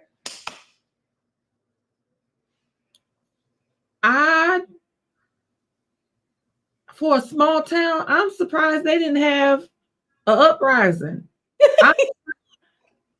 I'm serious. Like, if I'm sitting here listening to this stuff, like you had to pick a side, now I understand why all the nonsense is going on outside of the courtroom, all the stuff that we see outside, everything that we see on the internet. It's not that it's just a crazy case with crazy circumstances. The folks that are supposed to uphold a standard in the law are the ones that's bringing it down to gossip and blogs. These people are out here texting about it like it's you and me hearing about it on court TV. Like, they're out here handling business like ain't no business to be handled. It makes me understand, one, at this point, again, I still stand on my original statement. Proctor just need to come in dressed like the Pope and just say, with some rosary beads around his hands. and he just need to hum a little bit like the monks or something and let them know that, this is what I did, because they didn't threw him under the bus every which way. And I do believe that he was a horrible person, but I don't believe he was the only horrible person. I agree I with don't believe he's the only one that did it. I believe that he was the face, he was the name, he was the handwriting, he was at the scene, he was the collector of evidence, he was the lead investigator. So he was the easiest one to put a face on it. But I do not believe that he would ever be able to do all of this alone without someone assisting him, promoting him, assuring him, confirming him. He's not the only one. So if you think that I'm going to go take this and go up Schitt's Creek without a paddle by myself, especially if you want to back, baby, you better throw Yuri up under the bus with you. You know what? You know what? When I walk in, if I'm listen.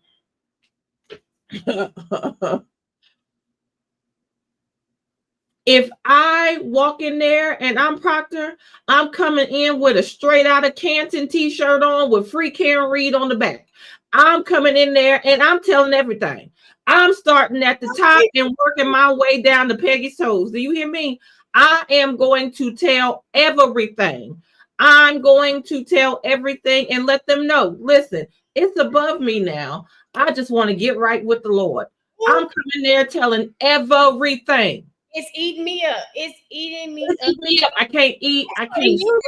Ask for immunity so that they won't hold you accountable for those taillight pieces you planted. Listen, I'm coming in and you got to sit up here and you got to understand I'm coming in there on my Marky Mark. What was that? The four brothers when he came in there and took that basketball in the middle of that court. Yeah. I got the ball. I got the ball now. Listen, I'm coming in there like one of the Wahlbergs. There's nothing you can do at this point.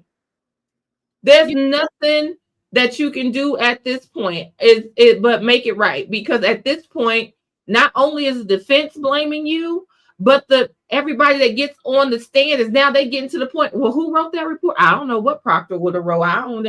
No, I'm up here trying to get my job back. Y'all trying to act like I was just out here doing this on my own. And the truth of the matter is, even if you didn't know what he was doing, you knew that you weren't with him that day that he said you was. You know that you didn't answer that call like you said. Like he said you did. You know that you were in that dang on Sally port, but only part of the time you was in there showing.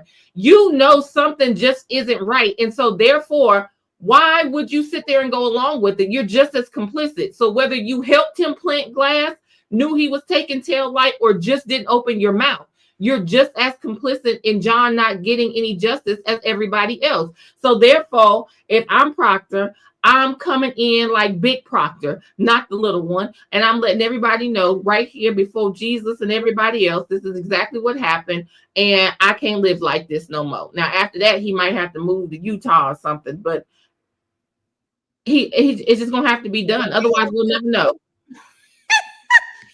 He'll be in Idaho somewhere on a potato farm. Okay, he can go get a little Amish country or something. He's got to go do something like that. But what they can't do is try to hide who he is, because maybe Lolly just wasn't good at it. He tried to get out there in front of it. It sounded like it didn't work for him. It's just, you have to put it out there, because now hiding him and acting like he don't exist ain't helping either. Yeah, he is, I think Forrest said this earlier. He said at least Lally had the balls to put him on the stand. Yeah, because you have to. I think that's bad. You can't do that. Just go ahead and face it. It was a messed up investigation, but keep letting him reiterate, hey, this had nothing to do with it. I mean, we don't believe it, but let the man do it. He did it this time. He survived. He didn't fold. But unprofessional and inappropriate aren't the words. No, they're not. You should have sat up there and said, I'm a douchebag. I'm a jerk. I'm a jerk, and I'm acting like a jock. I'm acting like a high school jock in a dang on locker room. I really do think, I agree with you that if they would have just laid it out there, okay. But the fact that they're hiding, Brian, well, I don't want to say hiding because I think their strategy is we firmly believe no one inside that house had anything to do with this. So we're not calling anyone who was inside the house. No Brian Albert, no Higgins, no Allie, no what's his name? Brian Albert Jr. They're not calling any of those people. The only people they called, think about Sarah and Juju. Why did they call them? Because they left and they walked around the car. Maybe that's why they called them. They were in the car with Jennifer McCabe, right? Jennifer McCabe, she was actually on the scene the next day. But everyone else, they're not calling any of them. And maybe that's their strategy. Is it going to work? Hell, I don't know. I can't answer that one. There's no strategy. And at this point, I need Chloe on the stand. Let her Scooby do her ass through this because I need Chloe. Because at this point, I'm at the point where y'all didn't sacrifice Chloe for Higgins. Y'all sent Chloe away so Higgins can play. That's exactly how I feel because so Higgins can play. Because Higgins can talk. I mean, Chloe can't. I mean, unless somebody speak dog, ain't nobody gonna know. Chloe can't tell. I ain't bite that motherfucker. Like, can't nothing happen. Like, yeah, they did what they could have done. Forrest is right. They didn't call Julie this go around. Thank you, Forrest. They only called Sarah. They called Julie's brother, Julie's brother's girlfriend, but didn't put Big Ju on the stand. Y'all know why? They didn't put Big Ju on the stand. They don't want her to start. They don't want her to be asked about that blog. You are call Big Ju. God dang it, you're right. That was this go around. They did not call Big Ju. Thank you, Forrest. Oh, look at my feet, Levison. She just Yep. Look at my feet, Levison is correct. What she said? I was looking straight down at my feet. Eyes crossed like a T. Yeah, right. Eyes crossed, and you trying to tell me you was looking at one fixed point. Man, you saw the rest of that, y'all. I believe that. I forgot. Thank you, Forrest. They did not even call Big Ju. They did call a lot of people. I think that's why this trial was so short. But was that a mistake? We're going to see once the trial ends. Me personally, I feel like the last trial was long. It was kind of drawn out. This trial, not as long. Hank kind of gets to the point, but I really don't see it. I really don't see it this trial. I really do not see it this trial. I don't see it. Ain't possible. I think that these jury instructions need to be clear. Those forms need to be clear. And honestly, the closing for the defense needs to be clear. It needs to be like that. You can't just eat down as far as driving the points home. It has to not just say we don't have the burden of proof. They do. The proof is beyond a reasonable doubt. If you have any doubt, we're not guilty. This is not about whether you think she's innocent or not. It's not about whether you think she hit him or not. Did they prove beyond a reasonable doubt that she is the reason why John is no longer with us? Yes. That they need to explain to the jury that that's the thing, because there's no other thing that I can come up with other than the jury sat in there and tried to figure out I think so. If she did it while it was backwards, because at the same point, I could almost say, okay, he's drinking all these drinks. You let him leave. You go off in there. You didn't check on him. Yeah, it's your fault. You should have known before anybody that your man was gone. Anybody could come to some sort of conclusion how she could possibly have some fault in what happened that night. If you want to find it, you can find it in more ways than one. I think the jury needs to be very, very clear as to what they are deliberating. This is not about Karen's innocent or guilt, who you like. This is not about if he could have been hit by a car, could he been hit by somebody else's car. The truth of the matter is everybody was absolutely drunk. Yep. Why is she the only one with a DUI? Why is she the only one that was supposedly? If she never made it to the party, then why is there a mention of it? Like, if she never made it to the party, if nobody ever seen him, why did somebody see him? 1 minute they ain't out there, some next minute they there. Like if they can't get their stories together, we're not trying to figure out if they were out there or not. Why don't none of the stories match from the same side? Well, did you hear in Brian Higgins' testimony that he told the FBI that he saw someone matching his description in the house? In the house. Tall with dark hair. Tall with dark hair. The thing that set me off about Brian Higgins is I felt like when my mama used to be helping my sister with her damn homework.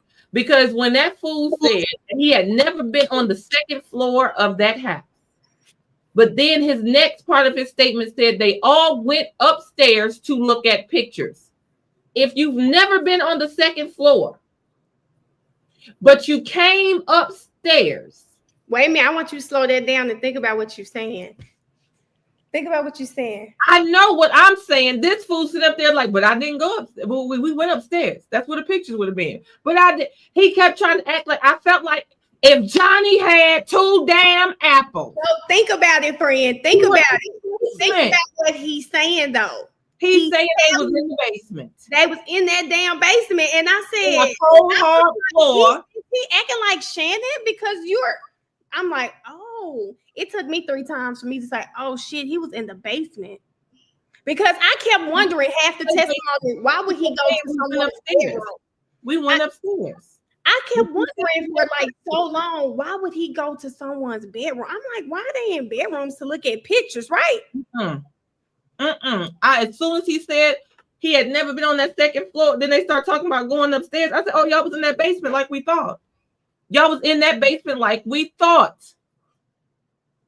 Come up from where? Y'all, but I'm telling you, I thought you were like me.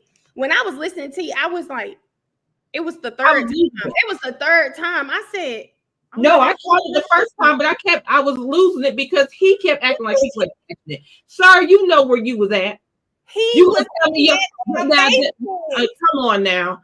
Come on now. You mean to tell me his big ass don't remember steps? Get out of here. Get out of here. You know what? You know when you got to go up some steps. I think his testimony, in my opinion, confirmed they were in the basement. So many people have said that, right? And then they have tried so hard to keep them in their family room. And nowhere in the family room, but he said we went upstairs. And I think again, it's because I'm talking to the FBI. I'm a little nervous. I'm off my game. Same how I feel with Jen. We rolled him over on that phone call. He got out of the car saying stuff like that. They're nervous. That's why they didn't try to kill this man. This is the plan that was being made up as it went.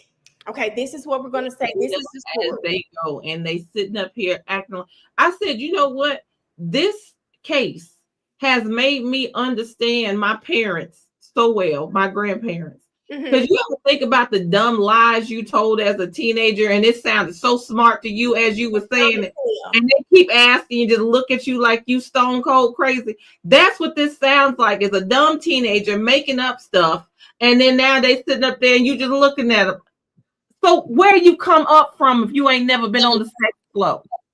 Like it's absolutely crazy to me. And I'm still of the mind that whatever happened to John is nowhere near as horrible as this cover up. Whatever happened to him could have been explained. If somebody would have gotten in trouble or whatever, so be it. Everybody was drunk. But what happened to John could have been explained. This cover up has made this. I mean, regardless if somebody was at fault, went to jail, it was a fight, it was whatever could have been explained in a manner that was not going to the depths of hell that this cover up is going. Yes. I agree. And that's the problem. But these people would have had absolute. Now, the crazy thing about this is I'm almost glad that it didn't, because this probably wouldn't have confirmed things for Sandra Birchmore's family. This probably would not have bought out things that was going on. This probably would have not, put things out here that the FBI probably would have skipped over this one and treated Sandra Birchmore as an anomaly when we know Guarino out here doing what he do every day. Like, how does he still have a job? because they could throw it all on Proctor. Everybody could shovel the shit and throw it over there on Proctor. That was it. So I think in a way it was supposed to come out, but I think they all just dug their own graves by not just saying, calling a spade a spade. We were drunk. This happened. I should have stopped it. I should have said something. I shouldn't have went home. Even if I could even understand if Jen got up to go home because it was getting tense. You ever been at somebody's house or at an event and you see some bullshit about to happen? Like, nah. Well, time for Hey, over here. What'd you say? We out here. They getting crazy. I got a cousin. I know if I see him on his second drink, it's time to go. It's time before he finish it. It's time to go. Now, if I would have left and something happened, then I would be like, you know what? I wasn't there. I don't know what happened, but it seemed like I heard some arguing, or it seemed tense, or they started tussling at the waterfall. And you said, my three, let's go. That sounds like my mama. My three? That was my mama for sure. Let's go. When Rara was older, my two, where my two at? Yeah, come on, because you got to go. Because it's you. So if Jen would have said, you know, we went from It's Raining Man and then it wasn't fun no more and we left. Like, you could have said that and I would have taken that. Something may have happened, but you weren't there to witness it. You don't know what happened. You don't know who did what to who. You just know that it was tense and there was a lot of alcohol. That's it. That's cool. That we could have been cool with that. You could have eliminated yourself, and that would have made the pool a little smaller. Who was still there while it was tense? Yep. Ian left, Matt left. They took Look at My Feet, Levinson, and Big Juju home. So those four are gone. Who else was still there? Could have gone home. I said, why? And They were. I'm just saying, even if they chose to leave with Jen, those four could have been subtracted from the equation. And who do we have left? You see what I'm saying? Like, it could have been done. It could have been done. So it didn't have to be all this. I don't think it had to be all this. You just made me wonder, why the hell didn't they? If all of this, if we're to believe, and he was probably in the basement or whatever, why the hell didn't Big Jew and Sarah leave with their brother? That is something, like, it's stuff like that really boggles. Like, I don't quite understand. Why would you say, oh girl, I'll take you home? This was their closest proximity to being somebody, honey. Because anytime you come over somebody's house before dinner and don't leave till breakfast the next day, I don't get that. They had been over there, and I told you, they was looking for love. They was looking to be loved, because I told you that girl parents don't even love her. You're gonna just drop off at somebody's house in a blizzard, knowing you can't come back. You pick up, and then gonna let the drunk brother just put her in the car. Like, they don't like her. They don't like her. She should have never. Jen made her stay. I still don't. I don't get it. But when I tell you, there's so many things I don't get, and I give them some lie detector tests. Hell, if Diddy can give his employees lie detector tests for a stolen watch, damn it, we ought to be able to give one to these people for actual murder. If I'm at a party and it turned into old people playing It's Raining Man, you got to fight. I'm not staying. You're not gonna make me stay. I don't have to deal with this. I could be asleep. I could be at home. I could be at home by myself playing my 90s R&B in my own concert. I do not have to be here looking at this, hearing this. I don't know. And then you think what your sister do when the song come on with an umbrella is funny. Don't nothing about that sound silly, hilarious. Nothing about that sounds comical. Let me out of here. I'm not staying here with you. Funny person. I'm sorry. I'm not staying here with you, and then I'm sitting up here and my sidekick got to look at her feet. Let me out of here. I'm going home. I'm going home. I don't know. Y'all, we are not going to start Cross, because I went and looked at it and I told T that Cross is about 6 hours long. Because we only have 30 minutes today. Y'all know I hate starting something and don't finish it right in the middle, because then I won't get off. But we have wind down tonight. We're gonna do another video with for members only again for cross examination. It's 6 hours. So it'll be in the next week, I'm sure. But we're gonna do the whole cross examination. I just don't want to start it and then we can't finish. Now, don't curse, Aaron. I went and looked and I was telling T, like, if we were, I was gonna go straight in the wind down. You don't want me to eat? yeah, I told her we not. It's really not 6 hours. It'll be another 4.5 hour video that we'll be on here. Don't be activated. Sorry. I don't want to say Monday because that's a holiday. Yeah, Monday's a holiday. Yeah, we got to take holidays too. I'm sure we're gonna have another blackout day. I know she said another half day next week and something else. And it's 4.5 hours, I believe. And I want to say Monday. I may have to drive to Memphis on Sunday to go get my baby again. So I don't want to say Monday. I'm a little pissed about that. His dad could have just let him miss those 3 days of school, and he'd be right here with me.